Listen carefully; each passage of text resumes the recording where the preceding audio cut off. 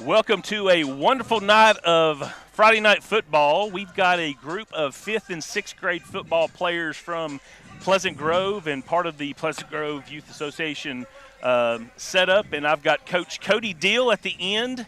How are you doing this evening? Doing good, doing good. Well, why don't you take an opportunity here to go ahead and introduce the 3 young men we're going to get to talk to tonight. All right, we got Pearson Pruitt, running back linebacker, Jack Pirtle, and John Morris Deal, and all these guys back here.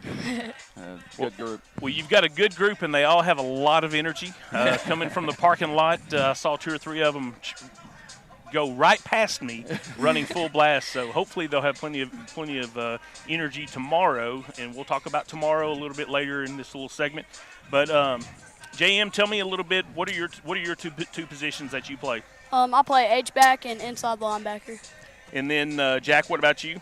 Defensive end, wide receiver, and quarterback. And then Pearson, what is your favorite position? Which do you rather play, offense or defense? I'd rather play offense, and I play running back. Okay. And Mr. Pirtle, what about you? Which side do you like? I like offense. Defense. Defense. Well, right now y'all have got a perfect season going. And what's been more impressive than that is not only is your loss column stayed 0, but the amount of points that y'all have allowed this year has stayed at 0. So tell me a little bit about why your defense is so just, overpowering to who y'all played so far. I think it's just the coaches and what they've put into this, and the players, how hard they practice, and how much the coaches just put into this. And we have a good group of athletes, too, to go along with it. And they're smart and coachable. And the coaches, again, they've taught us all this. We've never done this before. So it's been great to have these coaches and the athletes that are coachable.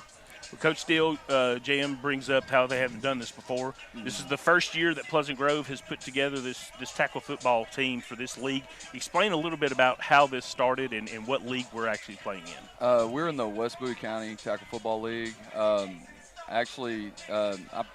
kind of got this idea last year during flag football.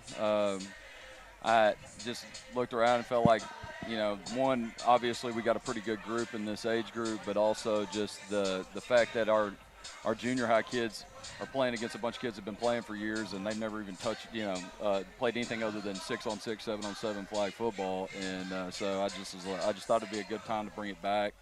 I've heard good things. I had some friends that were in different, were coaches for other teams in this league, and I've heard it was a pretty good league. So we just put it together. I didn't know how much buy-in we'd have, but obviously it's been a pretty good, pretty warm welcome on it, and a lot of kids interacting, a lot of parent support. So it's been a really good event for the kids. Well, that's one thing that I could tell just by the fans that showed up.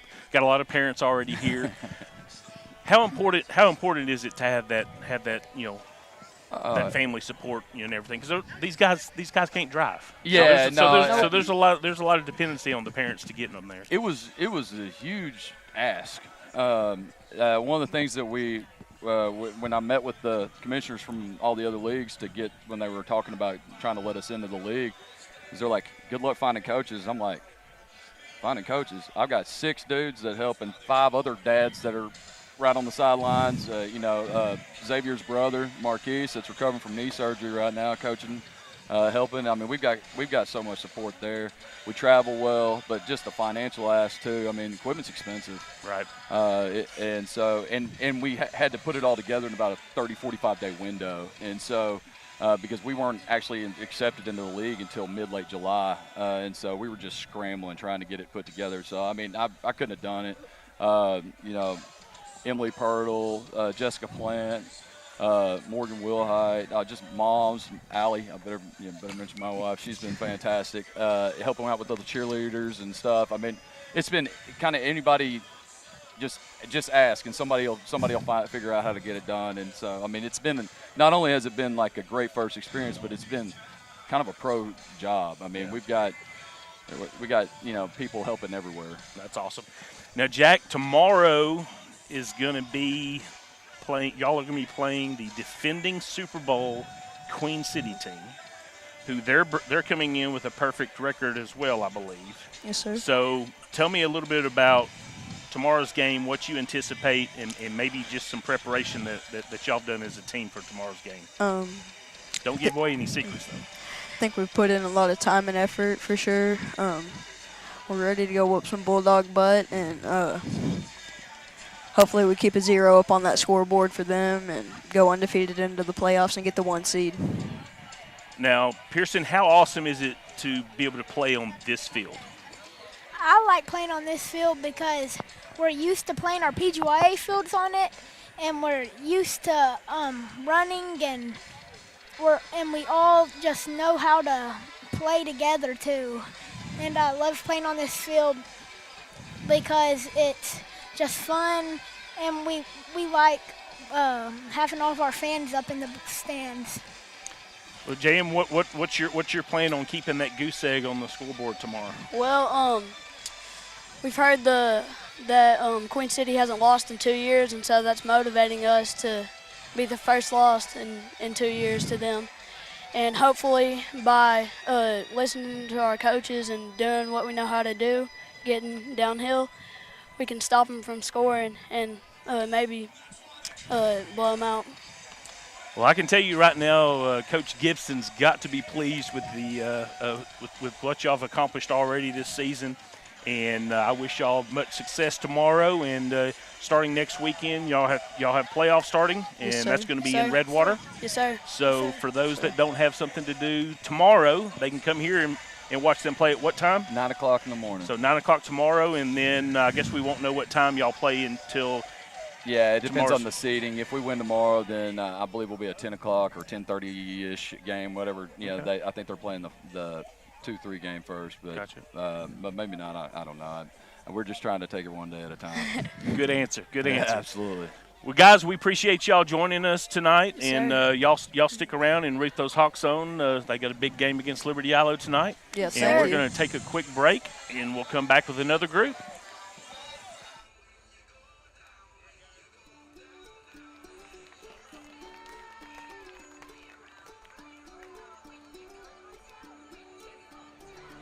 Life is busy, and we get it. The State Bank mobile app was designed to make banking more convenient for you. Check account activity, make transfers, pay bills, and manage your debit card in a snap. You can deposit checks from the convenience of your home or wherever life lands you. The State Bank app lets you organize your accounts, manage alerts, and easily email our customer service experts. Now that you have State Bank at your fingertips, you can spend more time doing what's important to you. Your family, your bank, State Bank.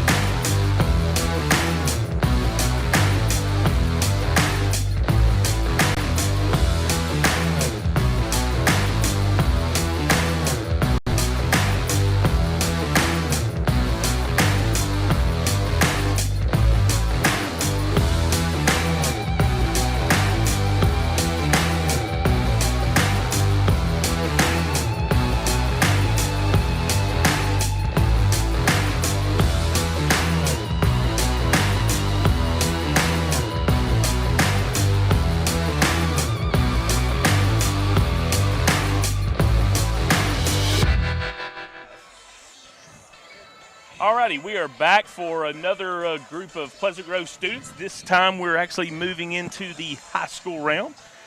Coach Pickett, good evening.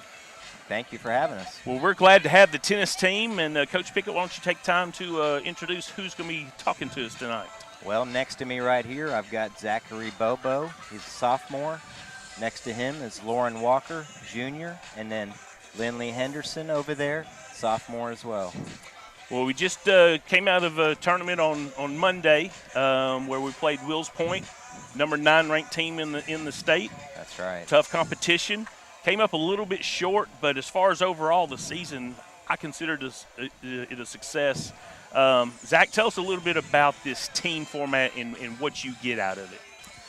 Well, you play about 19 matches, I believe. First to 10 wins the entire match. And you play 6 doubles matches and 13 singles matches, I believe. And we're just trying to win as many matches as we can. And that's about it. And do you play both singles and doubles? Yes, sir. Which of those do you prefer? I mean, personally, I like doubles more. I've just always kind of leaned toward it more. Been better at doubles, but. Gotcha. Lauren, tell us a little bit about your experience this past Monday and what you've gotten out of the team tennis. So I actually didn't get to play because I'm number 8. Okay. So I was just there, just supporting, just cheering on my teammates, just trying to make sure they get the wins and stuff. There were some tough matches, some close losses, and I was just trying to support them through all that. Well, Lindley, tell us a little bit about your experience this past Monday. It was definitely really close. With us being like a really young team and everything, we really went a lot farther than I thought we were going to, and we held our ground pretty good, and it was really good. Well, talk a little bit about getting ready for the season. You know, everybody in the world knows about two-a-days with football, and it's funny how some of the other sports, you know, cross country, tennis, cheer, drill team, even band, sort of gets forgotten as far as what that summer prep is like. What do y'all do to get ready during the summertime when coach isn't watching? Well, we play a little bit before the school year starts. We play a couple tournaments just to kind of go into the season, try everything out. And we start practice a little bit early as well. We condition a little bit. There's kind of a little bit of everything to get us ready for the season. So, Lindley, how do you determine? Do you play both singles and doubles? Yes, in the fall we do. And so, how do you determine? And how does the coach put you all together as far as your partners? Usually in practice, we'll just try out some different teams, and he just sees which one of us like play better together, and like I don't know, just how we like our chemistry on the court. Well, Coach, tell us a little bit about what your expectations were for this fall season, and it sounds like to me that we definitely exceeded maybe what y'all probably talked about at the beginning. But just share a little bit about that. Well, I'll be honest. We lost 11 seniors last year, so coming in this year, I figured we were dealing with a little bit of a rebuilding year, and this team, of course, we start tryouts. Seems like earlier every year, but we had to do tryouts last week of July, so we were stepping in, running 2 matches a day, straight in 100-degree heat, right into double headers, right in the beginning of August there, and right off the bat, we came off with some pretty good wins down in the Metroplex, and this team pretty much filled the shoes from last year to where we were on track, right there, looking like we were capable of maybe having the same results as we did last year. So that, I think, as young a team as this is, very promising. Zach, right now, you're basically in a lull. So we'll start matches back up in January. But what will you and the team do, from now until January to get ready for individual play? Well, right now we do. Oh, sorry. Zach, go ahead. Go ahead, Zach. It's a lot of conditioning, so we run a lot, do like lifts maybe, push-ups, things like that. Just stay in shape, get our strength up, and just try and have a good individual season. And Lauren, so what are you going to be focusing on, going into January? Probably just trying to stay fit, just because I don't want to lose all that conditioning that we were getting since we were playing 3 months straight. And luckily I'm in soccer, so for me, I'm just going to be conditioning more and more, and just trying to stay in shape really. And I just hope the whole team just tries to stay the same way. Gotcha. And Lindley, what are you looking forward to the most once y'all get back into play in January? I'm really just looking forward to just seeing how far we can go. Just I feel like our results in the spring are going to be really good. So which teams, and all 3 of you are a coach, you could even step in on this one, but who do y'all consider your best rival on the tennis courts? Will's Point is definitely like number one. Okay. Yeah, I would say Wills Point is number one on our radar. They've knocked us out 2 years in a row. I mean, games away from it going our way, and so they're kind of the mark, being one of the top teams in the region. And the fact that this team, again, being so young, that we were right there battling with them is a lot to look forward to. Well, super proud of what y'all have accomplished this season, and definitely wish y'all luck going into the spring, and hopefully we'll do this again when we get back into the baseball and maybe even the end of basketball, and bring you in, and y'all can sort of update us on what y'all accomplished in the spring. But appreciate y'all coming on tonight, and wish y'all the best. Awesome. We're going to take a quick break and bring on another group of athletes a little bit later. What's it like at Texarkana College? Life-changing. Starting here means you can go anywhere. We offer student support, student life, dual credit, and hands-on training. And now you can enroll anytime. We'll help you start your future at Texarkana College. Get started by visiting us on campus or online at texarkanacollege.edu. Your future starts here. Here at Local Habit Coffee Company, we are true coffee connoisseurs and the area's only third-wave coffee shop. We are excited as football and fall rolls around to introduce this year's fall drink lineup. We have an all-organic homemade pumpkin spice latte, a delicious s'mores latte, and finally, a smoked maple bourbon cortado that can only be described as fall in a cup. No matter what your preference, you can get your dose of fall right here at Local Habit. We cannot wait to see you in one of our shops, and remember to go make something good happen.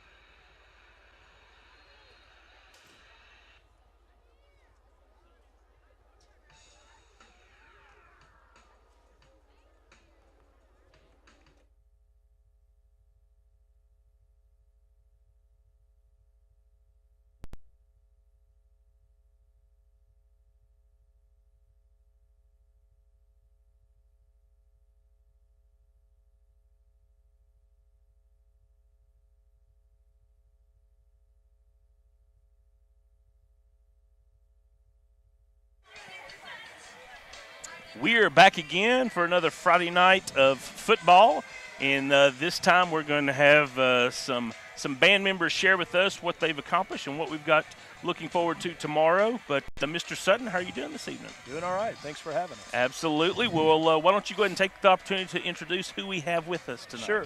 So right next to me is our junior head drum major, Deanna Dyer. Next to her is a senior percussionist, Alicia Luna, and then Owen Braza, our other junior drum major as well. Well, I did a little snooping on Facebook and things like that to figure out, what y'all have been doing, and I know this is definitely not only the opportunity to perform in front of your own fans here on Friday nights, but a lot of competitions on the weekends. This past weekend we had Battle for the Spear and received first place in y'all's classification and then third overall. Deanna, tell us a little bit about that competition and what you learned from it. Well,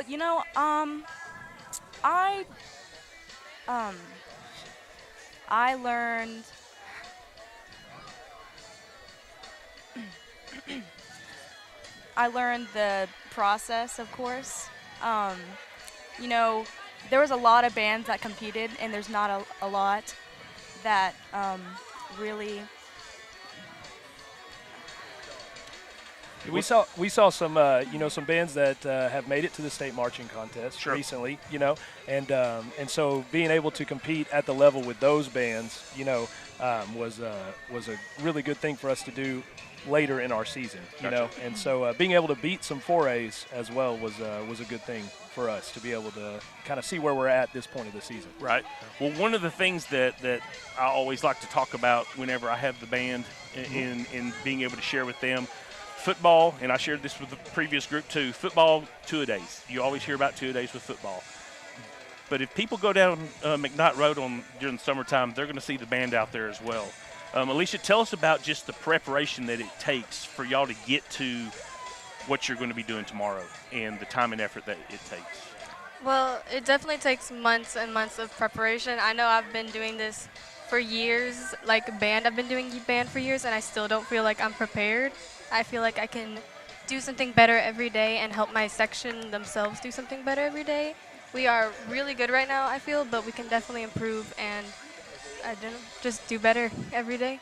Well, one of the things that I enjoy, just because I get to watch the games from the press box, each and every week when y'all start adding more and more to your competition, it just gets more and more impressive. And by the way, I'm not climbing on anything at all. Heights aren't my thing. But Owen, tell me a little bit about what you're looking forward to tomorrow, and tell us what tomorrow is. So tomorrow, what I'm looking forward to is everybody really looking to accomplish this one goal. It's really nice to see everybody join together and work as a team and move as one band and not as one individual. And tomorrow is our area marching contest, and the top 5 that place at the area marching contest will move on to the state level. And so, Mr. Sutton, how many bands will be playing in tomorrow's So competition? tomorrow, 15 bands are competing. The top 10 will advance to finals and perform again that night. And like Owen stated, the top 5 will go to state marching contests. We had 29 bands qualify at the region level with a first division rating. Some of those go to the military track, and so we won't see some of those, and some choose not to go on and advance. So 15 are who have chosen to advance to area and continue on their season, and so we'll compete against those 15 4A bands tomorrow. Well, Deanna, we'll start with you, and then y'all go ahead and come down. Go ahead and share with us what instrument that you basically play, Okay. and then if you've got some extra duties, share those as well. Well, my main instrument that I played since 6th grade is the clarinet. On top of that, I play in the Pleasant Grove Jazz Band, where I play the bari sax. Okay. I've been doing percussion since 6th grade, and it's not just one thing, it's a little bit of everything. But I mainly play the marimba, which is basically like this really big keyboard instrument. Okay. Yeah, I dabble a little everything, Sometimes I play the sleigh bells during Christmas, or You the can't spoons. have Christmas without the sleigh you cannot bells. have Christmas without sleigh bells. All right. And Owen, what about you? I play the trombone. I have since 6th grade, and since I'm drum major now, I don't get to play as my instrument as much, but I'm fortunate enough to have a trombone quartet. So during the show, I go down and I play my trombone on the field. Well, my claim to fame was a 6th grade band. I played the cornet. There you go. I was first chair most of the year until I got into a fight and I got punched in the mouth. And so it was tough to defend my chair. it, yeah. But it's definitely awesome just seeing the success that y'all have had in the competitions that you've already performed in. Who do y'all consider your rival? Who do y'all look at or maybe to want to measure up to? Sure. Well, some of the best bands in our area are going to be North Lamar, Sulphur Springs, and Paris. And North Lamar North Lamar is in our football district, so we see them every year. Paris we saw earlier this year. We don't really get to see some of the others. Some of the other schools are down Southmore, Bridge City, Lumberton, Little Cypress, Mauriceville. Those have been the schools that have perennially been in that top 5 or fighting for a spot in that top 5. So those would be the big dogs we're trying to get up there with. So. And Deanna, tell us the name of your program that y'all are putting on for area. So our program's name is Ascension. It got some interesting props in it if you've seen it. Well, and one of the things you mentioned that you play the trombone. There's definitely some focus on the brass section. Tell us a little bit about what y'all are going to do tomorrow, just to try to distinguish yourself from the others to make sure you're in that top 5. Owen, start with you. What I think we're going to try to do is just be as clean as we possibly can, because there are some bands that are going to be at this competition that are just going to be much bigger than us, and what we're going to try to do is just be as clean as possible and do what we can and just do our best. So we're looking for ones.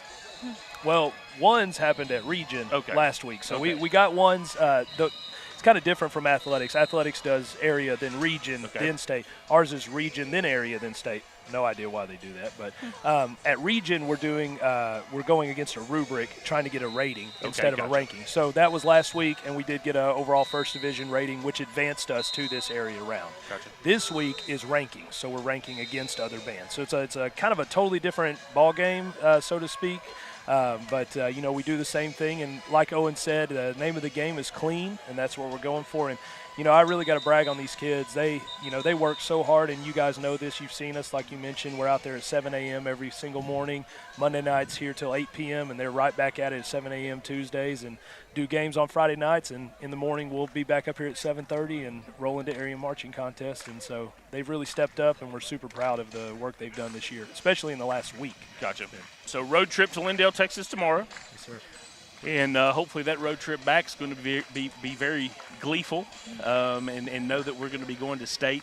But much success to y'all tomorrow, and looking forward to seeing the performance tonight. And appreciate y'all giving us some time. Yes, thank you. Thank you. We're going to take a quick commercial break, and we'll be back with another group.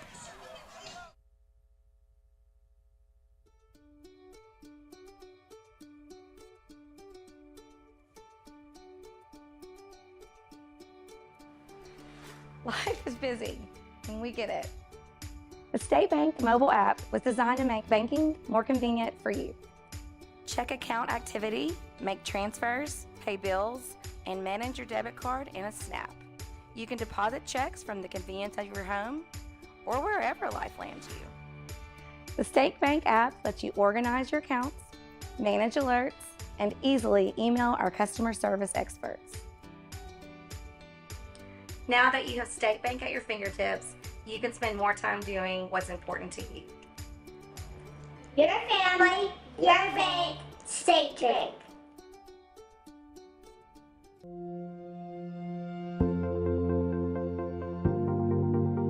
We are excited to announce here at Texarkana Emergency Center and Hospital that we have expanded our capabilities to better serve our community.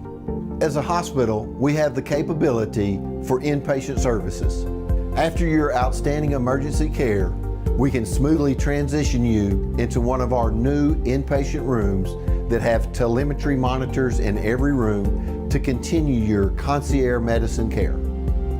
While our patients continue receiving their care in their inpatient suites, we also make sure that your loved ones are taken care of with our outstanding facilities. Our added services include a procedure room and also the capability of MRIs. With our imaging, we are able to offer outpatient, inpatient, and emergency room, MRI, CT, ultrasound, and X-ray. We are honored by your support and look forward to serving all your future medical needs.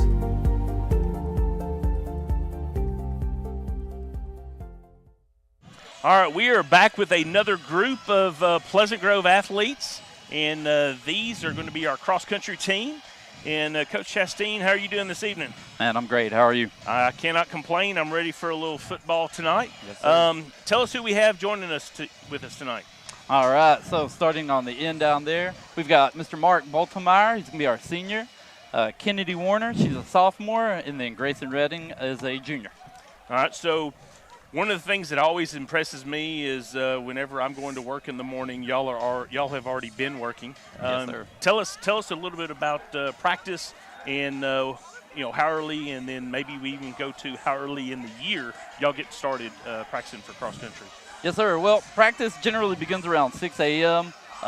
We do that throughout most of the year to try to avoid the heat, because if you try to run after school, it's just way too hot to do that. So we like to get it early, get it knocked out, and have a good day after that. Well, Grayson, tell us a little bit about what you're looking forward to. We've got the regional meet coming up on the 24th. What are you looking forward to as far as that meet? I'm looking forward to the competition. I'm ready to go. I think we've been properly trained, and we're ready for the scenario we're going to be put in. And I think these guys and girls have put in a lot of work and are ready for the competition.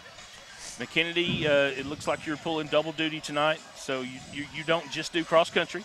Yes, sir. So tell us a little bit about just the conditioning that you put in carrying both hats. Well, fortunately, cross country and cheer don't cross too much. Really, the only time it ever crosses is if we have a meet, and then they might cross a little bit. But normally, I'm fortunate enough to just do 2 sports at the same time that don't really interfere with each other. They're normally always at different times throughout the day. Now, Mark, I'm familiar with your family, and Yes, I believe everyone in your family runs or has run before. Yes, sir. That's right. So, is there any internal, competitions on maybe, what you ran a time and what maybe a sibling has run a time, or do you just run your race? Really, there has been no real competition. Okay. So, my family, they've all ran. All my siblings ran except for one in high school. But ever since I was a freshman, even I was already beating my older brother's times, and before that, he was the best. And I've taken the reins over, and I'm still doing what I do. And Well, what gives you that drive to be able to just push through the last portion of a race? Honestly, I've never really had much of a drive. I mean, at district meet, that was maybe one of the first times I've had a real drive at the end. I mean, we were pretty close. We were 4 points away from taking that runner-up spot, and I did manage to beat that 8th place man, but it wasn't enough. But just in the past, I've never really had that drive, so maybe you can ask another runner. Gotcha.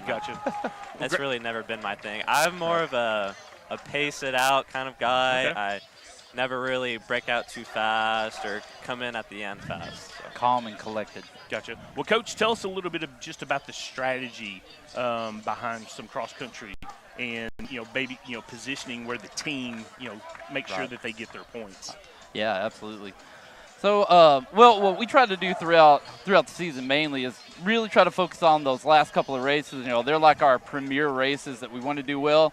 We circle a couple more throughout the season, but really, we're getting in gear and ready to go for that senior race. So, this season's been interesting on the boys front because we've had 3 really super strong runners, out in front with Grayson, Mark, and then Hayden Wormington back here. They've been really solid for us. So their strategy is just to work with each other and to get out strong. Try to take as many points as they can away from the other teams, away from us, and put them on them. And then our next 2 guys, Tristan and Uriah, they've kind of teamed up a little bit further back, and they're trying to catch up with those guys. So they're really like our man, when we can get strong there, like when they give us a great performance, like we're going to score really well. So that's kind of what we got going in. That's right. You're only as strong as what your last runner is, your Absolutely. 5th runner. Gotcha. And 6th and 7th, perhaps. Gotcha. Well, tell us a little bit. Looks like we're going to Grand Prairie in October 24th. Yes, sir. Who are the teams that y'all sort of talk about and maybe that rivalry word starts coming into play? Okay, I'll take this one first, and then you guys can kind of chime in. But our district is super strong. Like Pittsburgh is they're insanely fast. They're awesome. Sulphur Springs, since joining our district, has been really, really solid. We feel like we're right there with them, and then kind of nipping on the heels of Pittsburgh. So in our region, really, I feel like we're probably the strongest district, like collectively. So, I feel like all 3 of our teams are going to be in the top 6, 7 places. So we're hoping that we're up there with them in that top 4 places to get on state. Gotcha. Y'all have any differing opinions there? Anything else you want to add? I agree. Our district is very competitive, very strong every year. It's always a great race, great competition, but going into regionals, there's a whole lot of teams that we haven't seen and we don't know, so it's kind of a mystery to who we're going to go up against, and we just got to work and kind of pick up on what they do and how they run in the races and watching how their other teams run and kind of learn stuff about them in the time we have before our race. I've never really had any rivalries, perhaps, but I've always looked forward to maintaining those relationships within my high school career. So I've made friends ever since freshman year, even because I was still a varsity runner. We had still gone to regionals, and I like to keep relationships And the main runner from Pittsburgh nowadays, he's a sophomore, a great runner. And I always look forward to racing with him, conversing with him, and just look forward to being in fellowship with my fellow runners. Gotcha. That's always what I look forward to. Well, guys and girls, appreciate y'all coming on tonight. I'm looking forward to a football game a little bit later this evening, but wish y'all the best on the 24th, and run hard and run fast. Well, definitely. Let you know how it goes. That sounds good. Well, we're going to take a quick break and bring on Coach from Liberty-Eylau. What's it like at Texarkana College? Life-changing. Starting here means you can go anywhere. We offer student support, student life, dual credit, and hands-on training. And now you can enroll anytime. We'll help you start your future at Texarkana College.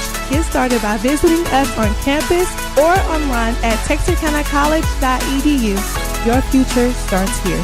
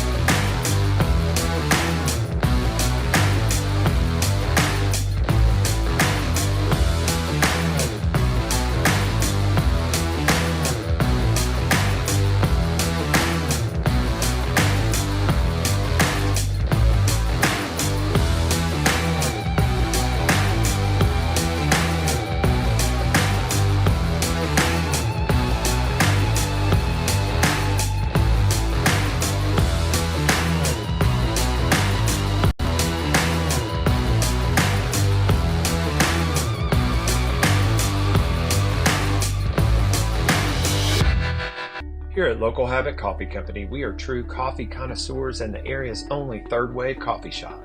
We are excited as football and fall rolls around to introduce this year's fall drink lineup. We have an all-organic homemade pumpkin spice latte, a delicious s'mores latte, and finally, a smoked maple bourbon cortado that can only be described as fall in a cup. No matter what your preference, you can get your dose of fall right here at Local Habit. We cannot wait to see you in one of our shops, and remember, go make something good happen.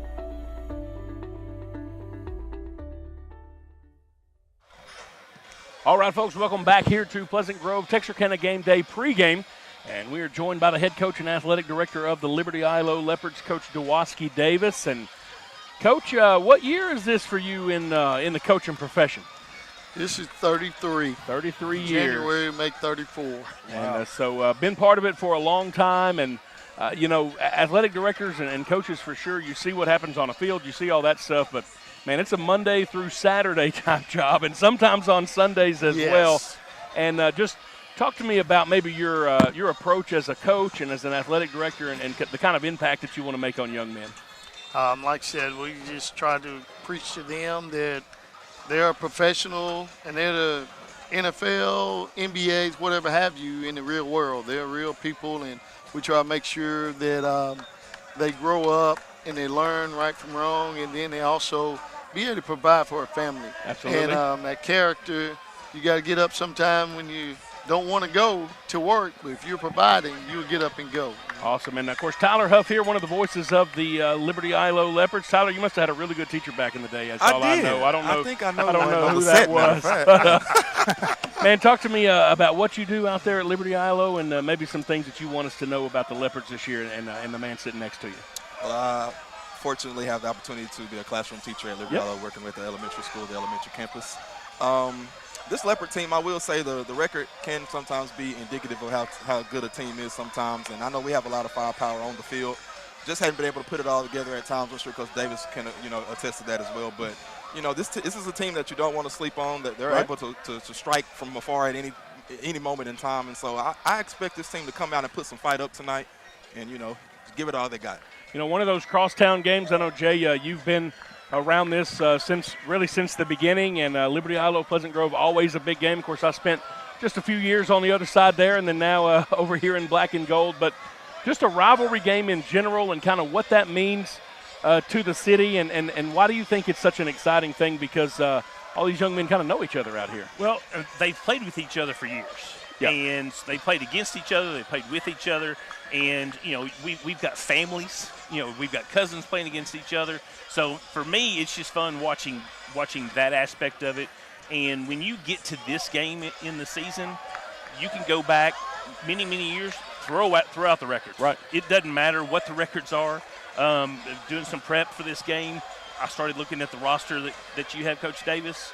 You've got some special guys. Some dudes out there. And so, it's going to be fun to be able to see, Pipes. It's going to be fun to see London. It's going to be fun to see Jones. I mean, it's going to be fun to see all those young men. You'll be able to just tear it up out there. But Coach Davis, what do you look at as far as coming into tonight's game, and what are some special things that you've prepared your team to do? Like I told them, it's going to be peaks and valleys in this game, and you can't get caught up on either one. You got to fight through. You got to keep your composure, and understand you got to weather the storm early, and that's the key. And just continue to grind all night long. Coach, I know you got hit with the injury bug the last few weeks. Are those guys back for tonight? No, we still got some out. We got one back. We don't know how long he's going to make it, but at the same time, it hit at one time. I'm telling you, I've been in this a long time. I've never seen it quite like this yet. That's terrible. Hate that for you. Coach, I know there's been a lot of talking on the outside, from the community, the city, all that good stuff. How do you keep your guys locked in on the agenda of tonight, and don't get distracted by all the extracurricular activities that go into get this game right here? I tell them all the time, hey, we can only control what's inside the white lines. I mean, outside the white lines, we can't do anything with. We got to make sure we rally with each other and stay focused, and it's bigger than the talk. Yeah. And you still got to get out there and play the game. So you can talk all night, but in the end, you still got to play the game. We talk about the community out there, Tyler, and of course I know you're from there. You were showing this here. 27 games combined between these two teams. Liberty-Eylau leads the all-time series 17-10 there, but there is a lot of community pride on the line today. I know you guys had your biannual senior citizens luncheon, one of those things that the district does. Just talk to me about the Liberty-Eylau community and really what, kind of to you, and what do you think it means to these boys out here when it says leopards across their chest? Oh, yeah, that's you. Coach No, Davis, I said that's you. bad. I'm sorry. Yeah. Well, I mean, this Liberty-Eylau, as you said, we're a small knit community. It's kind of an island on its own, in the so to speak. And so I think these guys, the community overall, we wear that pride, the leopard pride on our shoulders, and that's why we wear that leopard pride never dies. We have that slogan in the LED community because that pride, it runs deep. And I think for these guys, you just got to realize, what's at stake. It is a game, but there is still an opportunity to go to the playoffs as well. Right. And with the win tonight, you do put yourself in a better position. And so, you don't want to let that, be your motivational factor. But at the same time, you got to look at the bigger picture of it all and, keep that community pride, the leopard pride in your chest, in your heart. But at the same time, know that there is an ultimate goal for this team ahead. And so you talk about that. Coach Davis right here, last thing before we go from this segment. To get that win tonight, what is the key to this game tonight? What is you're going to have to see from your team where you say, we do this, and we're going to be able to come out of here and maybe get us a win on this side of town? We got to take care of the football. Number one, we got to keep their offense off the field. Number two, and then we got to tackle in space. All right. Anything else from you guys? No, Coach, man, always a pleasure to see you. Good luck tonight. All right, thank you. All right, let's take a quick break. We will be right back.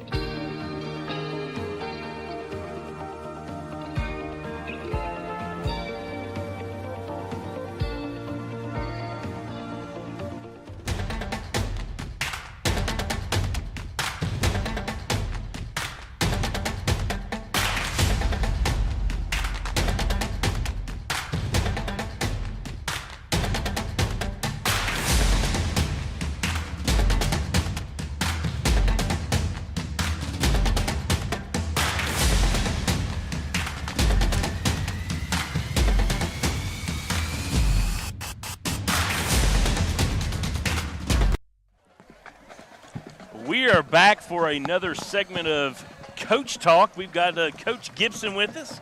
Coach, who do you have with you here tonight? My man Bennett. He's our honorary captain tonight. He's going to walk out with the big dogs and do the coin toss. He's already introduced himself to a lot of guys. I'm telling you, he's one of the smartest kids in PG because we've got Bordley and Torion who walk up on him and they've got their muscle shirts on and they're catching balls and they're lathered up. And I said, these two guys are wide receivers too, just like you. I said, you think they can take Coach Gibson? He put his hands up. He said, I ain't seen you play yet. I was like, smart dude right here, man. Good call, good call. I was honest with him, though. I said, they can take me. Well, we've also got Ben Watts that's coming on with us this segment. Ben, how are you doing this evening? Doing good. Thank you for having me, guys. What type of question do you have for Coach Gibson tonight? Well, I probably got several, but, what I want to ask is how special has this turned out to be? We've talked about it since last year. We talked about it all summer, and then it's all coming to fruition. Just how amazing is this moment right now? Yeah, that's one thing we had to check ourselves with, as a staff and a team, is that we're still grinding to try to turn over stones and fill some gaps that are there, but you can't discount that we're playing really good football, and we've got some awesome kids, and we need to enjoy it and have a ton of joy. A lot of blessings. Being 7-0 and each week I think our team takes big steps. Yes, I think it's super special. I think this is a time of year when really good teams really do get to start enjoying it. The cooler weather, it's not as much of a grind out, and then you're getting closer and closer to the playoffs. I mean, we're 2 weeks away from preparing for that, as of the day. It's going to go fast too. It's went so fast. I was talking about it earlier, and it's like, where did it go? Yeah, and it goes fast for the kids. We try to tell them, take advantage of your time, and we preach it. But I'm telling you, in 2 weeks out here, we're going to have a lot of teary-eyed young men that finally realize, man, this is the last time I get to step out on this field, and they've been doing it as Hawks for a long time, and some of those things are going to start coming to an end here pretty quick. Coach, when you made the switch to the spread offense, it was just different. Nobody was really ready for that switch, and, man, did it come alive against Gilmer? Yeah, I mean, and, it did come alive, and I feel like everybody was clicking on that night, and you want to have big games in the big moments, and obviously Akari had an unbelievable night, his biggest night of the year in the biggest game of the year, and that's what you want your best players to do. But then so did Jalen Bordley. I mean, he had over 200 and something all-purpose yards, 4 touchdowns. Akari had 6, and those guys were performing really high. Our offensive line, is helping us stay balanced. Last week I hung them out to dry because I was like, I'm going to call 12 pass plays in a row and just let the defense tee off on us, and as soon as we run a draw, boom, it goes to the house. But I feel like those guys are doing a good job of pass proing and giving Akari time, and then they're creating some holes for our running backs and Akari as well in the run game. So it's been special. Defense is playing lights out. There was a span from halfway through the second quarter to the start of the fourth quarter where Pittsburgh didn't have not just a first down, but a positive yard. And, I mean, that's 11 guys playing football, and we're rotating kids in, and that's ultra impressive. I know we got the current Hawks ranked number 3 in the state. In my opinion, you should really be ranked number 2. You're going to face off Carthage here soon. But let's talk about some former Hawks. You got Nick Martin starting at Oklahoma State. Xavier Benson, same thing. Nick Martin has had 2 career games back-to-back. Yeah, I think over 30 tackles in the last 2 games. To have a stat line of 17 tackles in a college game with an interception and several tackles for a loss, and then the next week come out and have about 13 and get the tackle at the end of the game to seal it. I've done 5 interviews in the last 2 weeks with Oklahoma State people wanting to do the story on a former Hawk and what was he like then and when did you know this and that. And, the one thing comes back, or I guess 2 things with Nick. He's one of the most physical kids I've ever seen, not just coached. I mean, he is the most physical kid I've ever coached, but he's one of the most physical I've ever seen. And he's also an unbelievable person that works hard, and that's what you get on Saturday when you get big-time talent, big-time skill, and a big-time will to go along with it. Yeah, and then, you take it to the University of Arkansas. Former Hawk Landon Jackson this week comes out ranked as the number 1 defensive end prospect in the 2024 NFL draft by Mel Kiper Jr. Holds a lot of weight. Big-time weight. And you've got a guy who's not wrong that much. And even if he's wrong, you're a top 4, a top 5, a top 6. Like, that's insane. in the country from the collegiate level down. And I guess when you look at that and you go, he's won and he's got time left. He's got a year and a half left. I mean, now it's like, let's climb the board as an overall guy. And that's who Landon is. Like, he floorboards it. He doesn't ease up. He doesn't get complacent. Like, maybe he starts stacking these games and he's climbing that overall draft board. But that's so exciting. And I know his parents are, you know, I know they're proud of him, but he does it the right way too. Yeah, 3.5 sacks against Bama. Like, we know how talented Landon Jackson is. We saw it. But to watch it on national television against Alabama, I'm sitting there just like, I told you so, I told you so, I told you so. And they kept moving guys on him, and he kept getting sacks. Yeah. So, man, it was just exciting week, even for his brother Lance, defensive MVP at Gameday. I had a long conversation with On3 Sports about Lance Jackson this week. You know, he could possibly be starring up here soon. Yeah, it's going to happen. Everybody offered him last year, the Georgias, the Bamas, the Wisconsins, Texas, Arkansas, A&M. Of course, Arkansas got in on him early, and they treat him like gold. I mean, they go after him hard. But Texas, their defensive coordinator made 2 trips last week, and he came here and he went to Florida. He's going to see Lance Jackson, and he's going to be big time too. Well, tell us about the preparation that you put in for tonight's game, crosstown rivalry.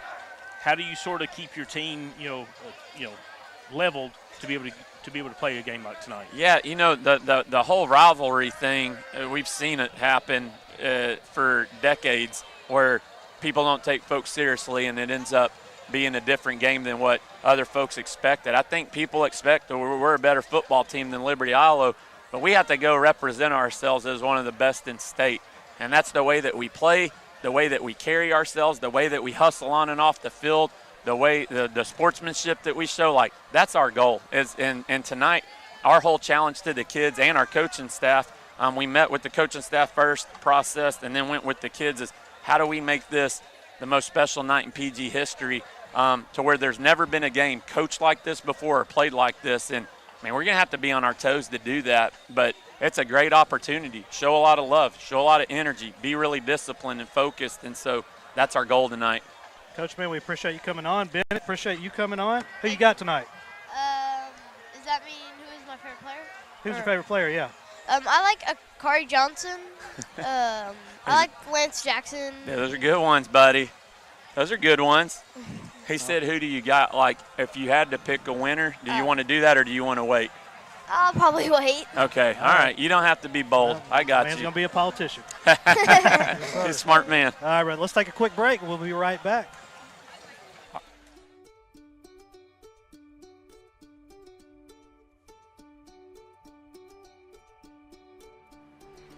Life is busy, and we get it. The State Bank mobile app was designed to make banking more convenient for you. Check account activity, make transfers, pay bills, and manage your debit card in a snap. You can deposit checks from the convenience of your home or wherever life lands you. The State Bank app lets you organize your accounts, manage alerts, and easily email our customer service experts. Now that you have State Bank at your fingertips, you can spend more time doing what's important to you. You're a family, you're a bank, State Bank. All right, folks, welcome back here to Pleasant Grove pregame. Tonight's big district matchup, Liberty-Eylau versus Pleasant Grove, here with the superintendent of the PGISD School District, Mr. Chad Pirtle. And, man, it's an exciting night for football, big in-town game tonight, and really not much gets better than just a nice, crisp Friday night in football. It's really nice out here, and it looks like we're going to have a great crowd. We have tailgate going on tonight, senior night tonight, pink out night tonight. A lot of excitement around. You can just feel it, and just really, really happy to be here. You know, Mr. Pirtle, anybody driving around the district can see growth, can see things happening, and that's the physical stuff we see, but also just as a district, there's a lot of things and a lot of success happening through a lot of our programs, more than what you just see on a Friday night. And I know yesterday you were able to share with the board some of those things. Talk to me about some of the great things going on here and maybe some of the incredible work that our students and teachers do every day around the district. Man, there's a lot of success going on in our district. You do see the facilities. Maybe we can talk about that a little bit. We have our district and our elementary school have been named model professional learning communities by Solution Tree, and that is a big deal. There are only 5 of those in the state of Texas. Wow. And we're really honored to have put in the work to be recognized in that way. Band starts, they compete tomorrow in area. That's right. And they are hopeful to get in the top 5 to go to state in San Antonio. Jay Sutton and his team and our kids, they've put in a ton of work to get to that to where they are right now, to go put themselves in a position to go to San Antonio. That's really exciting. Volleyball won district championship. That was a huge game on Tuesday night here on Gameday. I left in the 3rd set thinking it's over. They were up like 19-8 or something. I was like, yeah, I'm gonna go get something to eat. Left too soon. No joke. Did I ever leave too soon? Yeah. Football is doing really well, as you see. Yes, You'll see a little bit tonight, a little bit later tonight on Texarkana Game Day. Cross country, tennis. Curtain Call Productions is Oklahoma's coming up. Oklahoma's coming up November 8th through the 12th. I got a list. I'm throwing them out here. We have a commended National Merit Scholar, Chris Ayers, at big PGHS. 3 art students had perfect scores on their AP art exam. There's only a few of those in the world, and we have 3 of them at Pleasant Grove High School. That's a big deal. Shout out to them. Yeah, absolutely. I got a painting I'd like to have made if any of you are up to I it. bet they can do it. Right. And then something we're really excited about is our girls basketball has kicked off, and Deanna Doles is the new head coach of the Lady Hawks. That was a good pickup for PG. And that's a big pickup for PG. So we're really excited to see what Coach Doles does this year and over the next couple of years in building that program. And you know, we did allude to it at the beginning of this. There is a lot of construction going on here. And, of course, Mr. Carter, we've been involved in a lot of that. And, of course, here at the stadium, and you'll see it in the background of a lot of shots, the new field house. It should be done around February or so. And then just to the north of this, pretty soon we'll have a baseball and softball field, another football practice field and track theater. Who will be competing pretty soon, but they've got a new scene shop going in for them to be able to build stuff. And then just something we need at the high school, a new, larger cafeteria. We've got more students as the district grows. That's coming in, but then that's going to free up some space for a college and career counseling center. You talk about things like a National Merit Scholar. You talk about AP tests and all that, and this just gives us more room in a little focused area to be able to address those things and help those kids. And so as our kids come through high school and grow up, we're going to have some great resources for them. And so just exciting to be a part of everything, and really excited to see what comes in here in the near future. And, man, I know like a lot, when you're up there doing the work, nobody's really patting you on the back. But I want to tell you, man, you're doing a great job with these construction. I see you out here every time I randomly come out here. I see your vehicle, and you're out here working. Excellent job overseeing all this. As a PG alum, I can't be any prouder than what this district has accomplished. You know, your leadership, and tell us a little bit about, you know, and I know you've said time and time again, but how do you feel about this community? There's a ton of support in the community, and that's one of the reasons that we can do what we do is because of the support, whether it be the board or our just who's showing up tonight, you know, to love our kids and support our kids and our coaches and our showstoppers and cheerleaders and band, and it really is special, and it's different, and just the support that we have from the community. I've never been a part of anything personally as special as what Pleasant Grove has here. Absolutely. When we talk about the community, we talk about students, and I'll tell you what we're about to do. We're going to honor some senior students, senior band members, senior drill team, and senior cheerleaders. Tonight is senior night, one of 2 senior nights. Football senior night will be next home game, and so we'll take a break, and when we come back, we're going to have you senior night right here at Hawk Stadium, and then at 7:30, kickoff between the Leopards and the Hawks. You're watching Pleasant Grove football on Texarkana Game Day. Here at Local Habit Coffee Company, we are true coffee connoisseurs and the area's only third-wave coffee shop. We are excited as football and fall rolls around to introduce this year's fall drink lineup. We have an all-organic homemade pumpkin spice latte, a delicious s'mores latte, and finally, a smoked maple bourbon cortado that can only be described as fall in a cup. No matter what your preference, you can get your dose of fall right here at Local Habit. We cannot wait to see you in one of our shops, and remember to go make something good happen.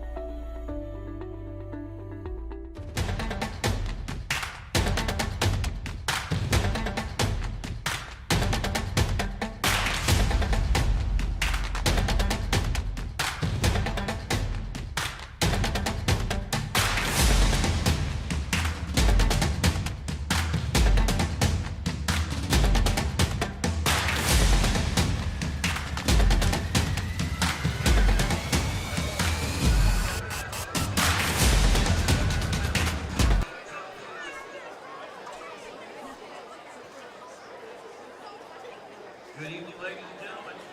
Keeping with the long-standing Pleasant Grove tradition, we proudly recognize our senior students and their families.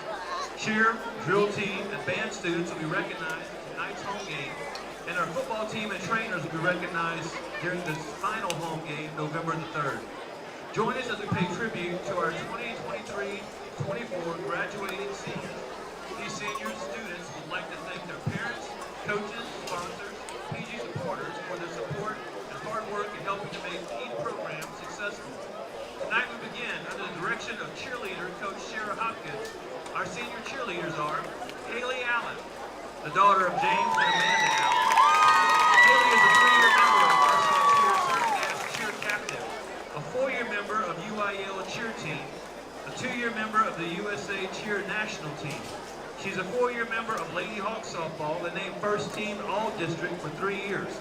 She's a 3-year member of Lady Hawk volleyball, a 4-year member of Lady Hawk basketball, a 3-year member of Kietz, and a member of National Honor Society. Senior Haley Allen. Our next senior is Fallon Anthony, the daughter of Andy and Jennifer Anthony. Fallon is a 3-year member of varsity cheer, a 3-year member of UIL cheer team, a 2-year member of the USA Cheer Nationals team. She's a 3-year member of Lady Hawks volleyball and a 2-year member of varsity track, a 2-year member of Kietz, and a 3-year member of National Honor Society. Senior Fallon Anthony. Our next senior is Maggie Clark, the daughter of Matt and Katie Clark. Maggie's a 3-year member of varsity cheer, serving 2 years as organizational captain, a 1-year member of the UIL cheer team, and a 2-year member of the NCAA Nationals team, receiving 4th place and silver medal at UIL. She's a 3-year member of Kietz, currently serving as president, a member of student council for 4 years, currently serving as treasurer, a 3-year member of National Honor Society, a 1-year member of National Technical Honor Society, a 3-year member of First Priority, and a 3-year member of the Lady Hawks soccer team. Senior Maggie Clark. Our next senior is Taylor Conley, the daughter of Andrew Keith. Taylor's a 3-year member of varsity cheer, a 2-year member of a 2-year cheer dance captain, a 3-year member of Kietz, a 1-year member of theater, and a 3-year member of National Honor Society. Senior Taylor Conley. Our next senior is Kirsten Green, the daughter of Leo Green III and Kendra Stafford. Kirsten is a 4-year member of varsity cheer, a 2023 UIL Silver State Medalist, a 2022 UIL Bronze State Medalist. She's a 2-year member of Kietz, a 3-year member of National Honor Society, a 2-year member of National Technical Honor Society, and a 2023 Las Amigas debutante. Senior Kirsten Green. Our next senior is Lauren Stewart, the daughter of Chad Stewart and Dawn Kelly, and the stepdaughter of Lori Stewart and Jeff Kelly. Lauren is a 3-year member of varsity cheer, a 2-year member of the UIL state team, winning first runner-up last season. She's a 1-year member of Lady Hawk softball and basketball, a 3-year member of varsity track, serving 1 year as captain. She's a 4-year member of Lady Hawk volleyball, serving as co-captain this season. She's also a 3-year member of National Honor Society, a 3-year member of Kietz, and a 1-year member of Fellowship of Christian Athletes. Senior Lauren Stewart. Our next senior is Michaela Yoder, the daughter of Michael and Marcia Yoder. Michaela is a 1-year member of varsity cheer. Before moving to Pleasant Grove, Michaela was also a 3-year member of varsity cheer and an All-American cheerleader. She's also a member of Kietz. Senior Michaela Yoder. Our next senior is Elliot White, the daughter of Greg and Marie White. Elliot serves as our Grover, the Hawk mascot. She's a 3-year member of National Honor Society, a 4-year member of Kietz, a member of National Art Honor Society, and a 3-year member of the debate team. Senior Elliot White. If you would, how about a hand for all of our cheerleader seniors? The next group we honor under the direction of Director Christy Robinson, our senior showstoppers. We begin with Jace Ramos, the daughter of Joseph and Judith Ramos. Jace is a 4-year member of the Showstoppers, serving 1 year as junior lieutenant and was 2023 ADTS National Medium Team Champion.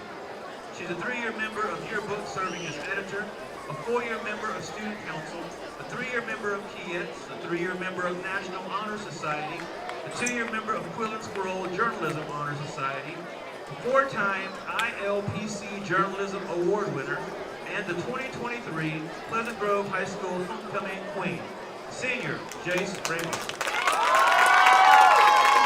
Senior is Lauren Hornsby, the daughter of Troy and Anna Marie Hornsby. Lauren is a 4-year member of the Showstoppers, serving as Senior Lieutenant. She's a 4-year member of Student Council, serving as Dash Chair.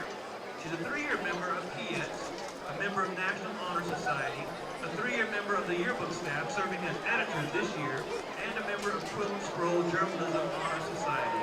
Senior Lauren Hornsby. And senior is Nora Jordan, the daughter of Philip and Jennifer Jordan. Nora is a 4-year member of the Showstoppers, serving 2 years as lieutenant, and was a 2023 ADTS National Medium Team Champion. She's a 3-year member of Yearbook, currently serving as co-editor, a 4-year member of Student Council, a 3-year member of KIETS, a 3-year member of National Honor Society. She's a 2-year member of Quill and Squirrel Journalism Honor Society and a 5-time ILPC Journalism Award winner. Senior Lauren Hornsby. Our next senior is Brianna Jackson, the daughter of Michael and Brittany Jackson. Brianna is a 4-year member of the Showstoppers, currently serving as Senior Lieutenant, a 2-year member of KIETS, a 2-year member of Student Council, a member of Art Club, a 2-year member of National Art Honor Society, and a 3-year member of National Honor Society. Senior Brianna Jackson. Our next senior is Rachel Davidson, the daughter of Jeff and Cindy Davidson. Rachel is a 4-year member of the Showstoppers, and currently serving as Vice President. She's a 3-year member of National Honor Society, a 3-year member of National Technical Honor Society, a 3-year member of Student Council, a 3-year member of PGTV, and a 1-year member of Calculator UIL. Senior Rachel Davidson. Our next senior is Blakely Duke, the daughter of Neely Duke and Aaron Duke. Blakely is a 4-year member of the Showstoppers, a 3-year member of National Honor Society, a 2-year member of National Technical Honor Society, a 2-year member of KIETS, a 2-year member of Student Council, and a 2-year member of PGTV. Senior Blakely Duke. Our next senior is Elizabeth Johansson, the daughter of Seth Johansson and Chassie Bell, and the stepdaughter of Thomas Bell. Elizabeth is a 4-year member of the Showstoppers, serving 2 years as social officer with the role of historian. She's a 3-year member of National Honor Society, a 2-year member of KIETS, a 2-year member of National Technical Honor Society, and a 1-year member of Student Council. Senior Elizabeth Johansson. Our next senior is Riley Richardson, the daughter of Shane and Joy Richardson. Riley is a 4-year member of the Edge newspaper, currently serving as editor, a 4-year member of Student Council, currently serving as secretary, a 3-year member of National Honor Society, and a member of Quill and Squirrel Journalism Honor Society. Senior Riley Richardson. Our final senior is Sarah Beth Richardson, the daughter of Randy and Shannon Richardson. Sarah Beth is a 4-year member of the Showstoppers, serving as treasurer and secretary. She's a 2-year member of Student Council, a 2-year member of KIETS, a 1-year member of Yearbook. She's a 3-year member of National Honor Society and a 2-year member of Art Club and a 2-year member of National Art Honor Society. Senior Sarah Beth Richardson.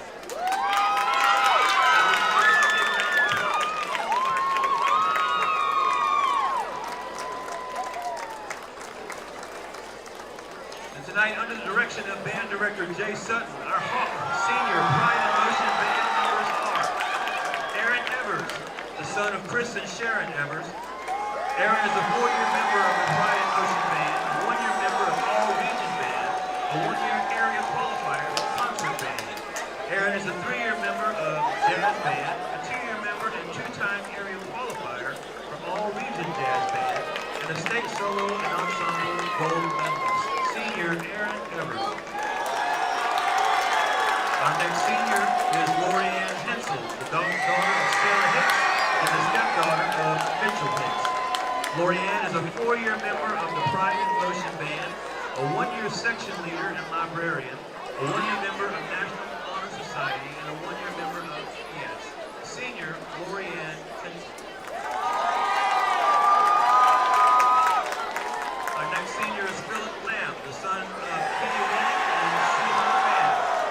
Philip is a 4-year member of the Pride in Motion Band, a 1-year member of Jazz Band, state solo and ensemble bronze medalist. Philip is a member of the Jazz, All-Region, and Area Band, a 2-time All-Region and Area member, and a 2-year member of National Honor Society. Senior Philip Lamb. Our next senior is Alicia Luna, the daughter of Diego Luna and Maria Flores. Alicia is a 4-year member of the Pride in Motion Band. She is co-captain of the front ensemble, a 3-year member of National Honor Society, a 2-year member of Student Council, and a 2-year member of ES. Senior Alicia Luna.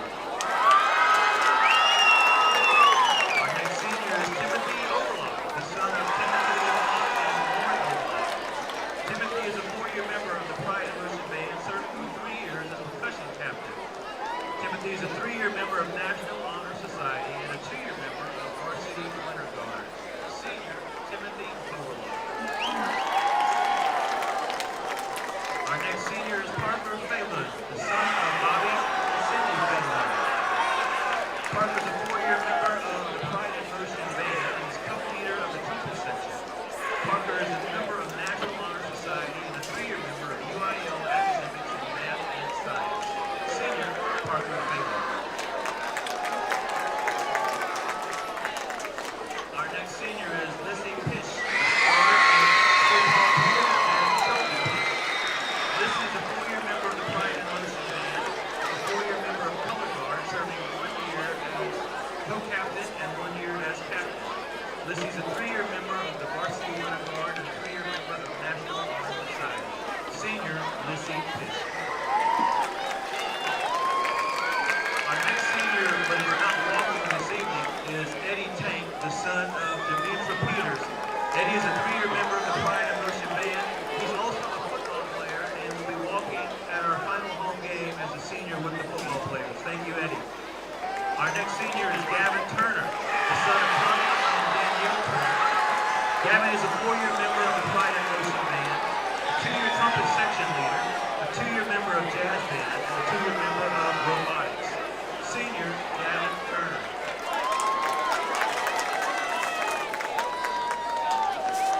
Our final senior, Joseph White, the son of Joseph and Virginia White.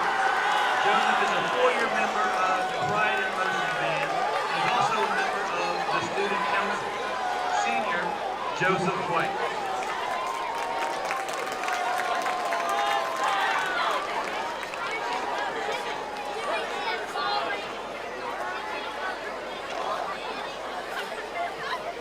Now, ladies and gentlemen, if you would, your class round of applause for our seniors this evening. This concludes our senior program for tonight. We wish all of our seniors the best for future endeavors.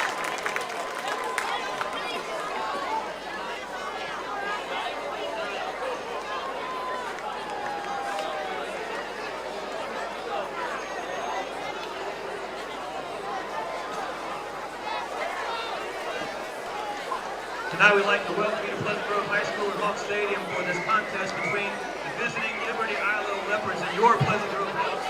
Tonight's event provides a showcase for the talent and skills of the students from each school with friendly competition, which is the theme of all interscholastic events. The game will be conducted according to the rules of the University Interscholastic League. The officials were selected with the consent of most schools, and their rulings should be respected by all in attendance. The use of all tobacco products, alcoholic beverages, and illegal drugs is strictly prohibited on all school property. Spectators are not allowed to field the play until the players and officials have had an opportunity to leave after the game. Thank you for attending and enjoy the evening.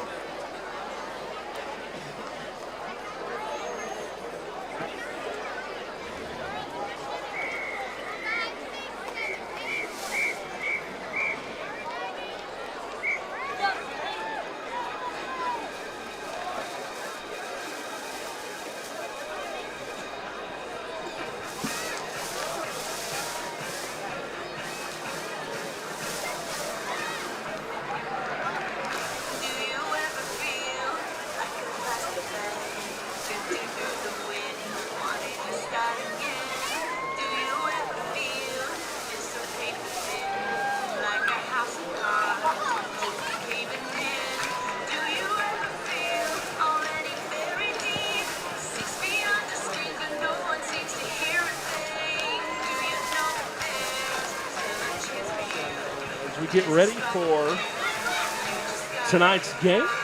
You can see the drill team out there on the field. Jay, this is always the dance they do here. October is Breast Cancer Awareness Month, and so I see you got your pink on. You're ready for the pink out game tonight. I've got my pink on. I wanted to support tonight's festivities and, more importantly, just the awareness that it does bring. And excited for a great night of football on a great evening where we're opening the game up around 74 degrees, and it's going to dip into the high 60s before we're done. I'm ready for it to dip in a hurry because I'm sweating everywhere, even at this 74 degrees tonight. Well, we had a great pregame with a lot of our organizations and being able to highlight them, and came up here to drop my computer off, and it was about 88 degrees in this room when the sun was still baking on it. So glad that the sun is down and nice and cool, and like I said, it's just a wonderful, wonderful night for Friday night football. And so big in-town game. It's always good to have the crosstown rivalry, and the Liberty-Eylau Leopards make their way over here. And Jay, we talked about it a little bit in the pregame. This is one of those things. You look at it on paper, and it kind of looks like a mismatch, especially when you look at common opponents and that kind of thing. But this game also just brings with it a lot of emotion and really a lot of tie-in. These young men, a lot of them play summer ball and league ball and that kind of stuff together, and so just a lot of familiarity between the kids that are out there on the field. Well, and it's a good week for the community. I've got a large group of friends that are Liberty-Eylau Leopards, and it's funny because you take those Pleasant Grove Hawks, and I mean they've got pride in their school, and you go right across town, and Liberty-Eilau's got great pride in their school as well. Two great programs, two great school districts, and unfortunately somebody's got to lose tonight. Absolutely, and again, so for us, this is obviously the Hawk home broadcast, so if you do listen to that and you think to yourself, well, this seems a little one-sided, that just kind of comes with the territory, and we said it more than once that we are unapologetically homers, and of course you graduated from here and have been here, and I work for the district, just full disclosure there, just so everybody knows, and so that's what it's about, because really community pride and high school ball especially, you're going to get that. But, I mean, man, you listen to the college announcers. If it's for the school, those guys are that. So you're going to see that tonight. But obviously a lot of respect for both teams. I did spend some time over there at Liberty-Eylau as well, so lots of friends and connections over there. And so certainly excited to see everything happen in tonight's game. Jay, I'm excited to watch this Hawk team. Last week we came out throwing the ball around. Kari Johnson, passing it quite a bit, and then that opened up some things. All of a sudden they started teeing off, trying to get some pressure on him.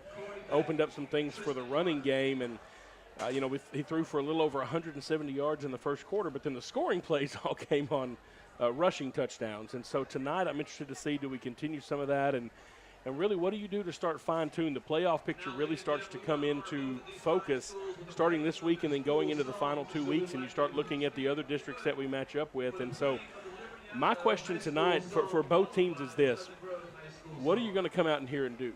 For the Hawks, are you going to come out and are you going to play sharp? Are you going to keep an edge? Are you going to keep the pedal down? Are you going to challenge each other to get better? For the Leopards, are you going to come out here and fight hard and put together 4 quarters and get something built up, and regardless of what happens on the scoreboard tonight, take something, because the next 2 weeks Liberty-Eilau's destiny is in their own hands too. And so I really want to see what each team does tonight, and does each team come out here and play with focus, play with heart, and play with strength, because that's something both teams are going to need as we go forward. Well, and I think tonight, specifically for Liberty-Eylau, Hart's going to have to be in this. They do have some key players that are going to be out tonight due to injuries, and that's the part that I hate the most. I wanted to see both these teams coming together full strength, but Liberty-Eylau is coming in a little bit injured, and we don't know the outcome of tonight's game, but I mean, like you said, them making the playoffs is definitely still in the cards for them. And I do think that we're going to see that out of Liberty-Eylau tonight. And I think one of the things for me is how is their passing. London is going to be a task for the defensive line to take care of. But can Pipes open up the passing game tonight against this Pleasant Grove defensive backfield, who has produced wonderfully so far? But, there's going to be an interest to me on Pipes and how he does being able to get those defensive backs, on their heels. Yeah, Pipes had been a backup quarterback. Of course, he plays on that Liberty-Eylau baseball team that's always really good with a third baseman there. So we know he can spin the ball and we know he can throw it around. It's going to come down to who are those guys that he gets the ball to. Jay Sean Weatherall is a name that you hear quite a bit. For me, that's one of those as you tie back. I worked with his mom forever. She works out there. So, I knew Jay Sean when he was a first grader. And, of course, now he's out there doing really good things out there. And then W.T. Jones, who has a connection here. Of course, Yes. Coach Jones that was here a long time. You guys watched those young men grow up. Now he's a senior out there playing linebacker and kind of leading a lot of the middle of their defense. And that kind of goes back to what we talked about at the beginning, just a lot of connection on both sides there. And so there'll be a lot of kids that we see out there that we both know, but do want to see can Pipes find some receivers? Can they get something going in the passing game? Because, you feel like Greg London is probably going to get his, but how do you maybe hold them to make them one-dimensional or keep them from being able to do more than just be able to run the ball? For Pleasant Grove tonight, with the addition of B.J. Rochelle, really, really strengthening up that defensive line, that's going to allow a little more rest for our linemen that were going both ways. And I've said over the last couple of weeks, I've almost to the point of being thrilled with the improvement in how well this offensive line has been doing for Pleasant Grove here lately.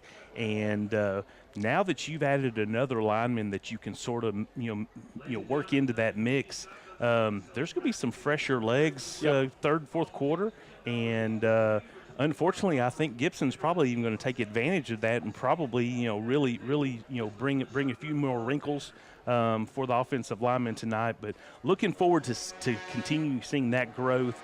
And I can't say enough about Akari Johnson. Yeah, absolutely. Akari, man, back there, just each week it's been good to see him grow as a passer, grow as a runner, really just making some great decisions. And you like to see that with your quarterback. Don't put yourself in a position that's going to hurt you. Don't make those mistakes, and really save for the Paris game where we had a couple of interceptions. He's done a great job of protecting the ball and really playing some smart football out there in the backfield. Yeah, he's got 17 TDs with only 3 interceptions, and a stat that definitely jumps out to me, passing completion is still right at 70%. And, his legs coming in at 479 yards rushing, actually leading the team in rushing, and 8 TDs on the ground. He's just, very, very instrumental in the offense and how it runs through him, and excited to see him, face these Liberty-Eylau Leopards tonight. Yeah, and that's really one of those things that, man, when you have that extra wrinkle in your game where he can pull it down and he has an opportunity just to get away anytime he can do that. Another young man last week who got into the end zone again and really doubled up last week to keep his average to 1 per game. We talked about him at the beginning, but that's Jackson Gibson, and he's kind of been one of the go-to guys. And a lot of the plays that we've seen him get long receptions or catch touchdowns, it's where he kept a play going out there in the secondary, found a spot to get open, and found somewhere for Akari Johnson to go with the ball. Well, and the young man that has really stepped up to become that number 1 running back position has been Nick Bells. Yep. And just a change of pace from McFadden and Bordley. Yep. But Nick Bells, comes in, tonight 380 yards, 5 TDs. He's averaging 8.4 yards a carry. Yeah, and he's a sophomore, and that's one of those things that the coaches don't know what you have at the beginning of the year. You got a kid, he can run, he's doing some special things in practice, he's fast, but then all of a sudden out there he can be that change of pace. And then, of course, Jalen Bordley, a little bit more of a known commodity, but really these last couple of games through some short passes out of the backfield and also running the ball, he's really done some big things. 330 yards with 6 touchdowns, averaging 8.9 yards per carry through the air. He has 334 yards, so pretty balanced there, only a 4-yard difference, 17 receptions for 3 touchdowns, averaging 19.6 through the air, and that's exciting to see him continue to grow and progress. Well, and I think that, McFadden getting injured earlier in the season, I think tonight he's going to be closer to 100%. Yeah. So I'm interested in seeing how and if, Coach Gibson is going to utilize him in the running back position. in what he's going to be able to provide. Because going into the season, I assumed and I thought that he was going to be the number one running back. But the good thing for Pleasant Grove is they've had quite a few young men step up and be able to take that role. Yeah, and that's been something good. And again, you don't know that you have that, but then you do. We're going to turn it over to the Pleasant Grove Pride in Motion Band for tonight's national anthem.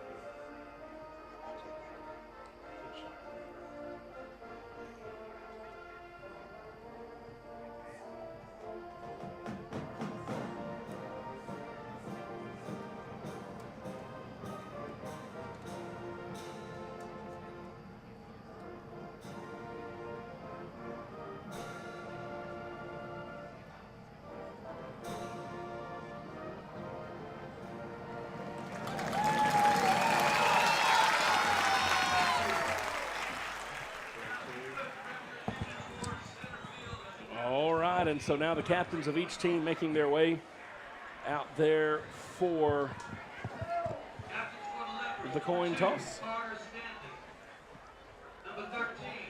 Carter Stanley out there for Liberty-Eylau. Cameron Hadaway, who's really been a great defensive player there for the Leopards. Tavarius Neal out there as well as number 16, Anthony Brown. Akari Johnson heading out there for Liberty-Eylau.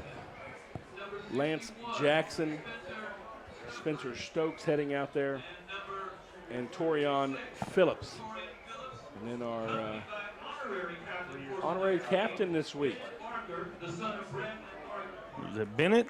Bennett is the honorary captain. He joined coach there on Texarkana Gameday. Got to be out there on the field with it, and man, what a special time for that young man as he looks to be a future Hawk one day. And you see a lot of these kids out there on the field. And so exciting for those young cats. And I don't know if this group is actually watching tonight because they have great seats, but I do want to give a shout out to Tavo across the way over at Paw Paw Patch. He's got a little setup over there with quite a few people watching. Looks like he has refreshments.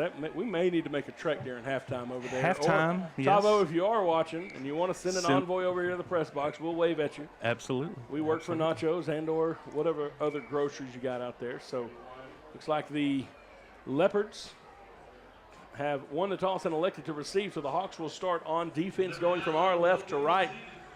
Pleasant Grove coming out tonight all black with the matte black helmets, white numbers. Liberty-Eylau all white with the white helmets. Cardinal red numbers. It's not maroon, Jay. It took me about 12 years to get that color right over there for everybody, so it is cardinal red. And excited to get this one kicked off. And so the Hawks will start this thing on defense. Well, I think it's important that you and I, neither one of us has brought up their records because it doesn't matter. Tonight's a big rivalry game. And we can hear Quinn bringing the crowd to their feet right now. Quinn Stanfield, who each week tests the limits of the human voice and the Crown Amplifier Company. And so he likes to get the crowd fired up, tells both sides to get there, and you know, he usually gives the big one-sided thing, but tonight he's getting both fan bases involved, and Quinn does a great job with that. I don't know if you can hear us or just him, but it is time for football. If you didn't know, now you know, and we're so happy that you have joined us here tonight via Facebook and or YouTube. And as you watch the game tonight, look at those logos in the four corners of the screen, and they will change throughout the night. Those are the folks that bring us Texarkana Game Day each week. We'll talk about them as we go through the game, but just reminding you who they are. Caleb Jones has the ball teed up for the Hawks over on the left sideline. High end-over-end kick. It'll be fielded on the near sideline by Hagan Power. And Power makes his way up just inside the 35-yard line. And a young man that we will probably call his name out a lot tonight makes that tackle. Leading tackler with 61 for the Pleasant Grove Hawks, Noah Sexton, makes that stop. Noah Sexton there, and week one of the playoffs is also when Oklahoma will be on. So save for the night that he's playing football, that young man will be playing the lead in Oklahoma that Thursday through Sunday. And then depending on when we play football, it will be off that night. And so just a multi-talented young man out there, and good to see him out there. So the Leopards will scrimmage first down and 10 from their own 35-yard line. As they bring it out on the field, Pipes, 3 backs in the backfield, 1 receiver split each wide. Back in shotgun, the Hawks showing a little bit of pressure. Now they look over to the sideline to get the play call. Handoff on first down. That's number 11, Jaquan Johnson. Carries around the right side, hit hard right near the line of scrimmage, and that was Noah Sexton making the tackle there. No gain on the play. It'll be 2nd down and 10 now for the Leopards. Yeah, Noah making a very, very good play through the line to be able to make that stop for no gain. That play took a second to get developed there as the Leopards were trying to set up some blocks, and Noah did a good job of finding a gap to get in there and find the ball carrier. 2nd down and 10 now. As the Leopards bring them back out in the same formation. Still a 3-back set there, with 1 receiver out to each side. Now they look over, get the call from the coaches. Pipes wants to throw, fires incomplete. Sails it over the head of his intended receiver. He was trying to connect with Jay Shun Weatherall out there. I talked about him just a little bit earlier. And Pipes just put a little bit too much on it. Weatherall had a decent position there.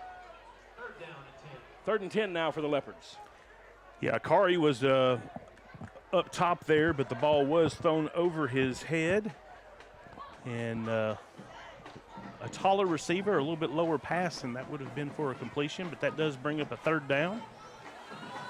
Big 3rd down here as the Hawks would like to get the Leopards off the field here on this opening drive. Now Liberty-Eylau sends 2 receivers out to the left side.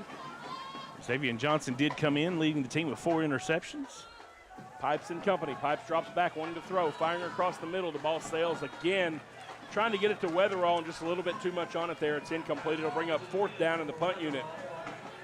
Comes in for Liberty-Eylau. Jay, I'm not going to try to do it, but 10 years or so, I called Liberty-Eylau games, and last night on the PA, I never messed up, but once or twice, tried to get the wrong school name to come out of my mouth. So we'll see if I get through this whole game tonight. That's all right. Without messing it up. Punt team in now for the Leopards. Jalen Bordley scoops it up at the 35-yard line. He's looking to get a return around the right side, makes a stiff arm around the 45, shoved out of bounds near the 44. Greg London down there in coverage for Liberty-Eylau until the Hawk offense makes their way out here on the field. 1st and 10, 55 yards away from the end zone. Yeah, the one thing that you will see a lot tonight is Liberty-Eylau does have quite a few athletes that will be playing both ways tonight. So you've got to think that Liberty-Eylau is going to want to go into halftime with a lead, just because you are going to be having some conditioning challenges in that second half. Kari Johnson and company now coming out onto the field. Single back formation with twin receivers. Kari wants to throw. Torian Phillips with the reception out here.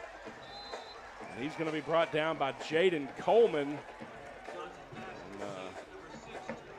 No gain on the play, though. It nets 0, and that was a good defensive stop there by Coleman to come up and read that play quickly. And Pleasant Grove quickly now back to the line. 3 on the right side now, 1 to the left side. Akari hands the ball off. Bordley trying to make the right side. He'll be bottled up. Number 7, W.T. Jones, coming in from the linebacker position. Jalen Boardley with a 2-yard gain on first down, gets it up to the 47-yard line, and the Hawks now with 3rd down and long, looking at 3rd down and 8. Again, quickly back to the line with 2 receivers each side. Akari rolling left, wanting to throw, trying to get something going down the field. Has tons of time, fires it through the air, now it's floating, and it's nearly intercepted. Intended. Yeah, Carlos Ford there on the defensive play there in front of Lance Jackson, and neither one able to make a good play for the ball, but scary throw going back across the field, but it was incomplete and brings up a punt. Cade Martin sets a punt now. Punt bounces just inside the 25-yard line. It'll be down at the 21-yard line by Jaden Scales. And so each team exchanges punts. Neither team able to garner a first down on the first offensive drive, and it's 1st and 10, Liberty-Eylau at the 22-yard line. So both teams did what they wanted to do. Rivalry game, I sort of expect that. Defense is going to have a little edge there at first, but, Liberty-Eylau looking to get some things going, and that starts with a first down for both teams. Leopards once again coming out onto the field. W.T. Jones is in there at fullback, and Greg London is the tailback on the right side of the formation. Back in the backfield with Britton Pipes. Pipes hands the ball off to the 3rd back. He'll get up across the 25-yard line to the 27, a 5-yard pickup on first down. Yeah, Noah Sexton there with the stop after that short gain. He just seems to be around the ball every single play. Yeah, always involved with something there. That time he's able to bring Jaquan Johnson down after a 5-yard. That's a good first down run there.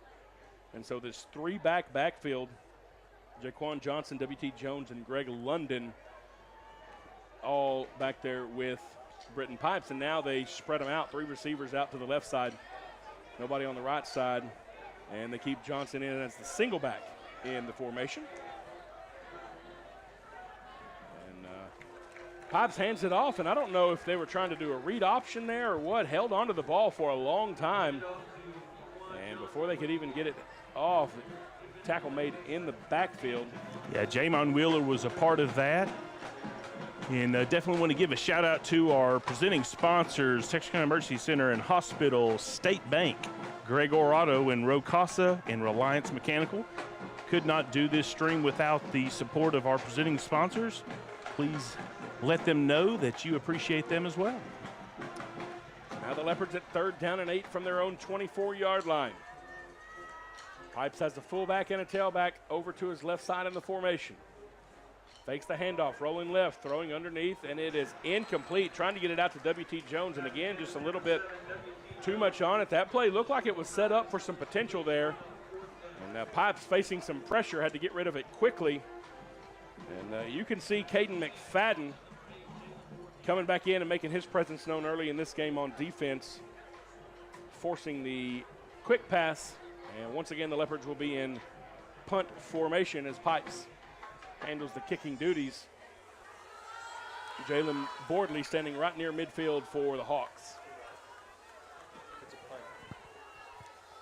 Looks like McFadden's going to try to come off the edge for Pleasant Grove. A little flag on the play, so somebody got moving a little too quickly. 8:17 remaining in the first quarter. We are scoreless here.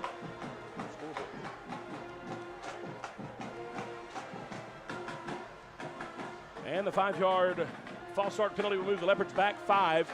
They'll be back inside the 20 to the 19. That's where they'll scrimmage. And so Boardley now stands at the plus 45-yard line. And a good return here by Jalen can set the Hawks offense up in threatening position here early in this one. Pipes, a little short bouncing kick. And it will not make midfield. And so Pleasant Grove will start just inside Liberty-Eylau territory at the 49-yard line. 8:07 left in the first quarter. We've exchanged punts. And now the Hawk offense setting back out for the second drive of the game. Yeah, we do have a Leopard down. Hopefully he will be able to get up on his own. We'll take a time here to allow him to try to gather himself. See if they're able to pop him up out there. That is number 56 for the Leopards, Kamari Easter. And a senior out there, and he's able to hop up, so maybe just got rolled up on or something like that. Well, he took on, he's the one who took on Caden McFadden coming in hot and did a good job keeping McFadden off the punter, but did take a good block from McFadden there. So now the Hawks will scrimmage from the Liberty-Eylau 49-yard line. First down and 10 as they start the second offensive drive of the evening. Landon West is in at the H-back position now. Bordley is at tailback. Two receivers stacked on the right side, one to the left side. The ball goes to Bordley. Bordley looking for some room in the middle. He'll get it down inside the 45, a pickup of 6 yards on first down. It'll make it second down and 4, and that's just a good hard run there by Jalen Bordley. Jaquan Johnson, the first man in for the Leopards on the tackle. Yeah, Leopards doing a good job there swarming to the ball once he got through the line to keep that to a gain of just 6. Baltimore now coming out of the game for the Hawks on second down and 4. H-backs over on the left side now. Everybody in tight in the formation. Pitch out to Bordley. Bordley looking for some blocks. Bordley has enough for the first down. Gets around the left side down to the 35-yard line. It'll be enough to move the sticks. Carlos Ford coming over to make the stop for Liberty-Eylau.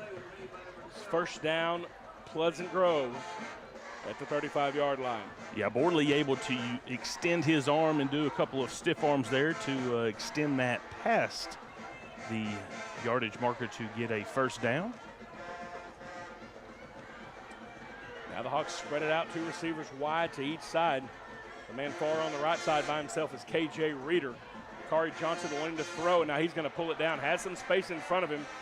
Makes one man miss near the 30, dives down to the 28-yard line. They'll mark him at the 29. Akari got what he could, picked up 6 yards on first down, and once again we're in a second down and 4, and you see Akari had about 10 yards in front of himself, and then when he got there just inside the 35, it was nothing but white jerseys.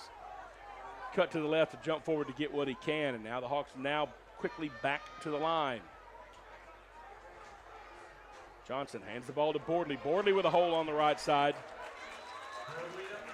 First man making contact is Carlos Ford, but it will be enough to move the sticks once again. First and 10, Pleasant Grove at the Liberty-Eylau 22, and the Leopards with another man slow to get up. Coach Greg Fenton coming out to check on him. Greg, the head trainer over there at Liberty-Eylau, been there for 20-some-odd years or so, and I tell you, he's one of those guys, much like Stephanie Bridges for us. You just could not have an athletic program without a trainer that keeps these young men and all the kids involved in the sports healthy and going, and so he's out there attending to Anthony Brown.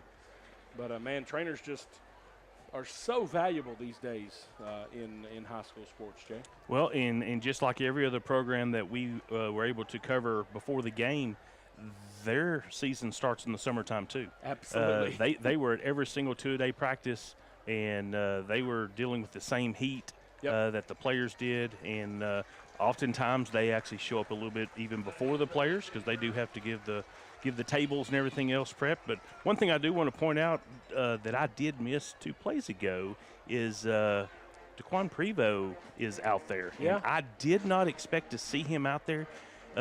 Ladies and gentlemen, he is going to be a sight to see over the next couple of years for Liberty-Eylau. Playing defensive back tonight, and an incredible wide receiver. Yeah, he's number 12 over there on the left side of the formation here. Akari Johnson waiting on the snap now. Scoops it up, hands to Bordley. Bordley bottled up quickly in the middle. Once again, Jaquan Johnson comes up to trip up Jalen Bordley. He picked up about a yard with forward progress. It'll be second down and 9. And, yeah, Prevost's been kind of nursing a knee injury, and I know they were back and forth about whether or not he may have to have surgery, and maybe he's going to try to get something. The Leopards do have an opportunity to get into the playoffs here, and so maybe Prevost trying to get out there and make as much of an impact as he can. McFadden was the one who had that last carry, so he is back there in the backfield. Okay. Fake the handoff now. Akari rolling to his right, wanting to throw.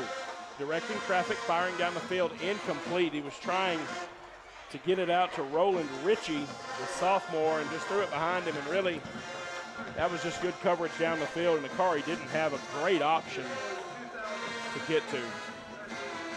Yeah, very, very good coverage out there for Liberty-Eylau. And looks like Jaden Coleman was one of the ones out there really making a difference, keeping those Hawks covered.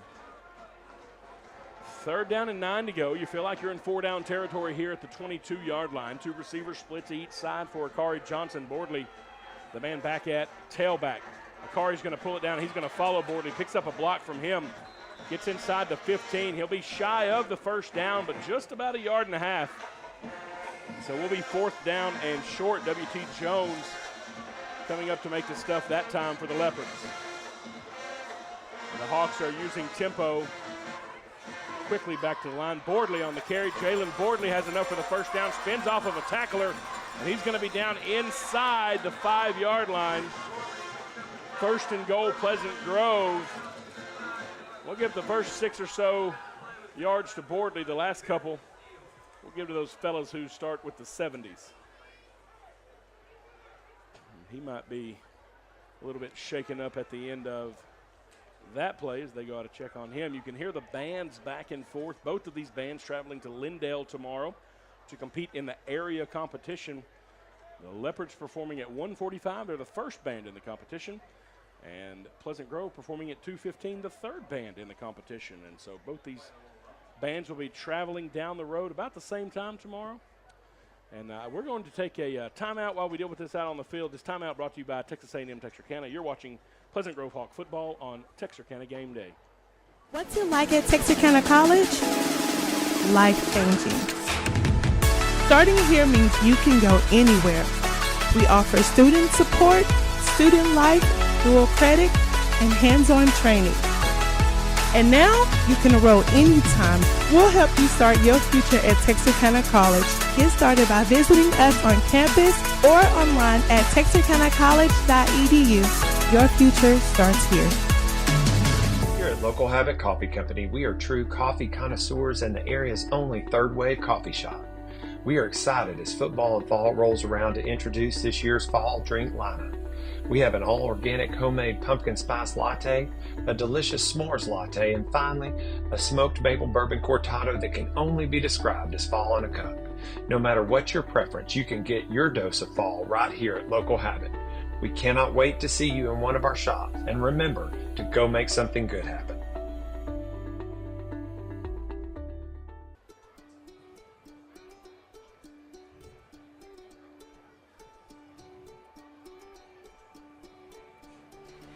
Life is busy, and we get it. The State Bank mobile app was designed to make banking more convenient for you. Check account activity, make transfers, pay bills, and manage your debit card in a snap. You can deposit checks from the convenience of your home or wherever life lands you. The State Bank app lets you organize your accounts, manage alerts, and easily email our customer service experts. Now that you have State Bank at your fingertips, you can spend more time doing what's important to you. You're a family, you're a bank, State Bank.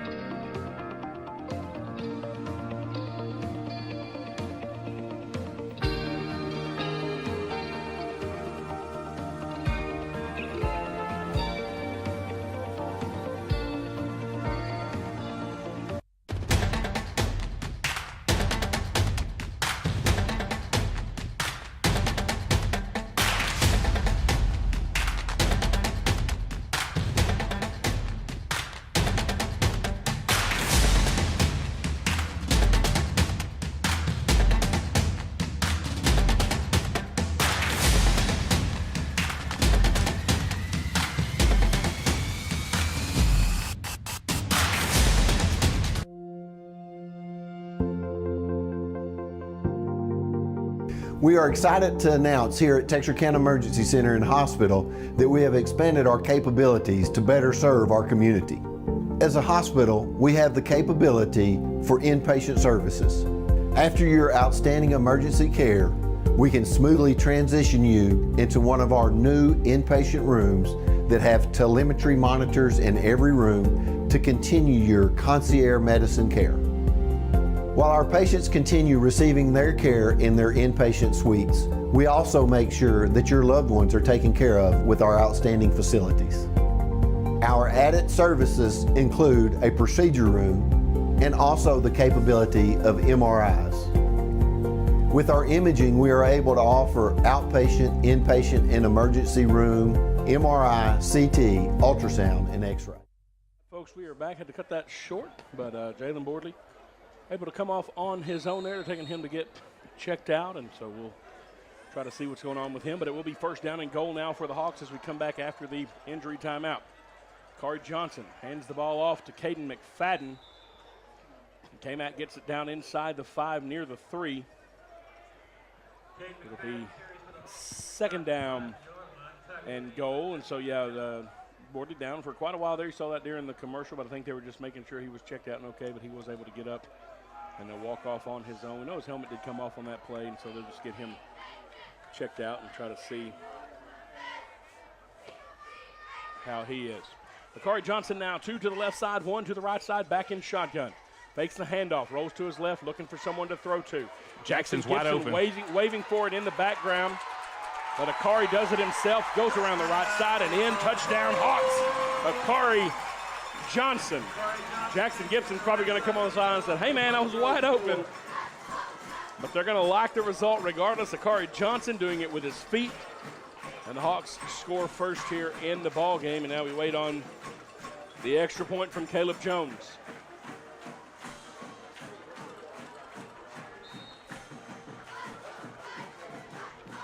Leopards overloading to the left side of the formation. Jones gets the ball up. The kick is up and good. 4:25 remaining in the first quarter. Hawks 7, Leopards 0. We'll take a break. You're watching Pleasant Grove Hawk football on Texarkana Game Day.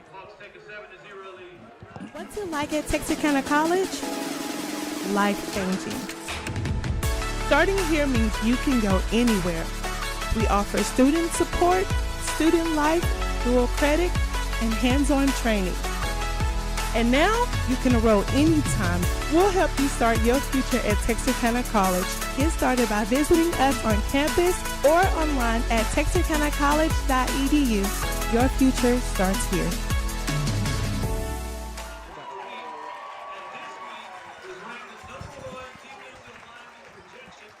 Welcome back here to Hawk Stadium.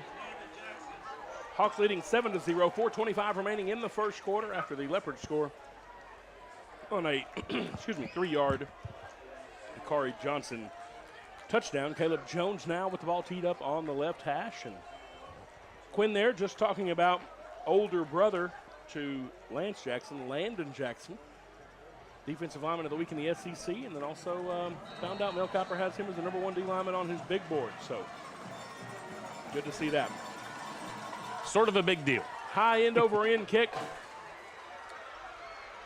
Fielded now by Tavarius Neal for the Hawks, and Neal has some room around the left side. He's across the 40, across midfield. Tavarius Neal's at the 30, 10, 5. No one will get him. Touchdown, Liberty-Eylau. Tavarius Neal answers quickly for the Hawks, and we're an extra point away from a tie game. And special teams could come down to the difference tonight. And the speed that Liberty-Eylau has back on both their punt returns and kickoff returns can definitely light you up should you give them the opportunity. And that is awakened the Liberty-Eylau band. Absolutely fired up, playing Rabble Rouser, and one of the more unique fight songs, and one of those that doesn't just, a lot of schools just have one that's copied from a college team, and that was always one of my favorite things out there. Pipe set to kick the extra point now for the Leopards. His kick is up. No good. 4:13 remaining in the first quarter. Hawks 7, Leopards 6. We'll take a break. You're watching Pleasant Grove Hawk football on Texarkana Game Day.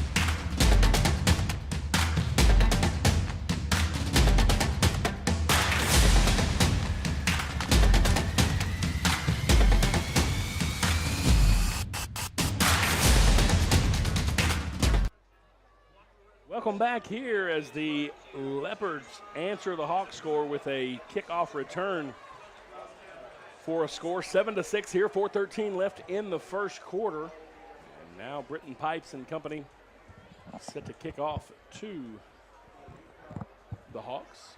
Yeah, I just put my notes. Don't kick it to him again. Yes, yeah. Tavarius Neal is a senior cornerback wide receiver, and you could see him turn on the Jets down the left sideline there and go in untouched. Cameron Hadaway doing the kicking duty, so good to see him back out there. He missed the Gilmer game last week with an injury, and he's been a game changer for them on the defensive side of the ball. High end over end kick. Makari Johnson picks it up at the 15-yard line. He comes to the left side looking for some room. Makari Johnson trying to make something happen on his own, and he gets across midfield, sets himself up. That's KJ Reeder, actually. 7 and the 2 kind of confused me there, but that is KJ Reeder on the return, and you can see as he is following his blockers and he gets into the second level. Good stiff arm there. Yeah, he knocks Hagen Power off, and it's 1st and 10 Hawks inside Leopard territory. Yeah, Caleb Parks there saves an answer to the kickoff return, but does give Pleasant Grove great field to be able to get inside the 50-yard line. 1st and 10 Hawks now at the Liberty-Eylau 46-yard line. 2 receivers on the right side, 1 on the left side as everyone else still bunched up in the huddle. Hawks bring it out. Nick Pell's in at tailback now. Fake the handoff to him, throw it across the middle to Jackson Gibson. Gibson gets into the second level down to the 30-yard line. He'll move the sticks. 1st down, Hawks. Jackson Gibson, just a little crossing route into the middle. Yeah, Jones there to keep that to just a 1st down and not a touchdown. 1st and 10 Hawks inside the 30 at the 29-yard line.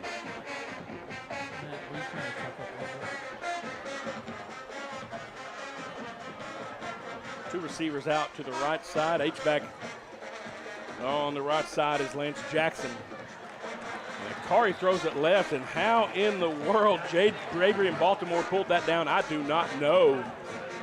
Great coverage there by Prevost. Scary looking pass there. But Akari gets it in. It's 2nd down and 4, and we're quickly back. Hand the ball off to Nick Bells. Bells will be hit right at the line of scrimmage. Bottled up there, Carter Stanley, the first man in for the Leopards. Bells may have lost a yard on the play.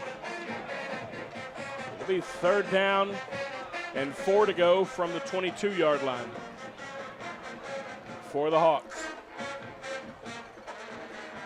Fake to Bells. Johnson rolling left, being pursued by 3 Leopards. Akari Johnson steps out of bounds after he turns the corner inside the 20. Just enough to move the sticks. Akari Johnson made a business decision there. Knew he had the 1st down, stepped out of bounds, and said, we'll get a new fresh set and start this thing all over again. 2 minutes and 50 seconds now remaining in the first quarter. 1-score ball game. We want to say a special hello to my cousin Ron C. watching here on Facebook. Good to see you, Dino. 2 to the right side, 1 to the left side now for Akari Johnson. Hands the ball off to Caden McFadden. K-Mac jumps over the first defender down inside the 15. It'll be a pickup of 5 on 1st down. Anthony Brown was the first man there. second level coming in to clean that up for the Leopards. Yeah, Leopards doing a good job not giving up any big plays thus far in the game. Hawks with them spread out again. Hand off to Caden McFadden again. Just off tackle to the right. Good methodical run there. Tripped up by Carlos Ford, and then Cameron Hadaway comes in to help clean it up on the backside. It'll be enough to move the sticks. It'll be 1st and goal now for the Hawks. And the Leopards are going to take a timeout. We're going to take a timeout with them. Timeout's brought to you by Texas A&M Texarkana. You're watching Pleasant Grove Hawk football on Texarkana Game Day.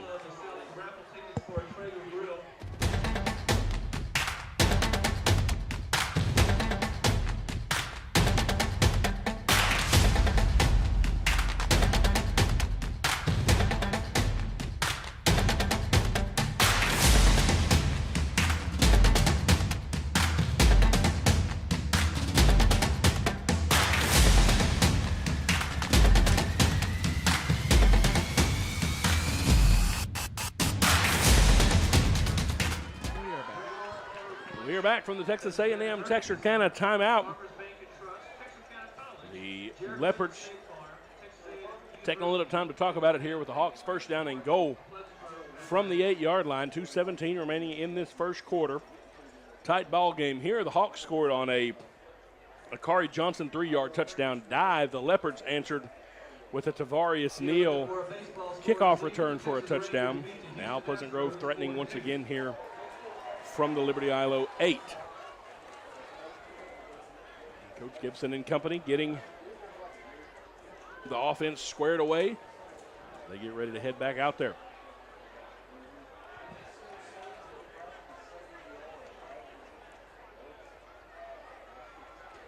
Corey Johnson and company huddle up, one receiver split to each side. Caden McFadden is the tailback. He's in the backfield with Akari Johnson. Lance Jackson in the H-back position up and to the left. Handed off to K-Mac. K-Mac has a lot of room around the left side. Needs to make a man miss at the 5, and he does. Lowers his shoulder at the 2. He's in. Touchdown, Hawks. Caden McFadden. Welcome back to the field, K-Mac. And then Coach knocked you over. Yeah, what a tough run there. Stiff arm, and then just wheels his way through the last Liberty-Eylau defender into the end zone. Mac, a strong kid there, and yeah, looked like he took Prevo on a little bit of a ride there in the corner. Now waiting on the Caleb Jones kick. It is up, it is good. Slow first quarter, all of a sudden turned on the Jets. 2:08 remaining in the first stanza. Hawks 14, Leopards 6. We'll take a break. You're watching Pleasant Grove Hawk football on Texarkana Game Day, and we'll take you out with the K-Mac touchdown run around the left side here. Here at Local Habit Coffee Company, we are true coffee connoisseurs and the area's only third-wave coffee shop. We are excited as football and fall rolls around to introduce this year's fall drink lineup.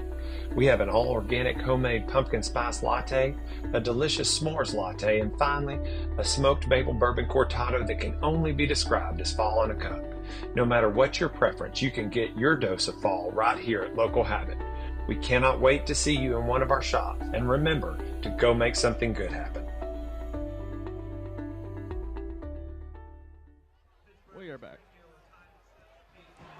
We are back here at Pleasant Grove. The Hawks once again with the ball teed up. Caleb Jones with the ball on the left hash at the 40-yard line.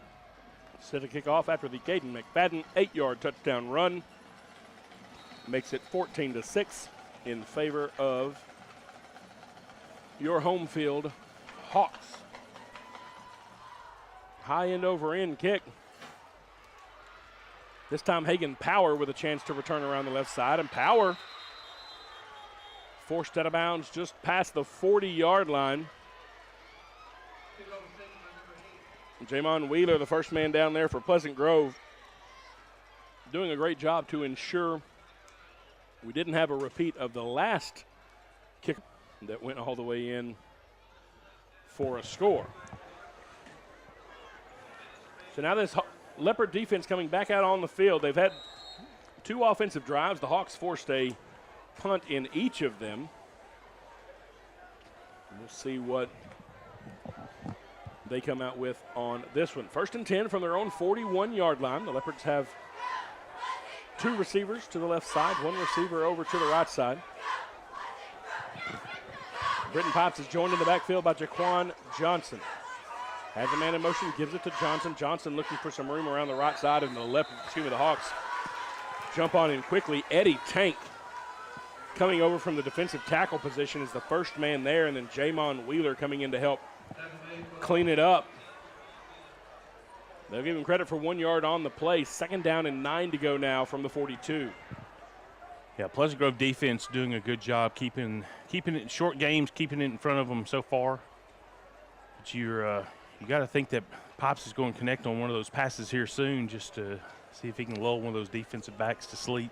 You know, he's had some open receivers, just overthrew him on a few plays. Some of that because of pressure in his face. Some of that, I think, just some errant throws. And you're right, he connects on one of those, and we may have a completely different story in this game so far. 2 receivers left, 1 right. They hand the ball off to Jones again. Jaquan Jones has some room in the middle.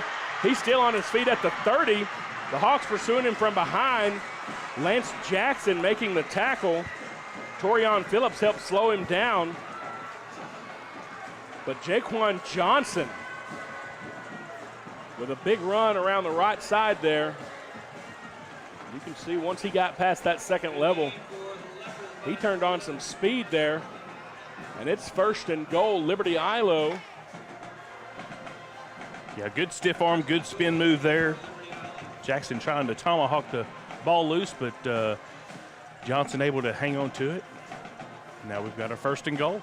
Leopards with the ball at the Hawk 7. We'll see what Coach Eddie Milner and company have dialed up here for the offense. Greg London gets the tote in the middle. First time we've called his name on offense tonight. Lance Jackson comes over to make the tackle. London may have leaned forward for a yard there. It'll be 2nd down and goal now. Yeah, Jackson does a good job coming down the line to catch London while he's trying to pick a hole out and able to keep that to a short gain. I think both teams are going to let the first quarter run out. Your score at the end of 1, Pleasant Grove 14, Liberty-Eylau 6. We'll take a break. You're watching Pleasant Grove Hawk football on Texarkana Game Day.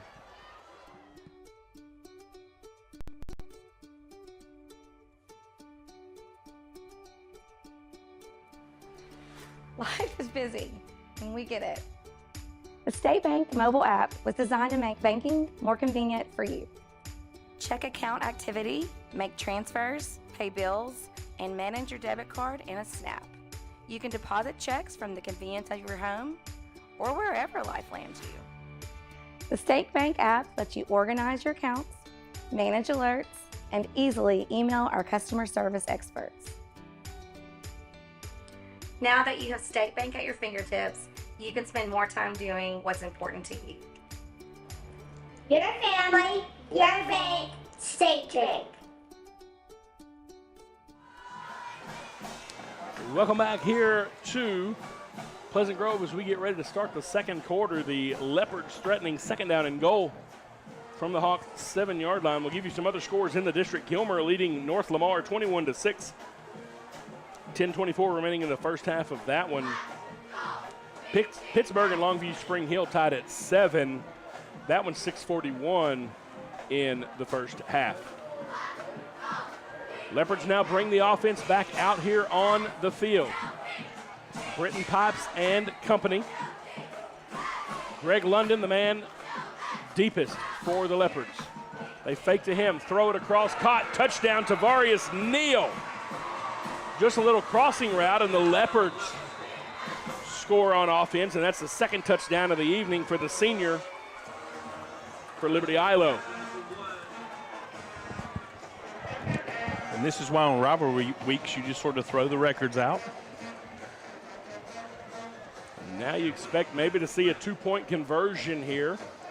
Pipes missed the, actually I think it was Hadaway that kicked and missed the earlier extra point attempt.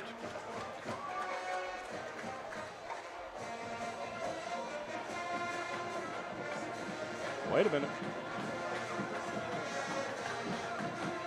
So Okay, they're calling it not a touchdown. Yeah, they called it an incomplete pass. So something happened. Well, no, we're all the way back. We backed up 5 yards too. So there must have been a 5-yard penalty on that play. I never saw the referee make a call, and I never saw any laundry on the field. I did not either. So a touchdown comes off, and the ball back at the 12 now. 2nd down and goal from the 12 for the Leopards. Pipes hands the ball off to Greg London. He's going to be dropped in the backfield near the 16. Lance Jackson with a great move off the edge to come back there and make the tackle in the backfield. Now it's 3rd down and goal. Yeah, Liberty-Eylau sets up basically with 2 H-backs to try to protect that right side, but Lance does a phenomenal job coming down that line once again. You got to sort of wonder if they're ever going to try to maybe do a reverse or something like that if Lance starts getting a little aggressive coming off the end like that. Get too far up there in the backfield, kind of what the Hawks did last week to the Pirates. 3rd and goal now from the 15-yard line for the Leopards.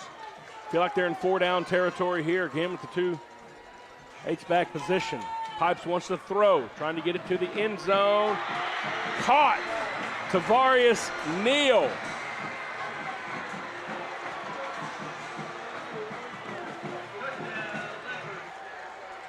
Great pass. Here. Yeah, beautiful great pass in the great corner. catch. Akari doing everything he could to try to stay in between him and the ball, but turns around just a little bit late to recognize where the ball is. But great catch there by Liberty-Eylau.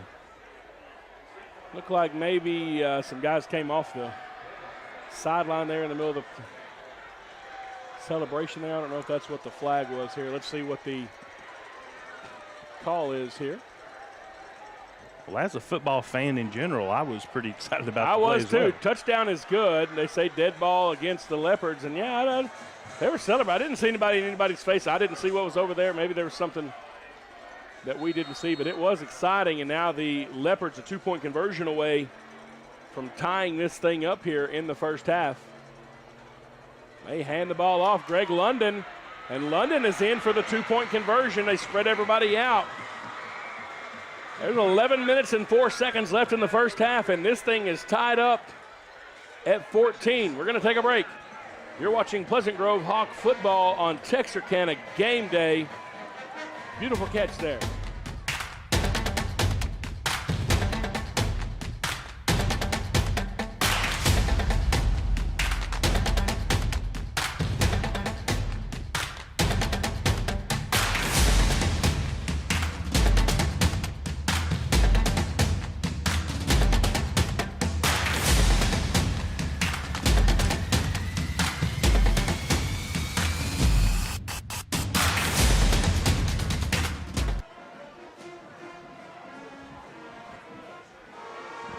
All right, welcome back here to Pleasant Grove. 11:04 remaining in the first half, and we are all knotted at 14.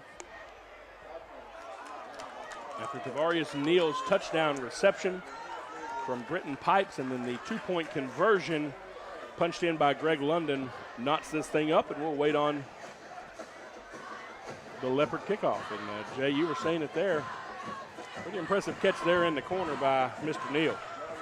Well, and just a lot of trust from Pipes in his receiver to be able to go up and get those 50-50 balls. And, just a great, catch on the high point of the ball, comes down with it.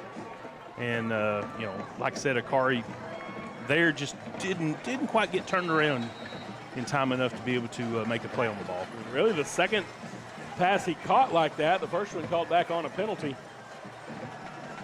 Now we are knotted up. Cameron Hadaway has it teed up right in the middle of the field. The unsportsmanlike backed it up to the 25-yard line. High end over end kick, and Roland Ritchie looking for a return around the left side for the Hawks. He's brought down by Jay Shun Weatherall. The ball comes out, but I think they're going to say he was down before it came out. And so the Hawks will be in favorable field position here inside Leopard territory. Yeah, had another flag thrown there, so there will be some yardage added on to this. That time, yeah, I think there was a little bit of maybe extracurricular communication at the end of that play. So as it is now, the return puts the ball inside Leopard territory at the 48-yard line, and we'll sort out the laundry on the field here from the Zebras. I think you can hear a little consternation from both fan bases at the same time.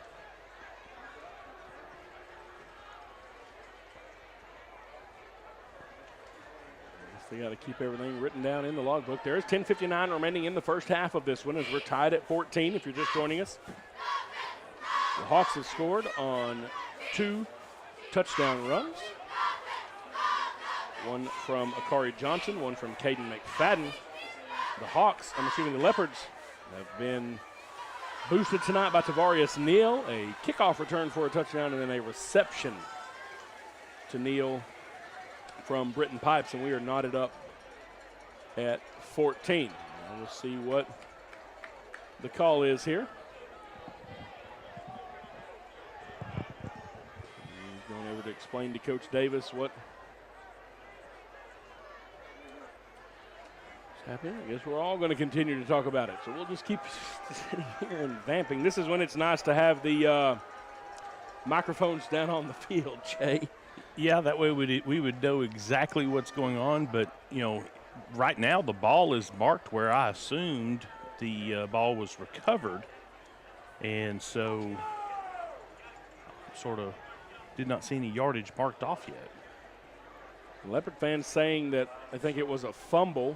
On this side, I think everybody was pretty adamant that it was down. They did say a dead ball, personal foul against both teams, so maybe a little pushing and shoving. So other than taking a lot of time to talk about it, it will all be of no consequence. And other than each young man on that side of the ball has a mark next to their name and can't get another one.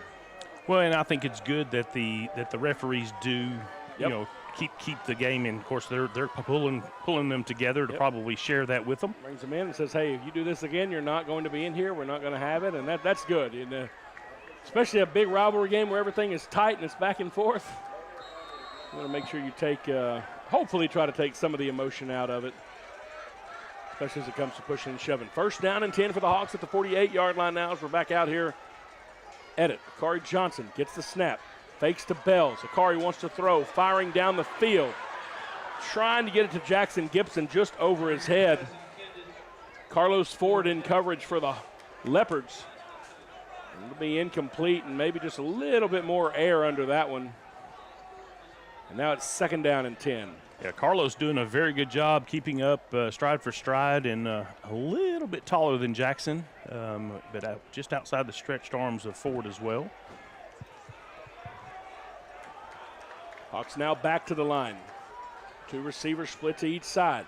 Kari wants to throw, throwing to the right. Torian Phillips has it now. Torian spins off of the first tackler, gets it down near the 40. It'll be about 2 yards shy here. It'll be third down and short. Yeah, Torian adding to his team-leading number of receptions. That makes number 22 for him for the season.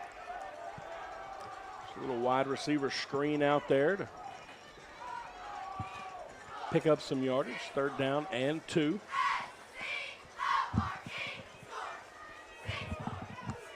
2 receivers left side, 1 right side. Hand the ball off to Nick Bells, and Bells tripped up by W.T. Jones in the backfield, and he will not have enough for the first down. May have picked up half a yard, and we'll be fourth down and a long 1.5 to 2 yards here. And this is a big point in the game. We're tied up 9:58 with the clock running in the first half. It's fourth down and 2. I'm calling a design run play for Akari. 2 receivers left side, 1 receiver right side. Lance Jackson is over on the right. We'll see if Akari follows him. Akari pulls it out, being pursued, trying to get it down. Caught by Nick Bells. Bells has a ton of room in front of him. He's at the 20. Nick Bells shoved from behind inside the 15.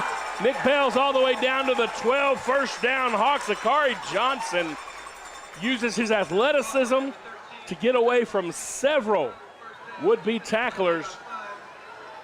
White jerseys in his face. Akari Johnson gets it there. Quickly back now. Hands the ball off to Bells again. Coming left Bell's down to the 10-yard line, and the Hawks using tempo.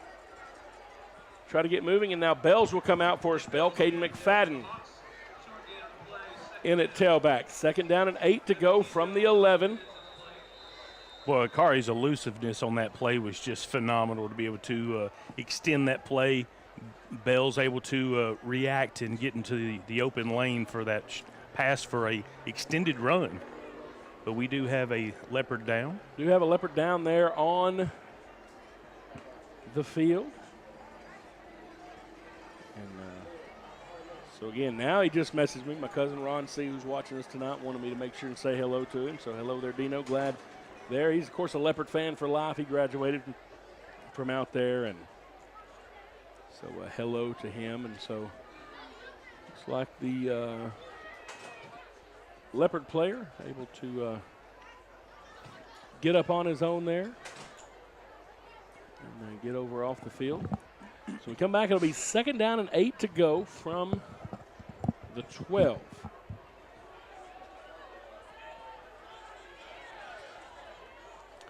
Yeah, Akari's legs and arm, just such great weapons on this offensive side for the Hawks. Yeah, I mean, that play to make the 1st down, he just had everybody in his face, and just to have the situational awareness there to be able to get the ball down for his tailback. One of the things that he's shared with me multiple times is this year the game has slowed down for him. 2nd and 9 from the 11. Johnson gets it. Hands the ball off to Caden McFadden. K-Mac comes left, bounces it outside at the 5, jumps over a would-be tackler and in. Touchdown, Hawks. Caden McFadden. Yeah, K-Mac just a special player there, making some great athletic moves to get those last 3 to 4 yards and get into the end zone to give Pleasant Grove 6 more points. Picked up a lot of good blocks in front of him. We'll catch those on the replay here as we wait on the Caleb Jones kick. Kick is up, and it is good. 8:54 left in. And what type of replay is the this? First half. This is a Texar instant replay, and you see K-Mac coming left. Look at the big block there. Ooh, Caleb. By Hackelman. And the big block out there by B.J. Rochelle. Caleb Hackelman put W.T. Jones down on the ground there. And this morning at the high school, the student council and Mr. Mullins served pancakes. And Caleb Hackelman said he's going to serve a couple out here tonight. And so good to see him doing that. Also going to give you some scores of note from around the region. A lot of talk on the old social medias this week, Jay, about Hooks and Redwater. Of course, I'm a Hornet, and I'm going for the blue and white team, obviously, which both of them are, but I got some friends there at Redwater. But halftime of that game, the Hornets leading the Dragons 42-0. And so Hooks coming out, I think, with something to Buddy Shelton is a happy Buddy Hornet. Shelton is excited. That is for sure. That is for sure. The Gilmer Buckeyes leading North Lamar 28-6. And Spring Hill has taken a 14-7 into the halftime locker room there versus Pittsburgh. I'm interested to see that game there against Pittsburgh and Spring Hill. Hawks set to kick once again, and the onside attempt is fielded by the Leopards. Carlos Ford just comes up and snatches it out of the air, and so Liberty-Eylau will have short field position starting inside of Hawk territory at the 48-yard line. And I don't question that because that's better field position that they had than the last time they kicked it to Tavares Neal, who scored. It's better when you can make a tackle when you're looking at the front of someone's jersey than chasing them from behind. That is true story. 21-14 in favor of the Hawks here. 8:53 remaining in the first half. Leopard offense now back out on the field. 2 receivers left side, 1 receiver right side. Little shovel pass to W.T. Jones. Little trickery that time. The Hawks come back and just level Jaquan Johnson, but he didn't have the ball. And Pipes able to get a shovel to WT. It'll be a short gain on the play. Coach Milner dialing up a little misdirection there. 2nd down and 8 to go now from the 46.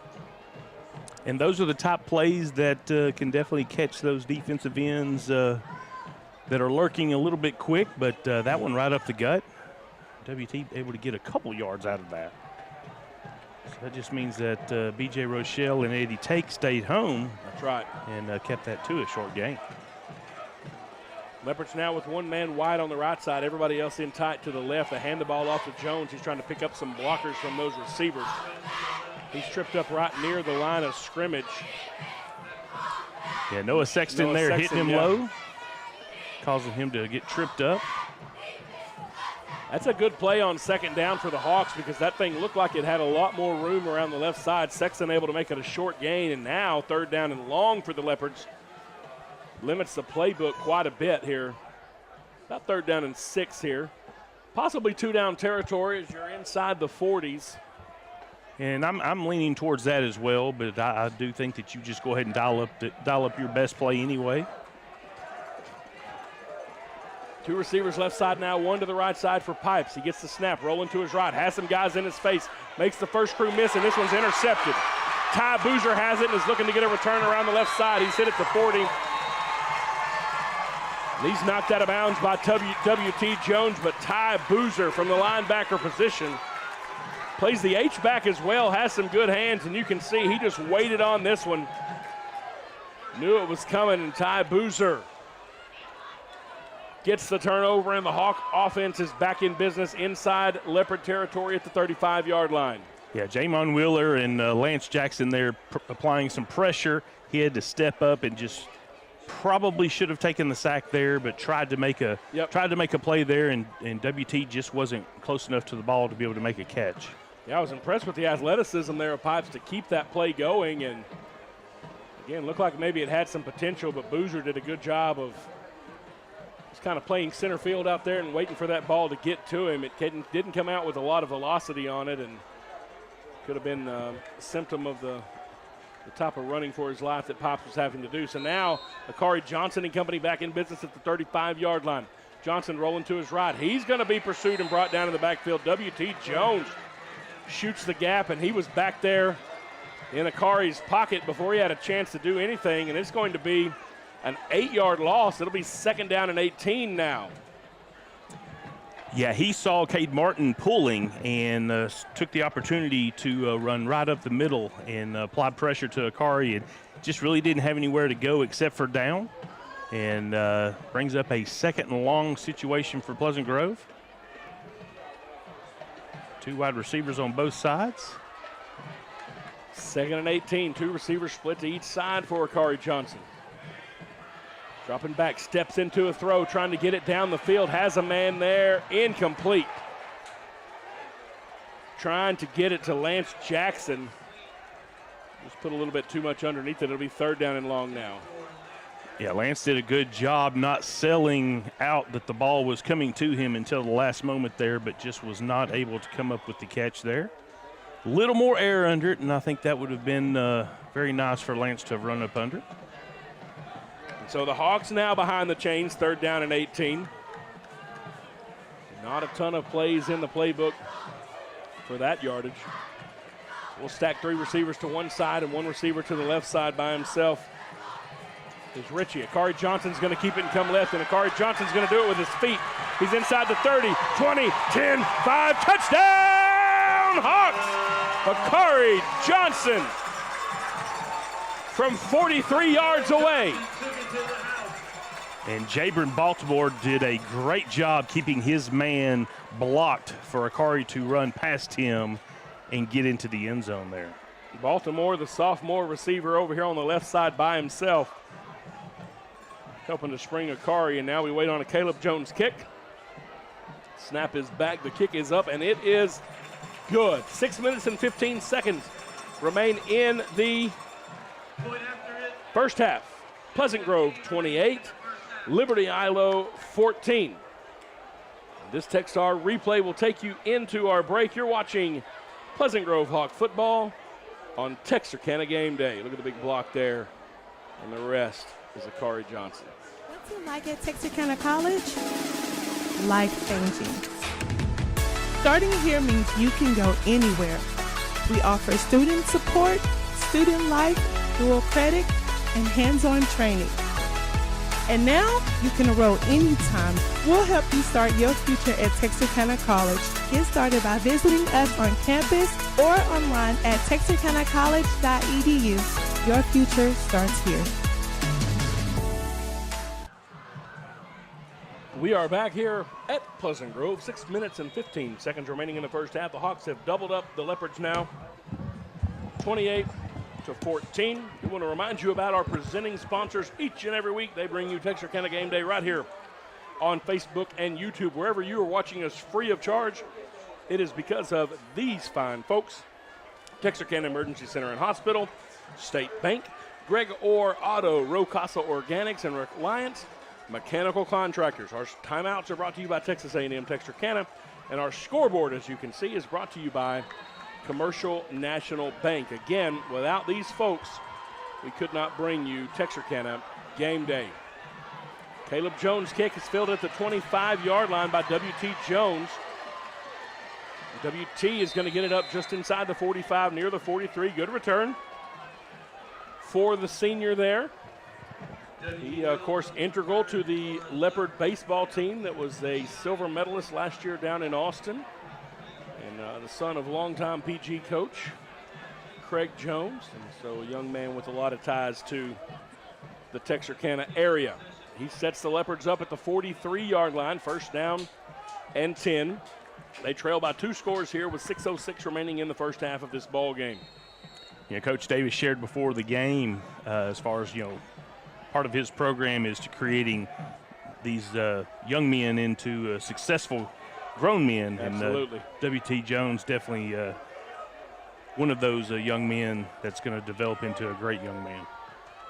2 receivers to the left side, and now they move the second receiver over to the right side. Hand the ball off to Greg London, and Liberty-Eylau reads this one well. Caden McFadden, and that wasn't London on the carry. That was Caleb Parks.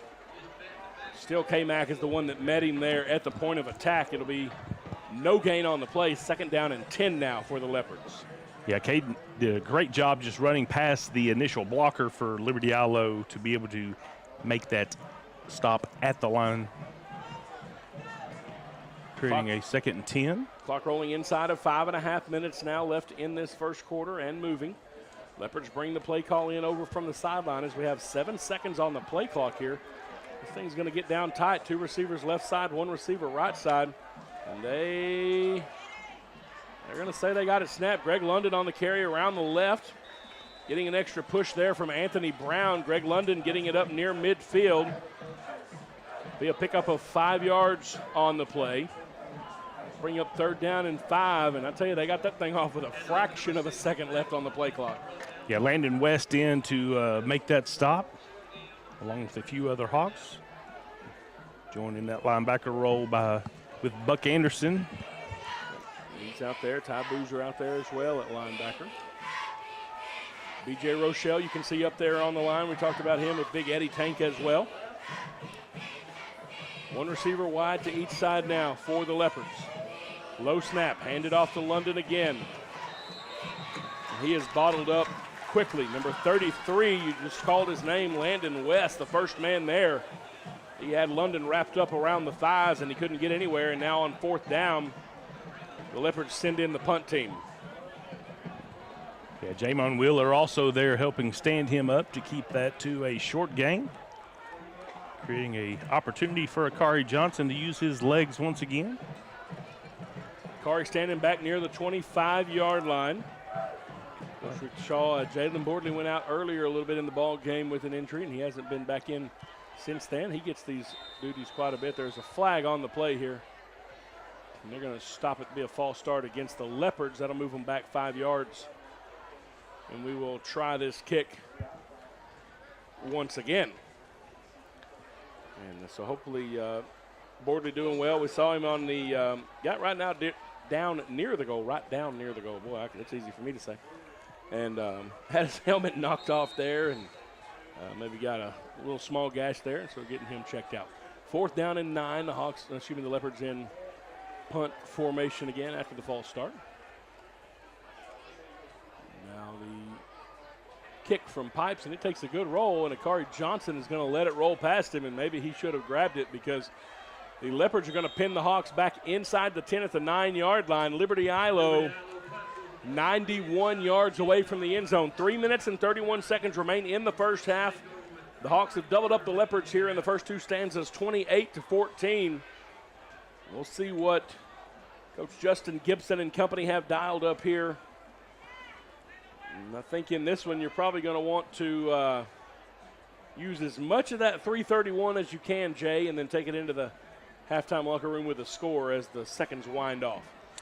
Well, and Pleasant Grove does get the ball going, at the second half as well. So a score here by Pleasant Grove, morale-wise, would be detrimental, and so it would definitely take some halftime discussions to have Liberty-Eylau come out to make this a ball game in the second half. So holding the Hawks, I think, is paramount for Liberty-Eylau right now.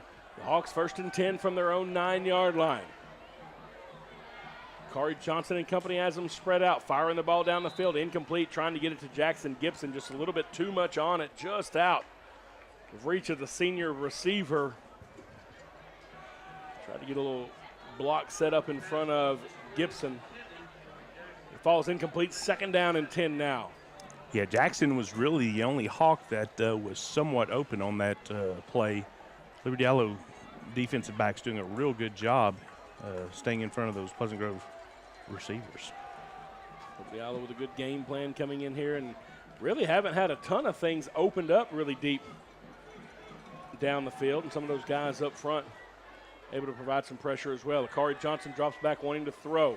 Now he's going to pull it down and have some room in the middle. Akari Johnson, great move in the middle of the field, and Akari Johnson finally brought down by Jaquan Johnson. And he left Hagen Power stranded in midair trying to make the tackle with a beautiful shift around the 20, and Akari Johnson sets the Hawks up all the way out at the 30-yard line, quickly back to the line. Comes Pleasant Grove. Handing the ball off to Caden McFadden, looking for some room around the left side. K-Mac with a big hard run. Bottled up by Cameron Hadaway. Pickup of 3 yards on 1st down. It'll be 2nd down and 7 now for the Hawks. Yeah, we talk about how these two teams know each other so well. Power gave Akari just a sort of a low high five, letting him know you got the best of me that play. Yeah, those two young men, and you'll see on Facebook, they take pictures together quite a bit. They good friends who grew up together. Hand the ball off to McFadden again. K-Mac coming left. Caden McFadden with some room. Picking up blockers near midfield. Caden McFadden at the 40, still inside. Caden McFadden, 20, 10. They're going to say he was out. Well, I believe that they're going to say that this time Jabron did not make a legal block. Okay. I would like to see this because they say it's a hold. I didn't see it. So here's the Texar replay. They say a hold against the Hawks. We'll see if it's something we can see on here. And maybe right before he got there, maybe he was hanging on. I don't know. But, man, K-Mac did a great job of staying in bounds. You can see right there. It's one of those that won't be in the stat book. It may show up on your huddle tape, though. No, just good, tough running by K-Mac there. And I think you tell Jabron, keep blocking. Keep blocking. Keep blocking. You'll back up 10 yards. It's still a net positive gain on the play. It'll be 2nd down and 1 from the 39-yard line because the hold did happen down the field. 2:22 left in the first half here. As the Hawks bring it back to the line with 2 receivers split to each side. Akari wants to throw. Pump fake. Rolls to his right. Trying to direct traffic down the field. He's going to be brought down from behind, ran out of bounds, and Greg London, with a good job of pursuit from behind, never gave up on the play. It'll be a loss of a couple for the Hawks, and now it'll be 3rd down. Yeah, as a receiver, you've got to have that timer in your head that if the ball hasn't been released you've got to get open for your quarterback, and if that's either extending your route or cutting yours off, just did not see that from the Pleasant Grove receivers on that particular play. Yeah, Greg London will get credit for the sack. He might get a little tip of the hat to those guys back in the secondary, too, who did not give Akari Johnson a target to throw to. Two to the left side, one right. Akari Johnson running left. Now cuts it back into the formation. He's going to be tripped up by W.T. Jones. Akari's going to be about a yard shy. He's at the 39-yard line. And he came up a little tender. He kind of jumped and got hit in the legs there as he tried to jump over WT. And so the Hawks now quickly back to the line. 4th down and 1 here at our own 39-yard line. Big spot in the field. They hand the ball off. And Nick Bells has some room around the left side. Nick Bells gets across midfield inside the 40. It'll be enough for the first down and more. They needed 1. Nick Bells said, I'll give you 20-something. Yeah, all the way down to the 36-yard line. Zabrian Hawkins there for the stop for Liberty-Eylau. Hawks now quickly to the line. Akari rolling to the right, wanting to throw again. Firing down the field, incomplete, nowhere to go with it. Ran out of room over on the right side, being pursued by Hagen Power over there. Yeah, Smith doing a good job rolling out to give Akari a little bit of coverage, but W.T. Jones just too quick and able to apply a little pressure to Akari, but Akari's legs just continue to get him out of trouble, but just could not find an open Hawk. Leopards are going to call a timeout. We're going to take one with them. This timeout brought to you by Texas A&M Texarkana. You're watching Pleasant Grove Hawk football on Texarkana Game Day.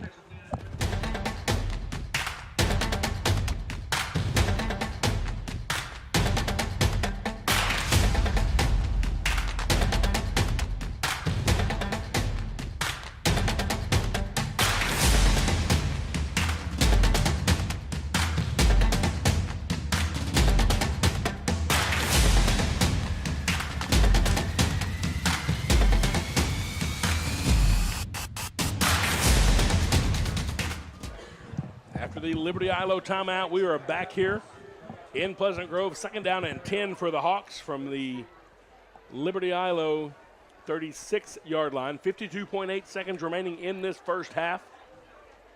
The Hawks have doubled up the Leopards so far. The Pleasant Grove really would like to get a score again before we head into halftime. And as you said, Jay, we do get the ball to start the second half, and so we will. Well, I think that timeout call by Davis was very, very, very, very smart. You know, defense was getting a little tired. You know, don't forget they gave up the long run from K-Mac that was called back. Yep. So able to relax just a little bit to be able to try to keep these Hawks out of the end zone going into the give everybody some time to talk about it. Caden McFadden is the tailback with Akari Johnson. Now he moves Lance Jackson over to his right side. Akari's going to pull it down, looking for some room in front of him. Akari Johnson has a ton of green space, makes a man miss at the 15. He's in for the touchdown. There is a flag out in the secondary. It's in the area of a hold once again.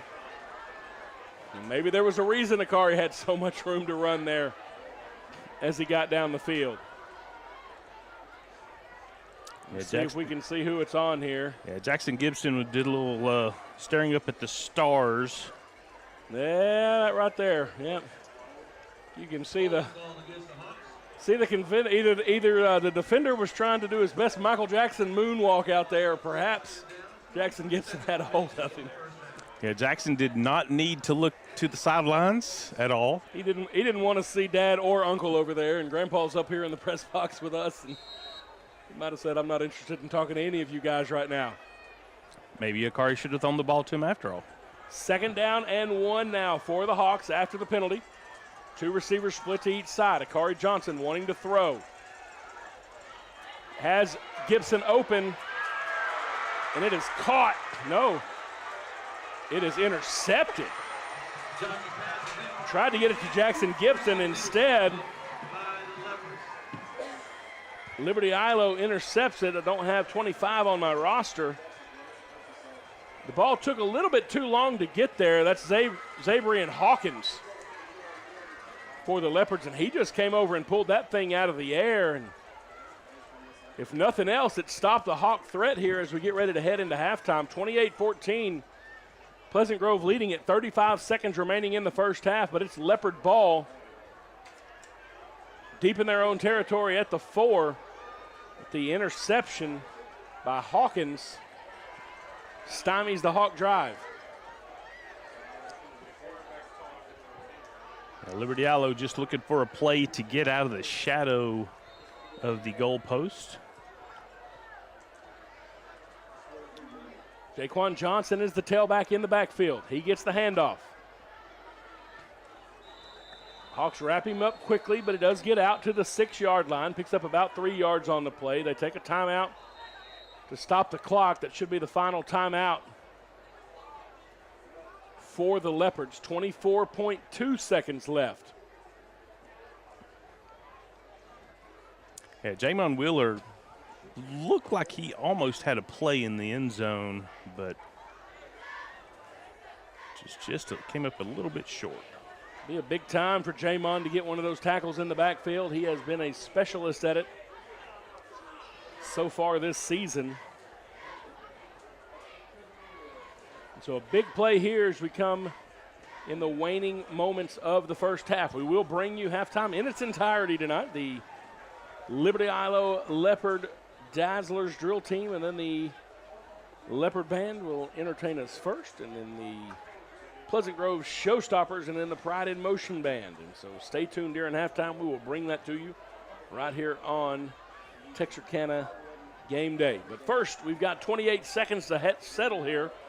2nd down and 5 to go for the Leopards from their own 6.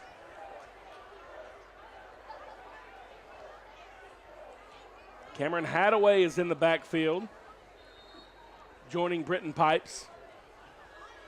So they split receivers wide to each side. Hadaway with the handoff, and he is bottled up quickly. The Hawks read it well. And why are we stopping? The Hawks are going to take a timeout. So Pleasant Grove wanting to talk about it here with 24.9 seconds left. And well, Pleasant Grove has scored 2 long touchdowns that have been called back, so maybe they're hoping that they can force them to a punt. A little bit of gamesmanship on this side. So, yeah, you get a stop here on 3rd and 5, and you call one more timeout, and you at least get a chance at a punt return, forcing the Leopards to punt from near their own end zone. And so Coach Gibson and company not content just to go into halftime with the clock expiring, and you wanted to kind of see if maybe the Leopards would put some air under the ball to try to get a pass going, and a little chess game back and forth between coaches here as they exchange timeouts. And WT has been rushed on his punts tonight, so, you know, you never know when a mistake could be made. Both teams taking a chance to talk about it here. See Coach Zach Fowler over there with the Leopards here, with his long hair sticking out from under his hat. Long-time staple over there. Coach Milner talking to his offense. See Hagen Power going out there, the big cats up front as well for the Leopards. Makai Chapman, big number 78. 65 is Jalen Murphy. So here we go, 3rd and 5, 24.9 seconds left. WT Jones is the H-back on the left side of the formation. They hand the ball to Hadaway again.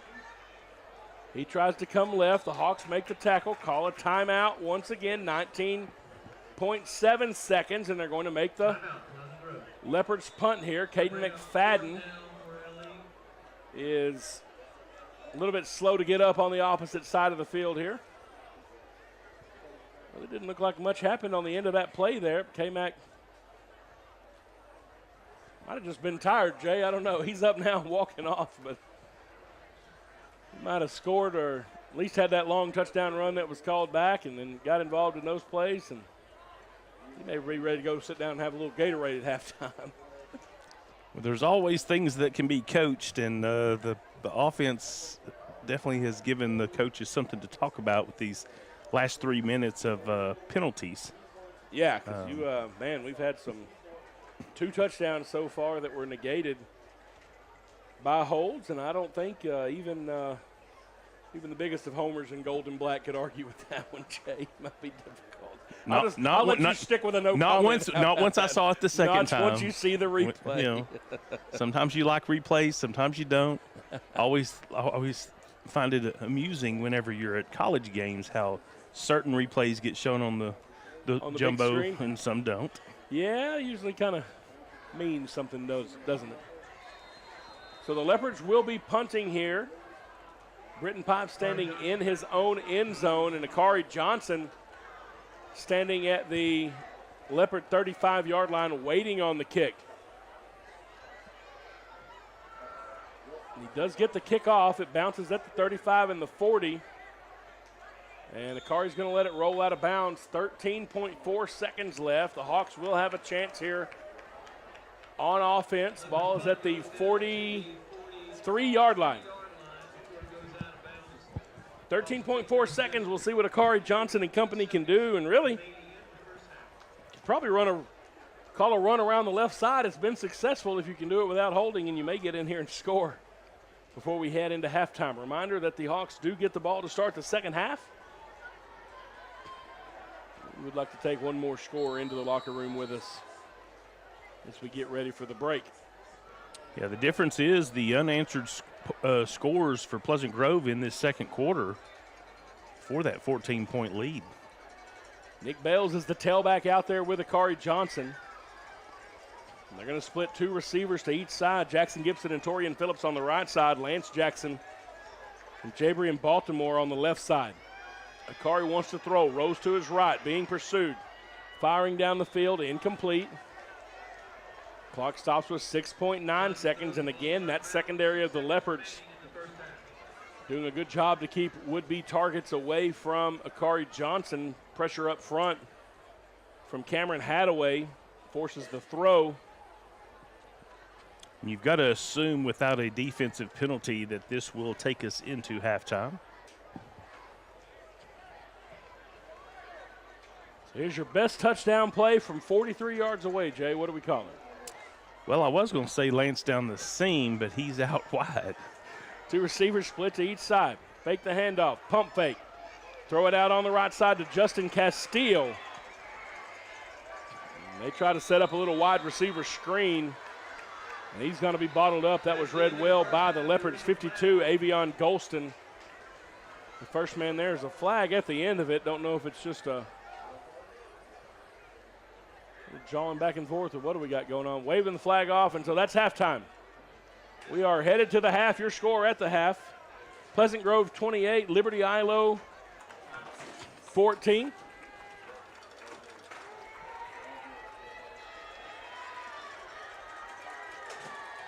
We will take a break and come back to halftime.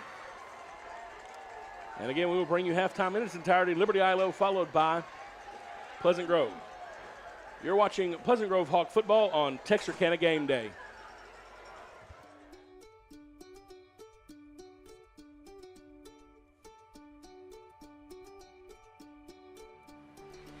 Life is busy, and we get it.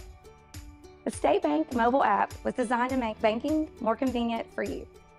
Check account activity, make transfers, pay bills, and manage your debit card in a snap.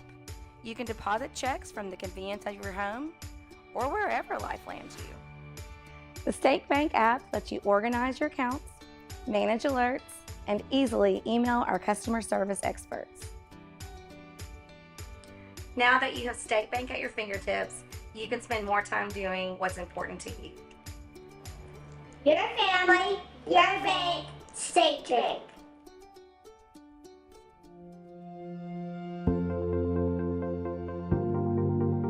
We are excited to announce here at Texarkana Emergency Center and Hospital that we have expanded our capabilities to better serve our community.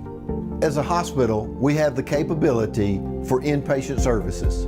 After your outstanding emergency care, we can smoothly transition you into one of our new inpatient rooms that have telemetry monitors in every room to continue your concierge medicine care. While our patients continue receiving their care in their inpatient suites, we also make sure that your loved ones are taken care of with our outstanding facilities. Our added services include a procedure room and also the capability of MRIs. With our imaging, we are able to offer outpatient, inpatient, and emergency room, MRI, CT, ultrasound, and X-ray. We are honored by your support and look forward to serving all your future medical needs. What's it like at Texarkana College? Life-changing. Starting here means you can go anywhere. We offer student support, student life, dual credit, and hands-on training. And now you can enroll anytime. We'll help you start your future at Texarkana College. Get started by visiting us on campus or online at texarkanacollege.edu. Your future starts here.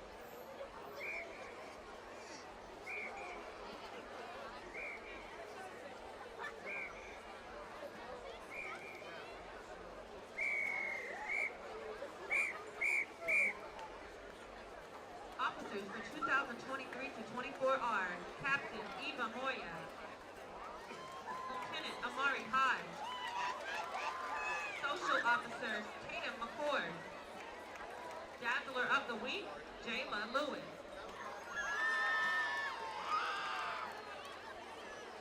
Now the award-winning Dazzlers complete their show with a special streamer jazz to a classic rock song, I Saw Her Standing There.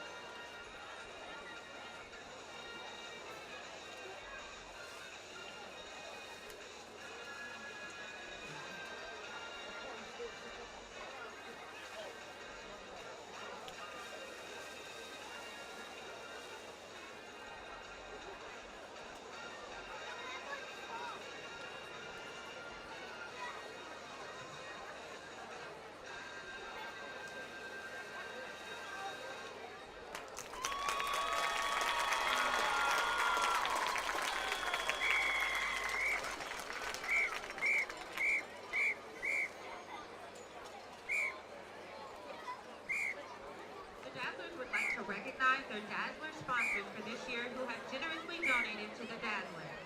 Lydia Ramirez, Cornelius Palmer, Hyde, Lena Bennett, Rashandra Waller, Holly and Max Duran, GT Construction, Troy Herbert Construction, Hazel Martin, Mariah J., Joanna and Chuck Taylor, Elaine Sutton, Natalie Moya, Madeline Smith, Christopher Williams, Blackwell, Michelle Johnson, Ashley Anania, Jonathan Lewis, Cheryl Osteen, Vicky Cox, Lori McCord, Angela Cooper, Carlos Cooper, Daniel Thompson, Vivian Blaylock, Gigi, Tina Hodge, Alexis Martin, Nisham Washington, Cooley, Mark Gibbs, Sheila Duke, Alicia and Joe McCord, Cassandra Edwards, Raja, and Lamaya.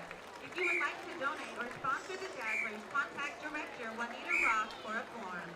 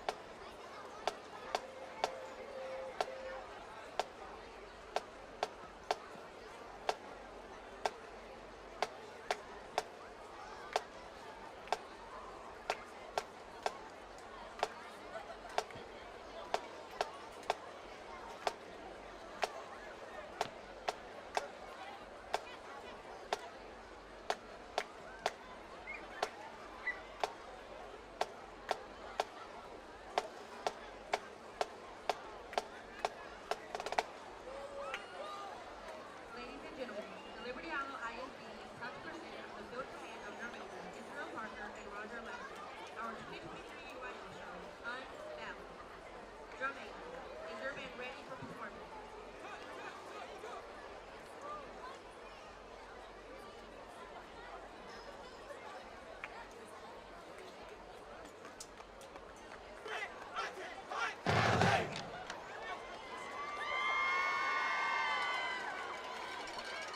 And now, the Liberty-Eylau High School Marching Band.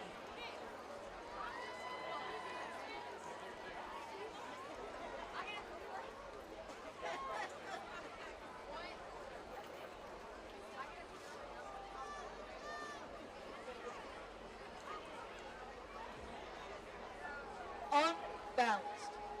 The definition is not keeping or showing an even balance. Well then, what is balance? Balance is impossible without the understanding of unbalance. It can be an unsteady balance from one side to the other, or how about in harmonic to a harmony, steadiness, footing, stability, or what about fairness, justice, and equal liberty? It gets so deep to where we don't understand what we don't understand. Balance relates to everything, even our peace of mind. It gets even deeper. Let me show you.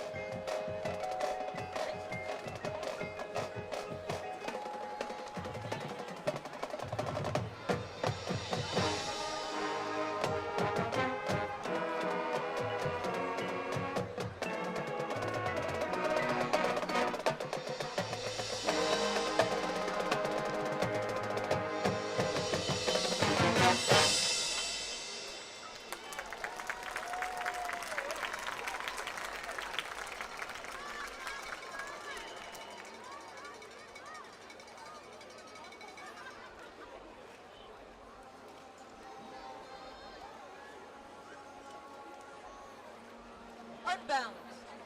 Pretty simple, right? Yes, you just got through the easy part.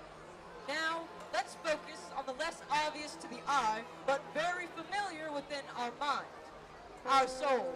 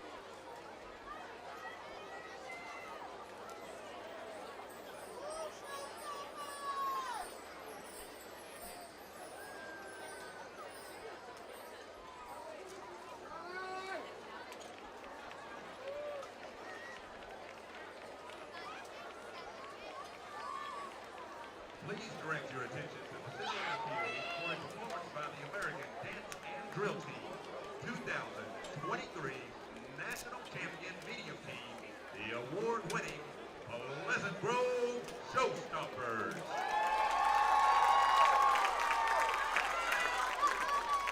Our 2023 Showstopper officers are Junior Lieutenant Amy Womack, Senior Lieutenant Lauren Hornsby,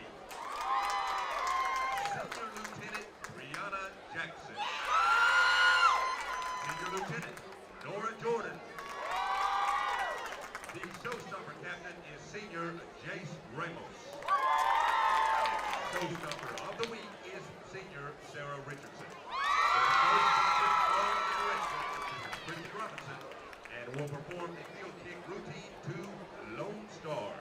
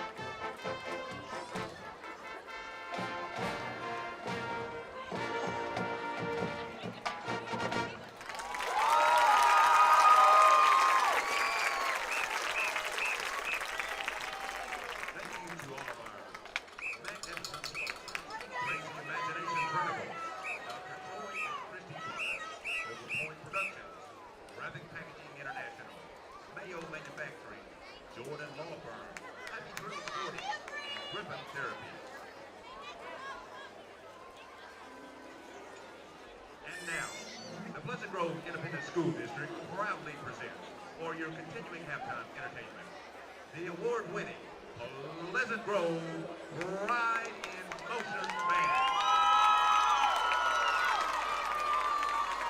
Pride in Motion Band is led on the field by junior drum makers Deanna Dyer and Owen Bronson. The North captains are senior Lizzie Pitt and junior Jayla Tank.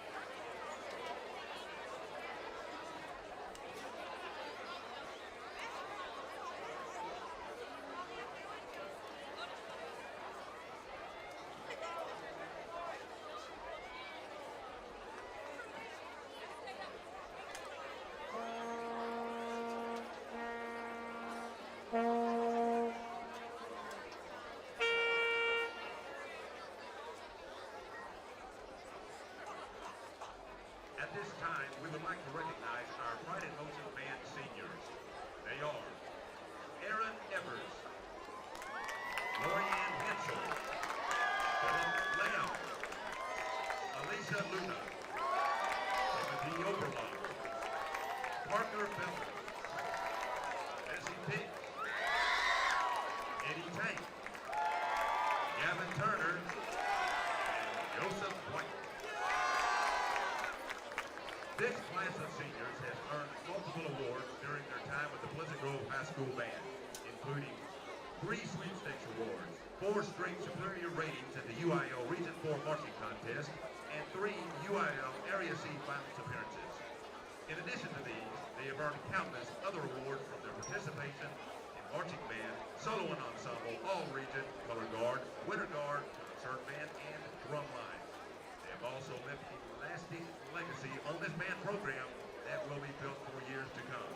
How about a round of applause for our Pride in Motion band class of 2024.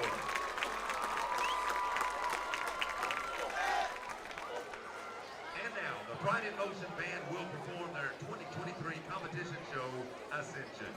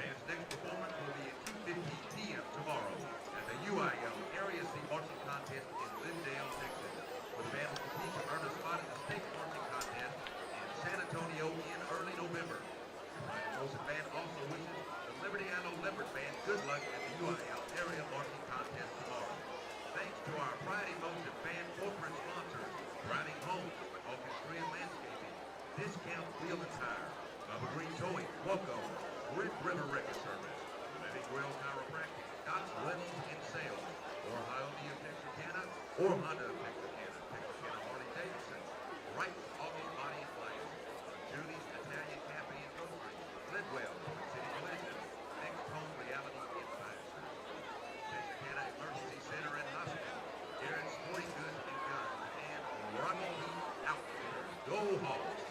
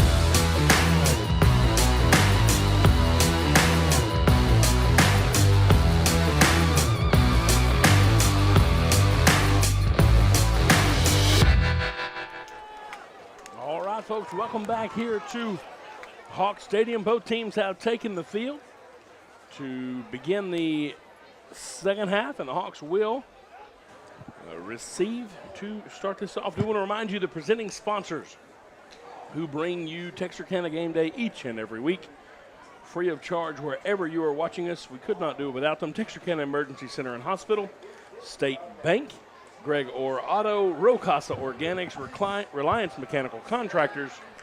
Timeout sponsors are Texas A&M Texarkana, and our scoreboard down at the bottom, brought to you by Commercial National Bank. And you can see on the scoreboard there, 28 for the Hawks, 14 for the Leopards as we get ready to kick this thing off in the second half.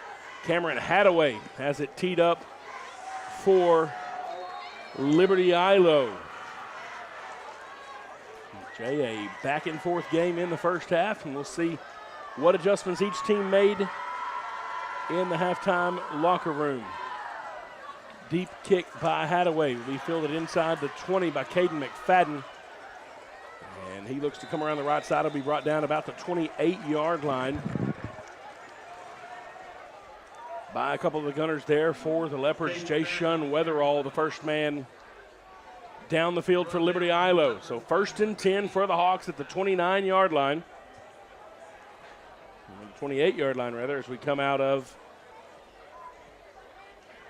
halftime. Yeah, both teams had some things that they could focus on during halftime, so it'd be interesting to see what Liberty-Eylau does on defense to try to get this back to a one-score game with a stop for the Leopards. Corey Johnson with the snap, pitches it out to K-Mac. Caden McFadden trying to turn the corner. Gets it across the 30 to the 31. 2nd down and 8. Yeah, Lance Jackson doing a good job taking his Leopard to the outside, but McFadden just gets slipped up. Still a 4-yard gain, though. Yeah, kind of a little bit slow to develop there. But still able to turn it into something. 2 receivers out to the right side are Jackson Gibson and Torian Phillips. 1 man to the left side of this one.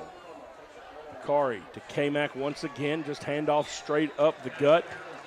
Jaquan Johnson making the stop for the Leopards. We'll have 3rd down and 2 to go. 2 runs by Caden McFadden, and now the Hawks quickly back to the line. Snap back, handoff McFadden again. Spins off of the first tackler, makes it up to the second level. It'll be enough for the 1st down. Hagen Power making the stop. Caden McFadden on 3 straight runs will move the chains. He comes out for a breather. Nick Bells comes in for him as the Hawks look to the sideline for the call. Jackson Gibson brings it into the huddle. Yeah, Nick Bells just a great change of pace for McFadden. Very, very quick, good shifty runner for Pleasant Grove. 2 receivers left, 1 right. Akari wants to throw, firing left. caught. Jackson Gibson up near the 45-yard line. A pickup of 5 on first down. Yeah, Jackson possibly giving up 1 yard to try to get some additional yardage, but Hagen Power there for the stop for Liberty-Eylau. 2nd down and 5 to go now.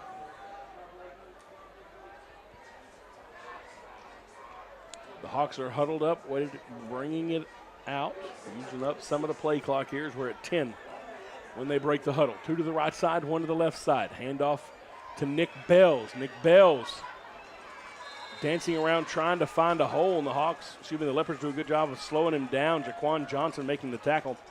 1 yard pickup on the play. It'll be 3rd down and 5. Yeah, Carlos Ford along with Johnson there for that stop. Nick Bells just could not quite find a hole large enough for him to fit through.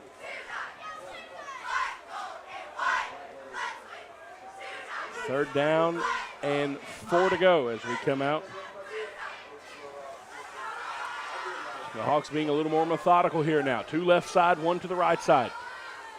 Akari looking to the left to throw. Now he looks back over to his right. Being pursued, there's a flag that comes in. Akari fires it down the field, incomplete, trying to get it to Jackson Gibson. Kind of lands on his tailbone there. So we'll see what the flag is. It's in the area of a hold. Yeah, Jackson released late. There was not a deep pass route on that play. But Jackson just not able to reach up and catch that, but would have been negated by the penalty anyway. So the penalty moves it back to the 36-yard line. It'll be 3rd down and 14 to go from there. 2 receivers split to each side. Akari Johnson surveying the field, looking for somewhere to go, firing it down the middle. And it is incomplete. And I tell you, I thought it was going to be intercepted. Jaden Coleman was in coverage down there as he was trying to get it to Ritchie. And it'll be 4th down, and the Hawks will be forced to punt here on the first drive of the second half. Cade Martin coming in to punt for the 2nd time in this ball game. Booming kick from the senior. And this one will be down inside the 20 at the 18-yard line, and that's where the Leopards will take over 1st down and 10. So an offensive drive that saw some things move a little bit on the legs of Caden McFadden. A big penalty put the Hawks behind the sticks, unable to convert there on a 3rd and long, and ball goes over after a punt to the Leopards. Yeah, I'm not sure if Liberty-Eylau could have drawn that up any better, except for maybe a little bit better field position off of that Cade Martin punt, but good stop by the defense there to, like I shared earlier, to possibly get this game within a score. 8:45 remaining in this 3rd quarter. It's 28-14 in favor of the Hawks. The Leopards will scrimmage from their own 18-yard line now. 2 receivers split to each side for Britton Pipes. Now they move Greg London over to the left side and they send him out to receiver. Pipes wants to throw, firing across the middle, intended for W.T. Jones. Incomplete, just out of the reach of the senior. Buck Anderson in cover for the Hawks, but W.T. looked like he was open there. Yeah, W.T. was open, had a little bit of separation there early. Buck was closing in, but ball just not quite thrown within the reach of W.T. there to bring up the 2nd and 10. 2nd and 10 now from the same formation. Pipes brings in the play call from the sideline. They break the huddle with 10 on the play clock as he splits his receivers again wide to each side. Hagen Power wide to the left side by himself with 2 receivers on the opposite side of the formation. Greg London gets the tote here. No, they fake to London, throw it across the middle. This time it's caught. Jaden Coleman, just a little crossing route, and he gets it into Pleasant Grove territory. Good catch and run there by Jaden Coleman into the middle of the Hawk defense. Yeah, Xavier Johnson was possibly going for his 5th interception. No, he was actually a little bit late on that coverage. Yep. Johnson does a good job to get down the field, and it's 1st and 10 Liberty-Eylau inside Hawk territory at the 44.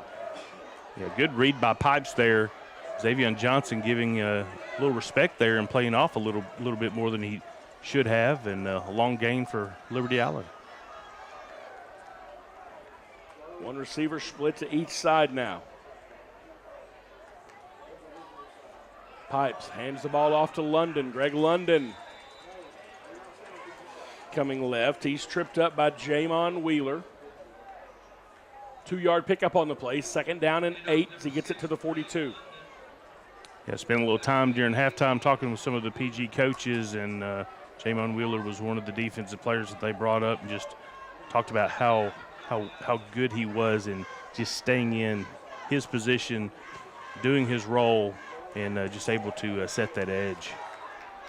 Eddie Tank and B.J. Rochelle, the 2 down linemen for the defensive line, trying to bottle up everything in the middle and let these other guys get involved too. Greg London this time goes to the right side, does get to that 2nd level. Noah Sexton wraps him up. London will be about 2 yards shy of the 1st down. It'll bring up 3rd down and 2 as he gets it down to the Hawk 37.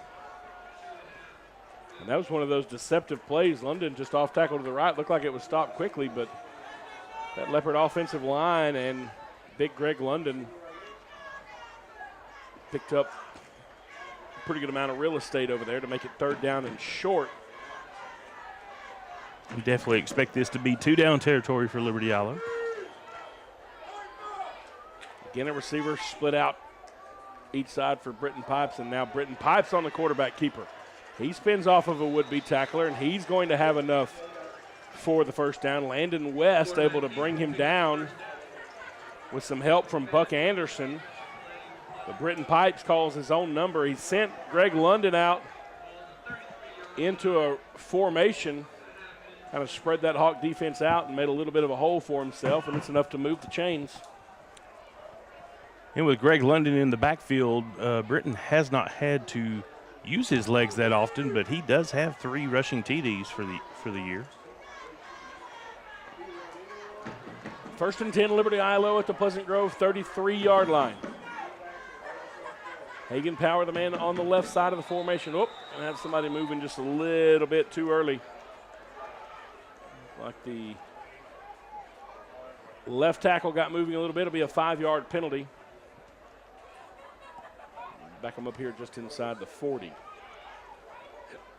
And you just got to think, is that going to be what stalls a drive, or are they able to overcome that? Penalty big for the Hawks on their last offensive drive. Got them behind the sticks, and they couldn't recover from that. And, yeah, we'll see this one. This is in the 5-yard variety for the Leopards. Makes it 1st down and 15 at the 38-yard line.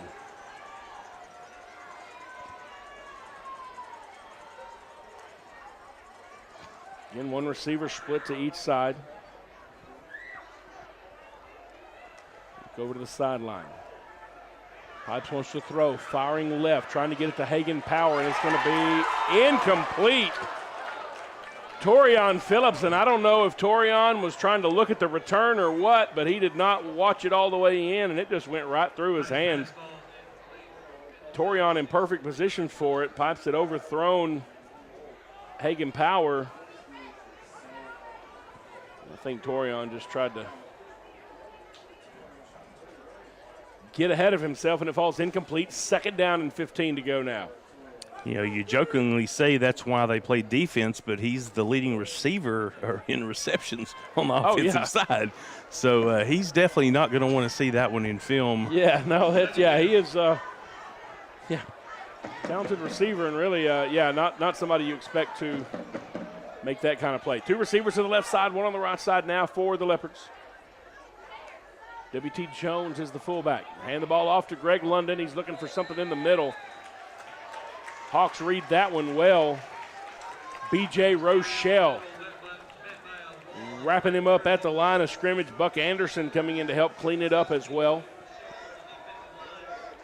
Yeah, Lance Jackson coming off the edge and grabbing that jersey from behind to help keep him stood up. Brings up a 3rd and long situation. 3rd down and 14 for the Leopards.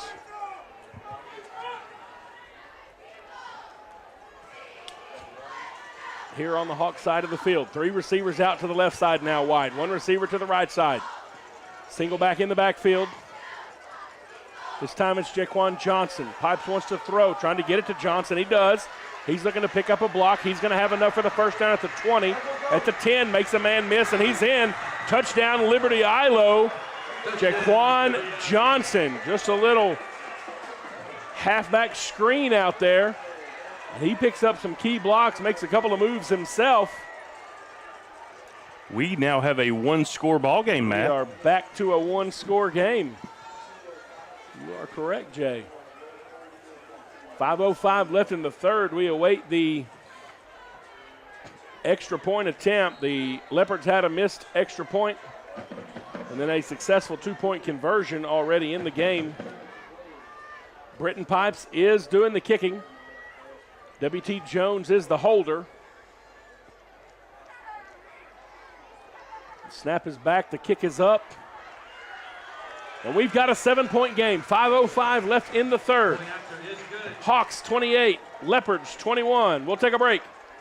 You're watching Pleasant Grove Hawk football on Texarkana Game Day. Here's the replay here, and you see Jaquan Johnson, and still a little bit of a high pass from Pipes, but that one just enough touch on it that Johnson can get it, and he makes a good move there. Makes Akari Johnson miss, and he is in for the score. We'll go to break. Here at Local Habit Coffee Company, we are true coffee connoisseurs and the area's only third-wave coffee shop. We are excited as football and fall rolls around to introduce this year's fall drink lineup. We have an all-organic homemade pumpkin spice latte, a delicious s'mores latte, and finally, a smoked maple bourbon cortado that can only be described as fall in a cup. No matter what your preference, you can get your dose of fall right here at Local Habit. We cannot wait to see you in one of our shops, and remember to go make something good happen.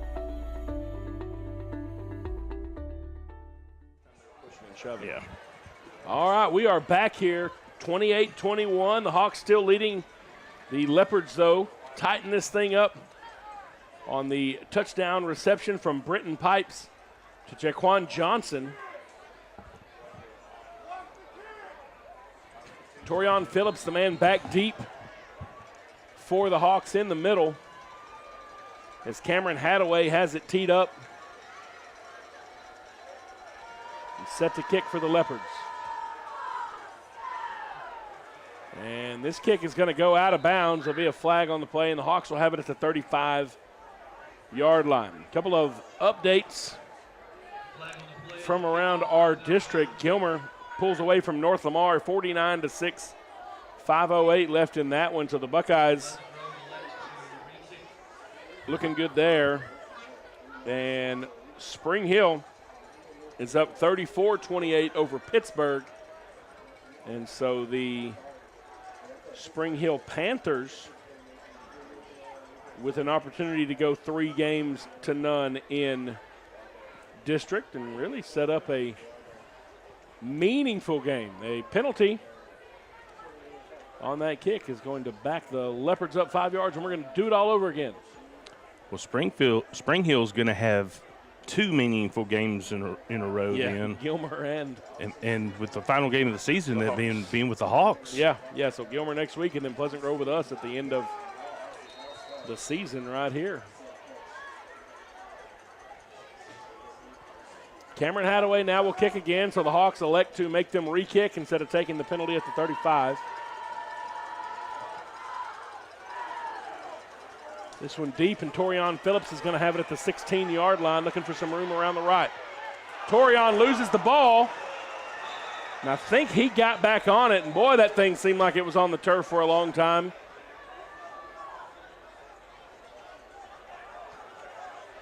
We'll see the return here. Just carrying a little bit wide there, and just bounces out as he goes down. And on the play and recovered by Pleasant Grove. Hadaway had a chance for it there, but Torian able to reach in and get it. So he had a chance at an interception, didn't get that, but that time recovers a fumble in what could have been a huge momentum play here. Yeah, my heart skipped a few beats, but he was able to get in there and wrestle the ball back. So the Hawks will retain possession, and it is 1st down and 10 for Akari Johnson and company. They were forced to punt on the first offensive drive of the second half. See if we can get something going here. 4:55 remaining in the third quarter of this one. 28-21 in favor of the Hawks. 2 receivers right side, 1 receiver left side. Akari hands the ball off to Nick Bells. Bells trying to come around the left. He's going to be brought down by W.T. Jones and Caleb Parks. Nick got 3 yards over there. It'll be 2nd down and 7. Yeah, Landon West slides over from his H-back position and tries to open up that hole, but Bell's getting caught after about a 3-yard gain. Justin Castillo and Jackson Gibson lined up to the right side. Nick Bells runs that direction. The Leopards do a good job of stringing him out. W.T. Jones comes up to make that tackle. Carter Stanley involved in the tackle as well. He's shaken up a little bit on that play. He's able to get up on his own power there. Took a bounce on the turf, and we'll probably have to come out at least one play so they can talk about it.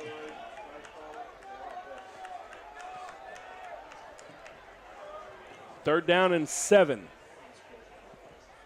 Yeah, Liberty-Eylau having some answers here in this third quarter for this Pleasant Grove offense. Yeah, they're able to read some stuff here. Yeah, really doing a good job of stringing out anything trying to get around the corner. Caden McFadden now back in at receiver. Akari wants to throw. Looking right, now looking back left, firing into the middle. Incomplete, not sure where he was trying to go with that one. Nearly intercepted. Akari is unhappy with himself. I'm not sure what he saw there. 4th down, and the Hawks will be forced to punt again. The Leopards will get the ball back here with a chance to score and tie it up. There'll be a flag on the play as Caden Martin takes a shot. And we'll see what the penalty is. Caden Martin was hit on that punt.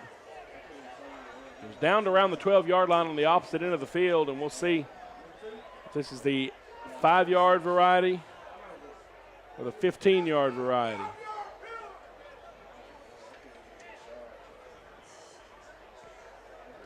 Cade tried to sell it as a 15 regardless. I don't know. I saw just sort of the end of the situation over here. I was watching where the ball went. Yeah, I think it's clear it's not going to be the 15-yard variety. It's going to be the 5, and the coaches get to choose whether we take it on 4th down and repeat 4th down, or we add it to the end of the kick. Now, if you get 5 yards on the 4th down, 5, and it makes it 4th and 2. Might be something worth considering, and Coach Gibson says no, just add it to the end of the kick here. So it'll be running into the kicker. And the Hawks say they're going to decline it and take the result of the kick, and so the Leopards will have it. 1st and 10 at their own 17-yard line.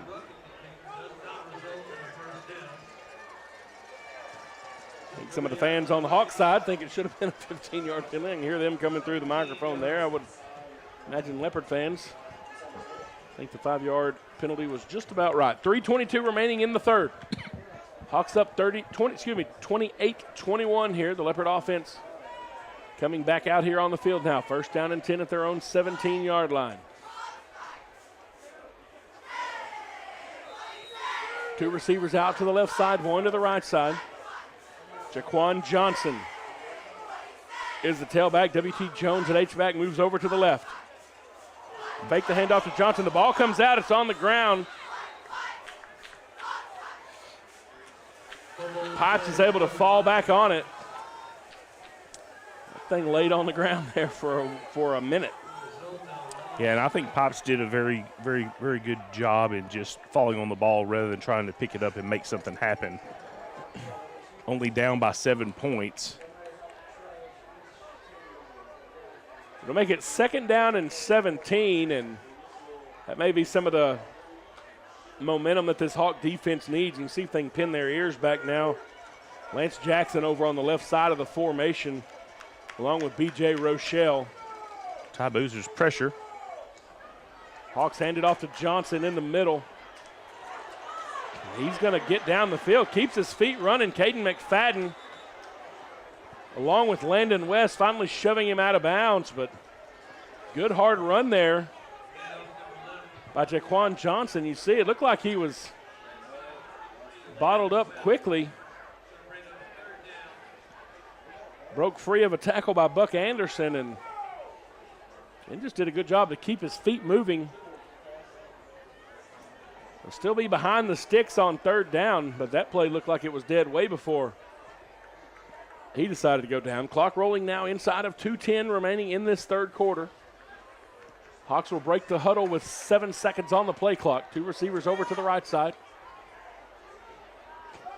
One to the left. Pipes wants to throw. Pulls it down, fires into the middle. Incomplete. Might have put a little too much mustard on that one, trying to get it to Jaden Coleman. That time Pipe stepped into it like he was throwing from third to first.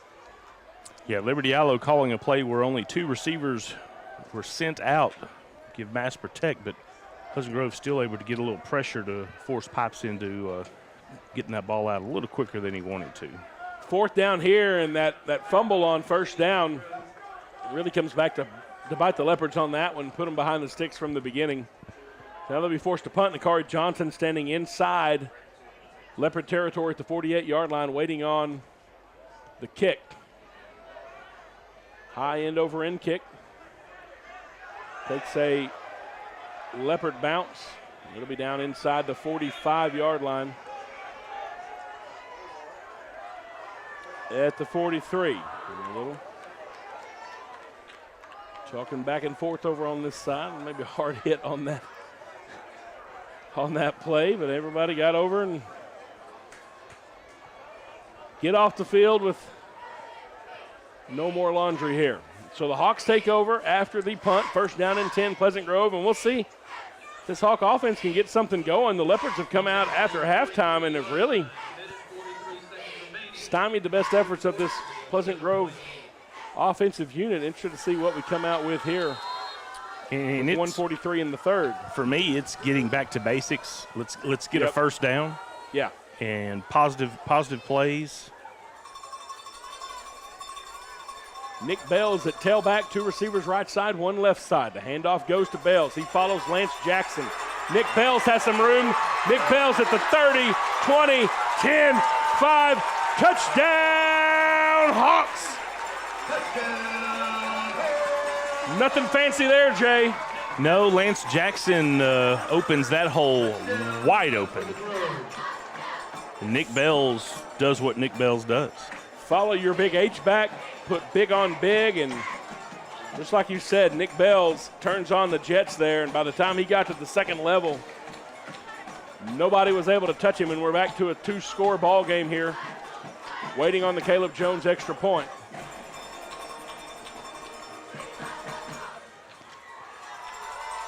Jones's kick is up. It is good. 1:34 left in the third. Pleasant Grove 35. Liberty-Eylau 21. We'll take a break.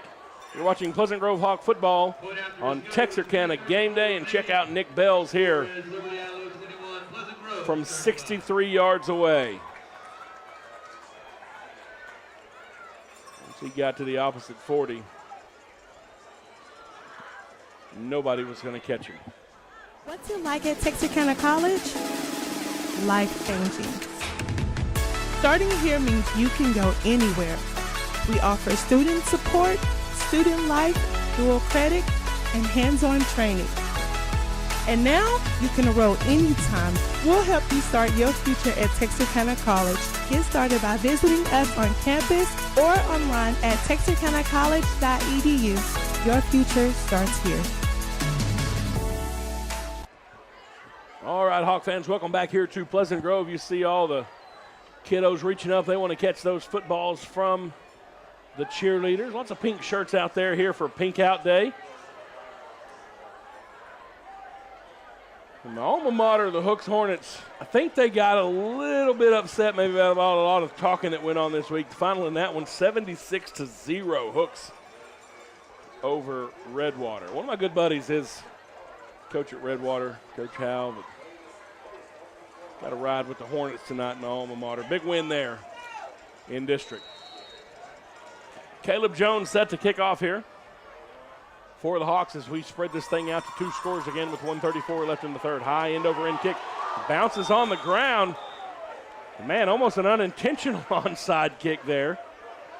And a good heads-up play by Hagen Power to come up and make that. Hagen, kid, known him since he was young. His grandfather owned Wayne's out there. So if you ever went by and had one of those great burgers from Wayne's back in the day, that is his family and a Liberty-Eylau staple out there in the community. They sold out recently to the folks that own the Paw Paw Patch so Wayne could retire. But, man, just a great family, good folks, and always a good place to get a burger when you're on the south side of town.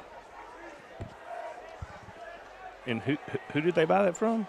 The people that own the Potato Patch. Okay, I was going to say Paw Paw Patch is a little different. Is that what I said? That's across the street. Yeah, it's close enough. Tavo's cooking up some food over there, though, right. So something's going on. That's right. 1st and 10 for the Leopards now at the 36-yard line. I thought I said that wrong, and then 3 to the right side, 1 to the left. Nobody asked you, Caleb Coleman. Our producer doing a fine job behind us. Fine job behind us and inside my ears. Britton Pipes trying to make something happen there. Looking for a pitch there on the read option. Probably did the best thing to pull it down. Got back to the line of scrimmage and no more from there. It'll be 2nd down and 10 now for the Leopards, and we'll roll inside of a minute remaining here in the 3rd quarter before we get this thing snapped again. There you see Big Eddie Tank and B.J. Rochelle up front. Lance Jackson may have to take a timeout here. And I think the Leopards are trying to get back quickly. 2-1. And they get it snapped just as the play clock goes out. And Jaquan Johnson running left, and it's a shot right over here on the sideline. I don't know if that was Torion that made the tackle right there at the end. Yeah, McFadden laying the wood right at the out-of-bounds line. Johnson got 1 yard on the play. It'll be 3rd down and 9, and I think both teams, they're going to let that thing go to halftime, and Johnson's going to get a little breather over on his side of the field. Clock winding down now. We are out of time here in the 3rd. Your score after 3, Pleasant Grove 35, Liberty-Eylau 21. We'll take a break. We'll be back for the final quarter. You're watching Pleasant Grove Hawk football on Texarkana Game Day.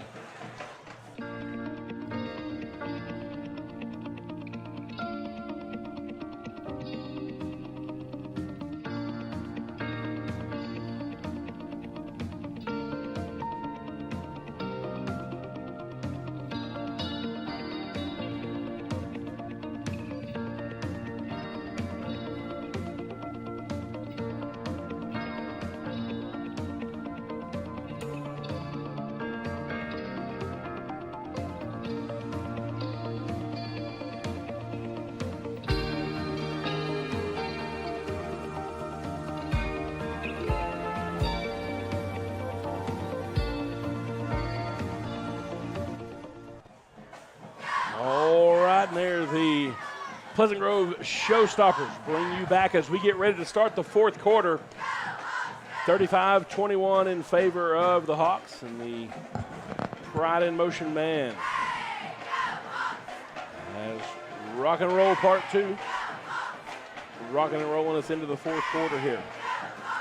Well, rounding up, Liberty-Eylau came into this game averaging 21 points per game, and that's where they are tonight. But they need at least 2 scores to make this a game. 3rd down and 9 for the Leopards as we start the 4th quarter. 2 receivers split to each side. Greg London lined up to the left side of Pipes. Pipes wanting to throw, pulls it down, and the Hawks wrap him up. Eddie Tank comes in to bring Pipes down after a short gain, and it'll be 4th down and 7 to go. And so the punt team comes in, and that Hawk defense really stiffened on that drive. Yeah, Lance Jackson gets a hurry there, forcing Pipes to cut that play short and try to get the yardage himself, but the rest of the Hawks there keep that to a very short gain. You know, when you talk about the difference of B.J. Rochelle coming in, he and Eddie Tank have sealed up the middle of that defensive line all night long, and you haven't had to see any of those offensive tackles out there. And talk about how big of a thing that is. The punt here bounces into Akari Johnson, so he says, hey, I'll take it and try to turn it into something. Akari gets up across the 40. He's going to be brought down by Cameron Hadaway near the 42, and so that's where the Hawks will have it first down and 10. I think Akari wanted to let it go by him, and yeah, once it hit him, it was another one of those business decisions that he had to make. Bounced up into his belly button, and he said, well, let's see if we can turn it into something.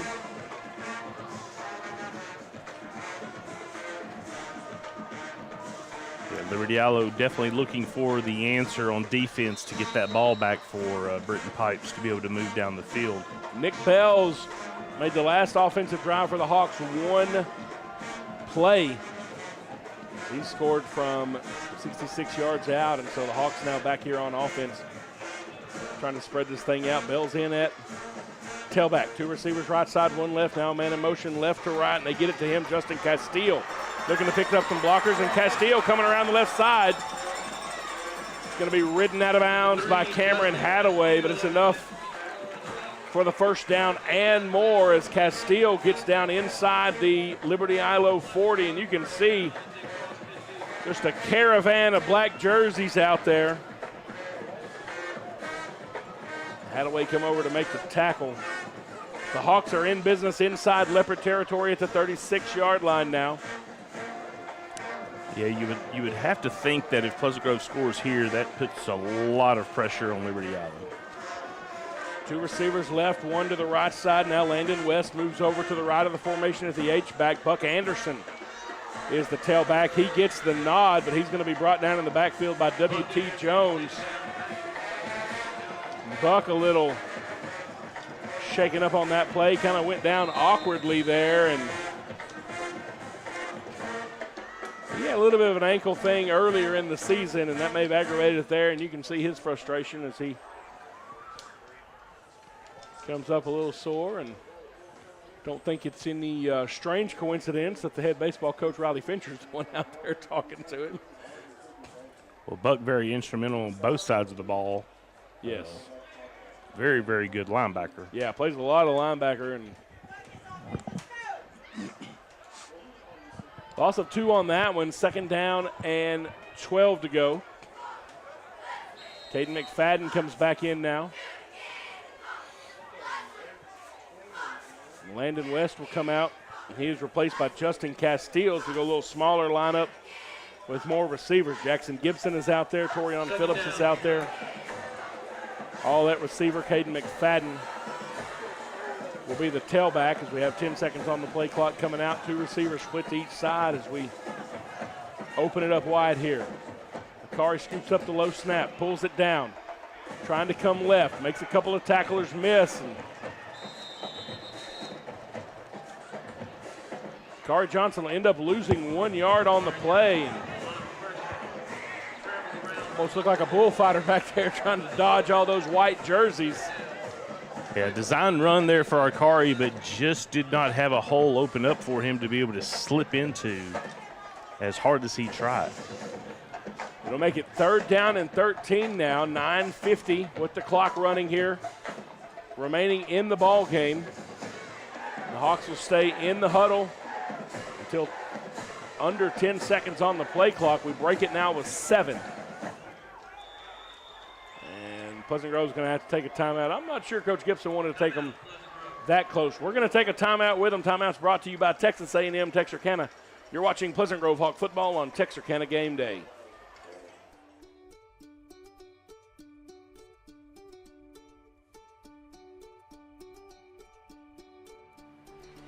Life is busy, and we get it. The State Bank mobile app was designed to make banking more convenient for you. Check account activity, make transfers, pay bills, and manage your debit card in a snap. You can deposit checks from the convenience of your home or wherever life lands you. The State Bank app lets you organize your accounts, manage alerts, and easily email our customer service experts. Now that you have State Bank at your fingertips, you can spend more time doing what's important to you. Your family, your bank, State Bank. Welcome back here to Pleasant Grove. 3rd down and 13 for the Hawks here. 9:33 remaining in the ball game.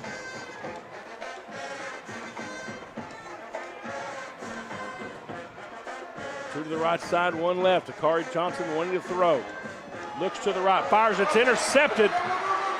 Daquan Prevost has it. He's at the 30, he's at the 20. Daquan Prevost is in for the score. Talk about what a difference maker he can be.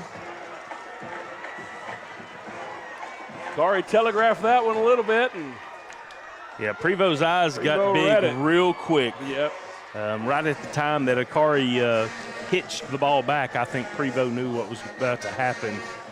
Great play on the ball. Once again,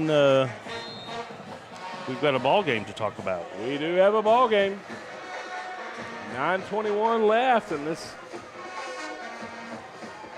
Leopard team within one score, waiting on the extra point from Britton Pipes.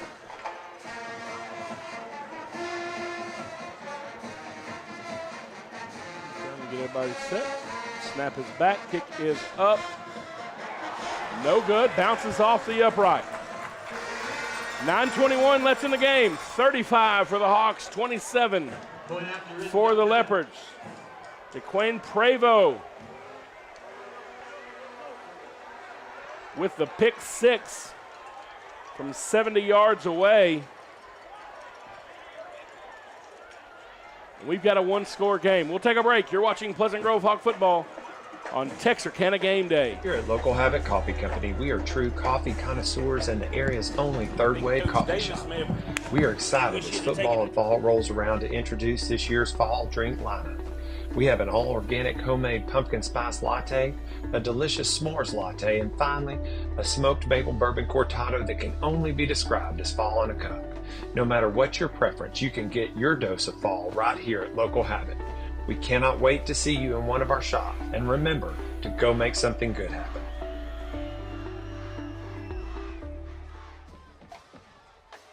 $9:21 left in the ball game. Waiting on the Leopard kickoff. We've got dancing fans on one side and no dancing fans on the other right now. Dancing fans on the other side. Jay, what did you say? Rivalry game? Don't worry about the records. Don't worry about what's on paper. That's why you throw it all out. We've got ourselves a contest here with 9.5 ticks in the game. W.T. Jones now set to kick. Left-footed boot. Torian Phillips. And the ball comes out. And the Leopards have it. Cameron Hadaway. It's the second fumble by Torian. And there was a flag, maybe offsides. And that could be huge. W.T. Jones, the kicker, forces the fumble. But there is a 5-yard penalty, a false start. So somebody on the Leopard team got moving a little too early.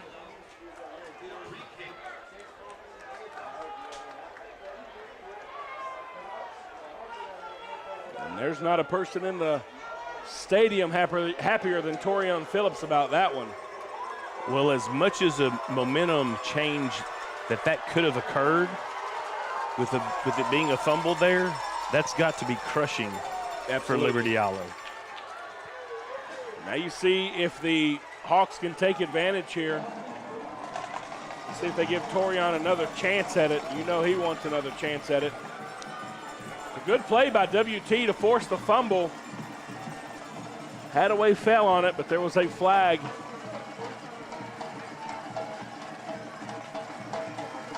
So we'll back up and try it all over again. This time a high end over end kick. Cade Martin will recover it. If you recall earlier in the year, Cade ran with one of those. I think the coaches had a conversation with him about it and falls on that one, so it will be Pleasant Grove football. So that is a massive penalty. It'll show up as a 5-yard penalty, but so much more. And really, penalties have had some big impacts in this game. We've seen touchdowns called back on both teams because of penalty. And then that one, a turnover negated. Hawk offense now back out here leading by 8, 9-13 remaining in the ball game. 3 receivers to the right side, 1 to the left side. Caden McFadden is the tailback. He gets the handoff. Looking for some blocks. K-Mac gets it up across the 45-yard line. 9-yard pickup on first down. It'll be 2nd down and 1. Just a good. Yeah, under my breath, I'm just telling myself, hang on to the ball, hang on to the ball.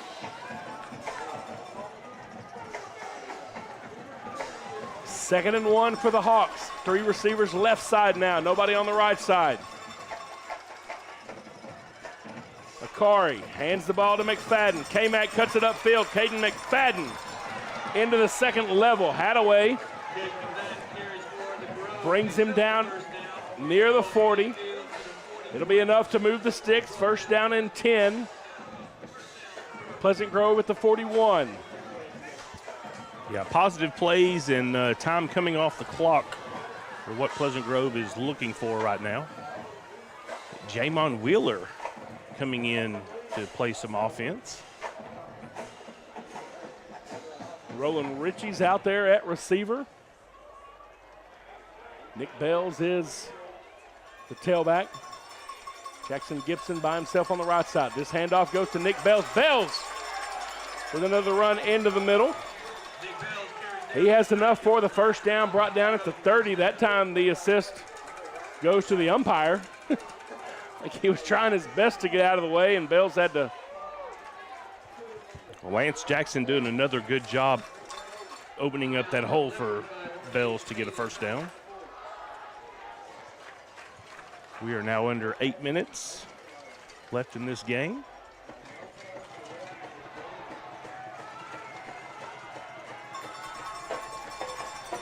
Hawks now back to the line.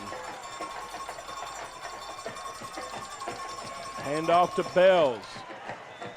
This time not much doing there. Greg London, the first man there.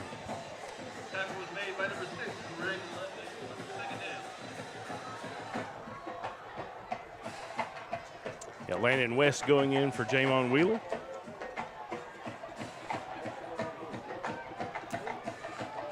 The loss of a play on the play, 2nd down and 9. The Hawks burning up as much play clock as they can. Rolling inside of 6:55 in the ball game.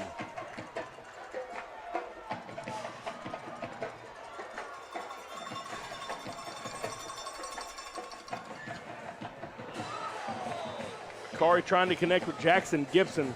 That one incomplete, just out of reach of his buddy there, and that one looked a little scary as it sailed through the air in the middle of a bunch of white jerseys. Yeah, had Jackson been able to get that connection, I think he would have had plenty of open space to advance that ball.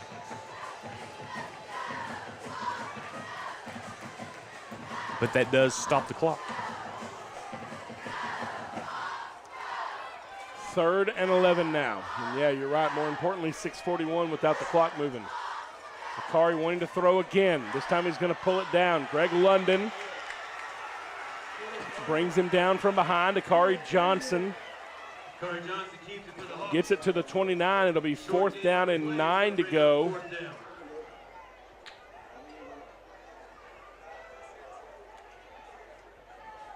Hawks probably just outside of field goal range here, so you take as much time. We'll see if we take the play clock all the way down and call a timeout, or if we get a fourth down play in here. The Hawks have 2 timeouts remaining. Liberty-Eylau has their entire second half bevy of timeouts. With 5 on the play clock, it looks like that's what the Hawks are going to do.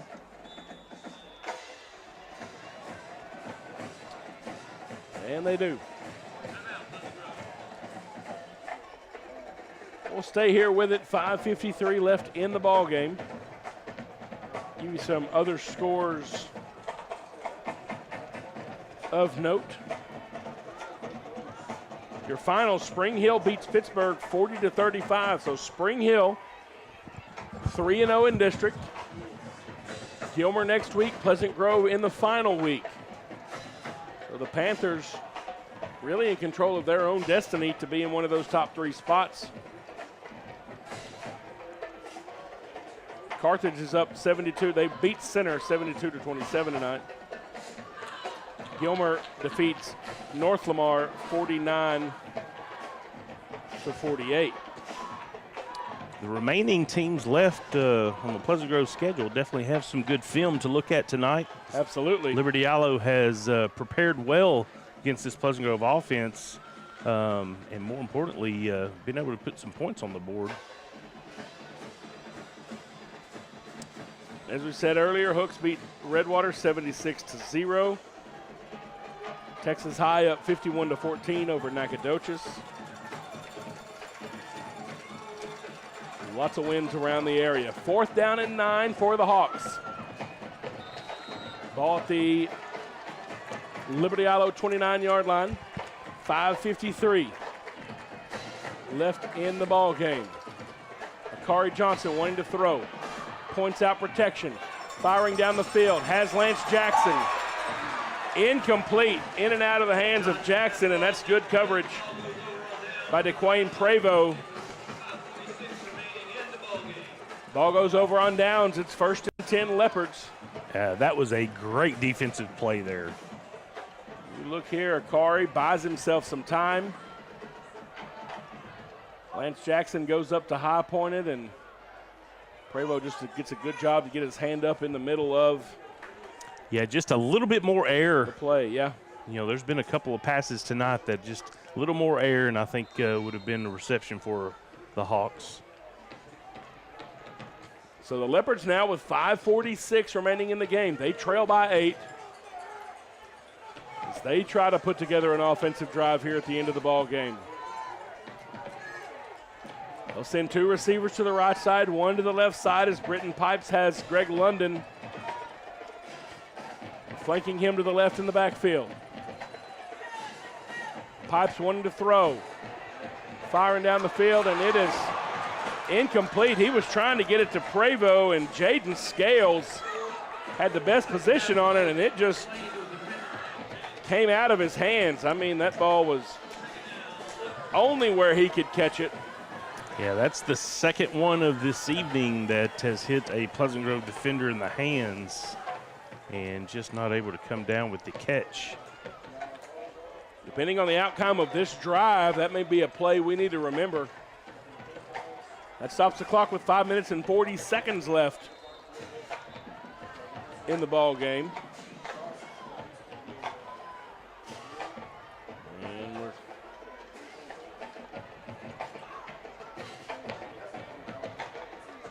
something going on here. I guess WT's helmet may have come off. He's got to go out for one play, they say. Going over to get his helmet looked at, so I'm not sure what happened there. Leopards send 3 receivers to the right side and 1 to the left side. And WT came out. Cameron Hadaway comes in to replace him at H-back, and Pipes had to get him straight, and then Hadaway moves a little bit early there, and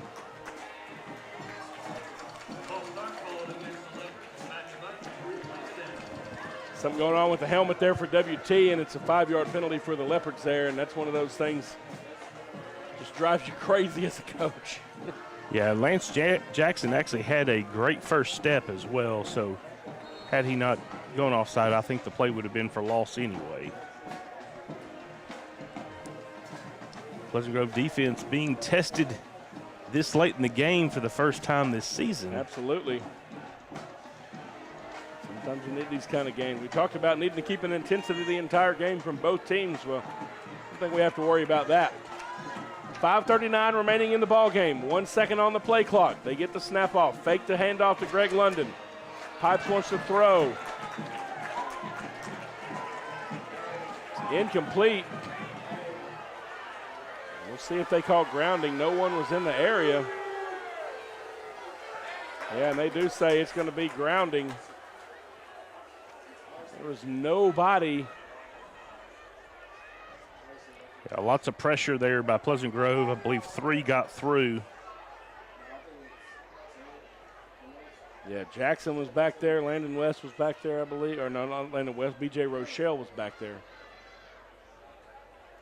Intentional grounding called against Liberty-Eylau. And it is going to be grounding. Yeah, nobody was there. Pipes got rid of the ball, but he was wrapped up when he did. So it'll go all the way back to the 19-yard line.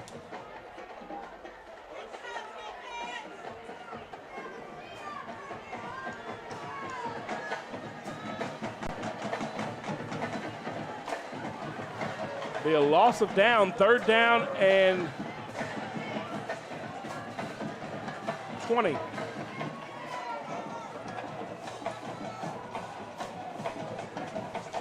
Leopards with 2 receivers to the left side. The back is Jaquan Johnson.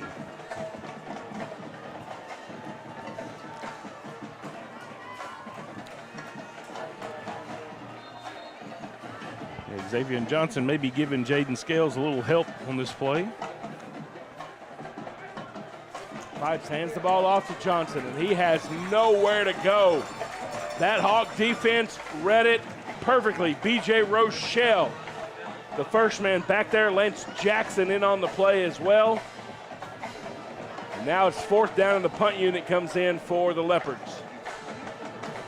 Yeah, B.J. Rochelle, Eddie Tank have just done a great job in the middle tonight. Really bottled up any would-be ball carriers through the middle. Clock rolling now inside of 5 minutes remaining in the ball game. Waiting on the punt, and it's blocked. And the Hawks are on it. B.J. Rochelle. Touchdown Hawks. Getting it done on defense. That young man's had a heck of a game tonight, and it's good to see payoff for him here in the 4th quarter. Yeah, that is a huge, it may be the biggest play of the game for Pleasant Grove.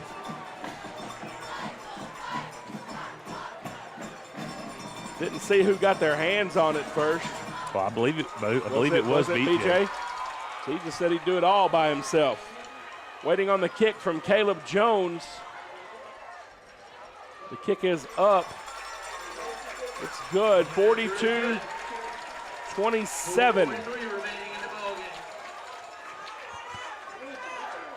We're going to take a break. You're watching Pleasant Grove Hawk football on Texarkana Game Day.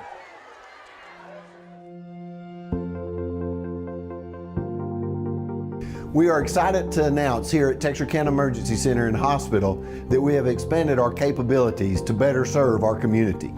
As a hospital, we have the capability for inpatient services. After your outstanding emergency care, we can smoothly transition you into one of our new inpatient rooms that have telemetry monitors in every room to continue your concierge medicine care. While our patients continue receiving their care in their inpatient suites, we also make sure that your loved ones are taken care of with our outstanding facilities.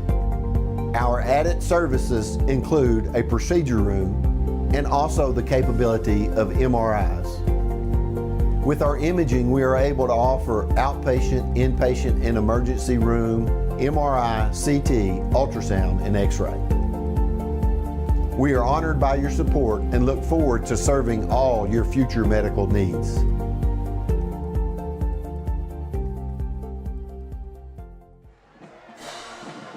All right, folks, welcome back here to Pleasant Grove. 4:43 remaining in the ball game. 42-27 in favor of the Hawks. Caleb Jones. Kick goes out of bounds, and so it will draw a procedure penalty. We'll see if the Leopards take the penalty or force us to kick once again. We'll see.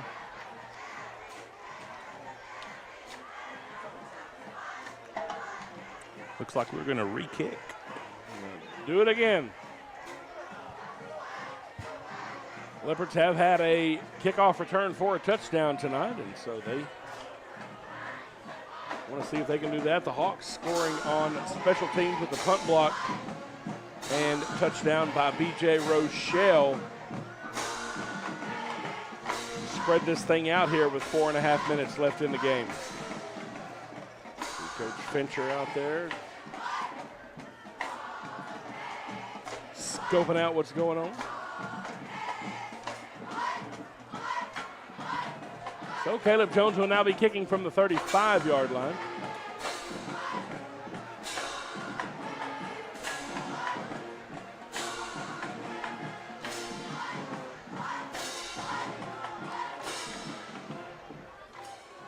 And it's all teed back up again. Still 4:43. Like it took them a little bit to get all that reset here.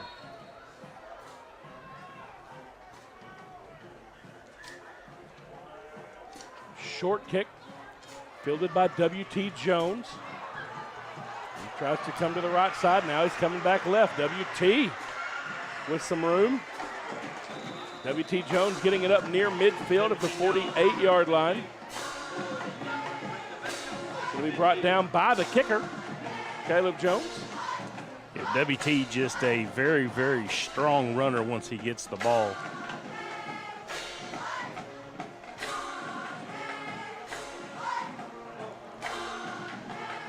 Haven't seen Pipes try to get it far down the field tonight.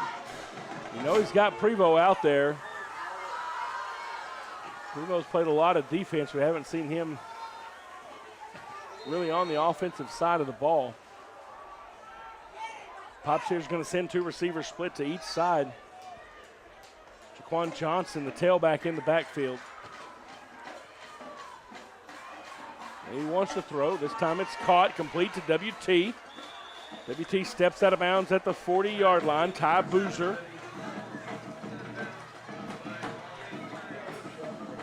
providing the coverage there. And you see W.T. coming off the sidelines. And usually you end up over in the middle of the other sideline. It can be a problem, but they all know W.T. there. And they're just patting him on the helmet. Pat him on the head and send him on. Good catch. Send him on back out there to the game. It's enough to move the sticks. First down and 10, Liberty-Eylau at the Hawk 40. Two receivers left side, two receivers right side. Johnson still the tailback for Pipes. Britton Pipes wants to throw, looking left, fires. Incomplete, trying to connect to Jaden Coleman. Threw it behind his receiver a little bit. I think if he let him there, Coleman probably had at least some room for a 6 or 7 yard gain there.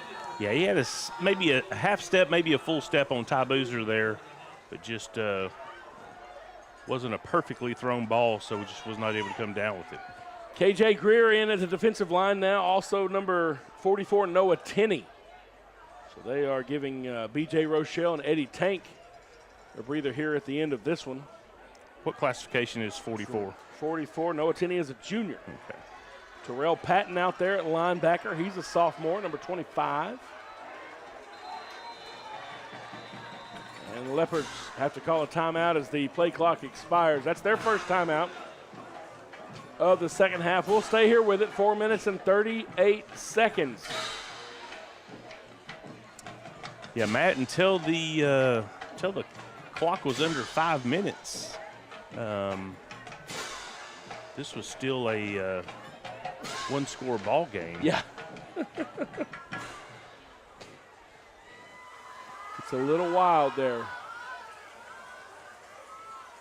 Yeah, and that's, I mean, you look at this here, you get a score here with this thing, and we're right back there. We need to have a lot more time roll off the clock before I think anybody in black and gold is comfortable with this one. Right.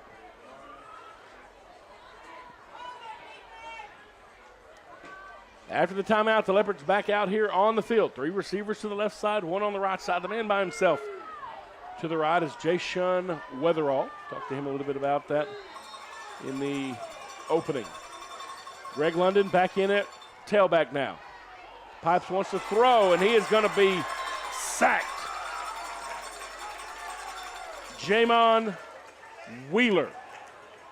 Yeah, Jamon came on quick. Before Pipes had anywhere to go, Wheeler was there. Terrell Patton also got back in the backfield.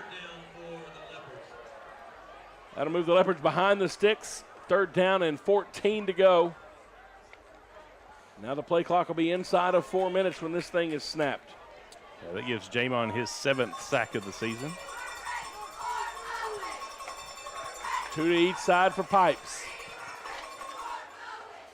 Britton gets the snap. Steps up and he's going to run. Britton Pipes looking for some room around the right side.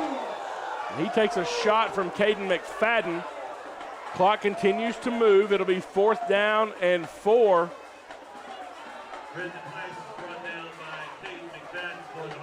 Britton Pipes picking up some good yardage here, and just a big collision between here and K-Mac there at the end of that one. And Pipes doing a good job to lead shoulder first there. We talked about making a business decision. That was what that one was for sure. 4th and 5 for the Leopards. 2 receivers split to each side. Pipes wants to throw. And just sails over the head of Hagen Power. Really just kind of lofted that one up there. I'm not sure if there was some miscommunication or what was going on that play. And so the ball goes over on downs. The Hawks have it 1st down and 10 at the 35-yard line. 3:08 left in the ball game. Now if the Hawks can grind this thing, get a couple of 1st downs, and get out of here with a 42-27 win in what has been an exciting back-and-forth game here. It's certainly worth the price of admission for everyone who showed up. Corey Johnson has Nick Bells flanking him to his right. The handoff goes to Bells. W.T. Jones just picks him up and hangs on to him there to stop him. Stop his forward progress. It'll be a 1-yard gain on the play. 2nd down and 9. And more importantly for Pleasant Grove, the clock keeps ticking. To see if the Leopards get a stop here and make it 3rd down. You feel like they'll probably try to use a timeout.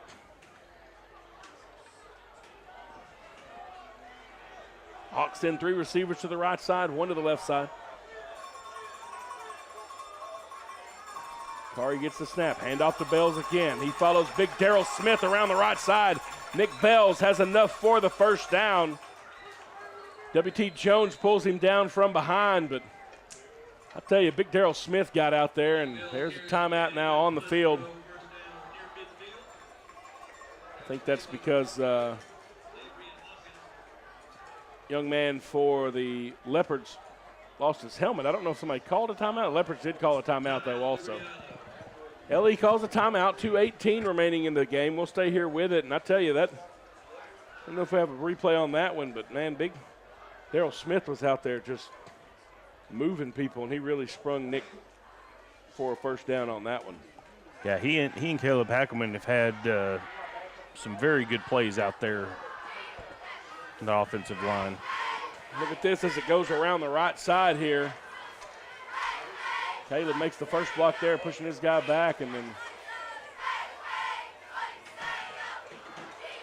Darrell knocks WT back. WT spins off of it to come back and make the tackle. But not until Nick has enough for a 1st down. 1st and 10 now for the Hawks. Clock stopped at 2:18 as the Leopards burn their 1st timeout of the 2nd half. No, their 2nd. They have 1 remaining. We must have had something inaccurate on the scoreboard over there, I guess, because now it shows 1. Young man you see there over there next to Prevost, that's Kendrick King. He's the middle school coordinator over there. And great young man, former Leopard player, and helps out a lot with the LEYA Youth Association over there. And just one of those kiddos I had from 6th grade through 12th grade. Jordan Patterson in now at tailback for the Hawks. Landon West is playing the fullback. Jordan Patterson with a good hard run here. He's brought down by number 56, Kamari Easter.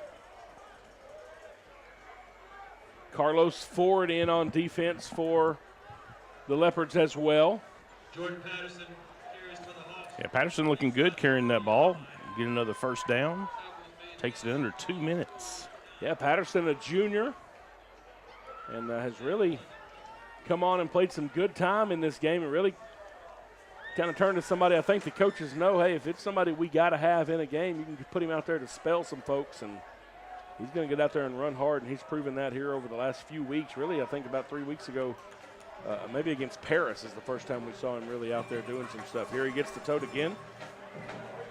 This time he got bottled up. Greg London comes up to make the tackle. No gain on the play. Second down and 10. 1:22. Yeah, with Greg, the clock running. Yeah, Greg did a good job getting in between the linemen before Patterson was able to get to the line. 17 seconds on the play clock, 1:07 on the game clock. Hawks wanting to burn as much of each of them as they can.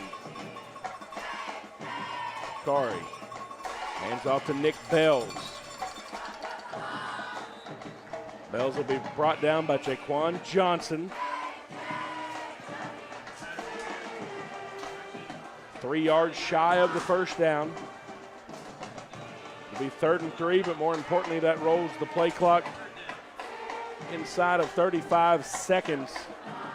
Hawks really only have to run one more play.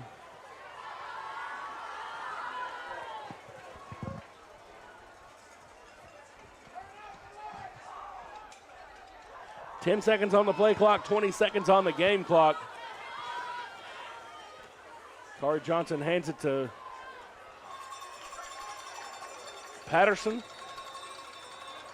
Patterson will have the first down. The clock will stop temporarily to reset the chains, but once it starts again, both teams will be content to let it go from there. And that's the way it's going to end. Your final in this one, Pleasant Grove 42, Liberty-Eylau 27. Yeah, it wasn't until, like I said, the 5-minute mark, before there was some separation. Did a good rivalry game. We talked about it beforehand. And good hard game by both teams. The Hawks remaining undefeated. So Pleasant Grove and Spring Hill currently sitting atop District 7 4A. Spring Hill has a big game with Gilmer next week. And Pleasant Grove, we travel down to North Lamar next week. Liberty-Eylau will play Pittsburgh next week and then North Lamar at home. And if they win both of those, if they got a chance to do that, then Coach Davis, I think, knows that, wants to make sure that they win and win by big enough to get the head-to-head in both of those games. And so, and what I saw tonight, they can do that. Hawks with a good chance to do some stuff. Pleasant Grove will have some things to answer as we move next week into North Lamar. Be interested to see the condition of Jalen Bordley, what's going on with him. He was kind of got an injury early in the game in this one, and saw some things on offense, saw some things on defense. And one of the things we talked about is, do you stay out there? Do you stick with it? Do you keep the intensity? Pleasant Grove did that tonight and able to come out with the win. So your final from here in Pleasant Grove, 42 for the Hawks, 27 for the Leopards. Jay, anything you want to add? Go Hawks. So I'm Matt Fry. For all of us here at Texarkana Game Day, we want to thank you for joining us. We will see you next week down in North Lamar. You're watching Pleasant Grove Hawk football on Texarkana Game Day.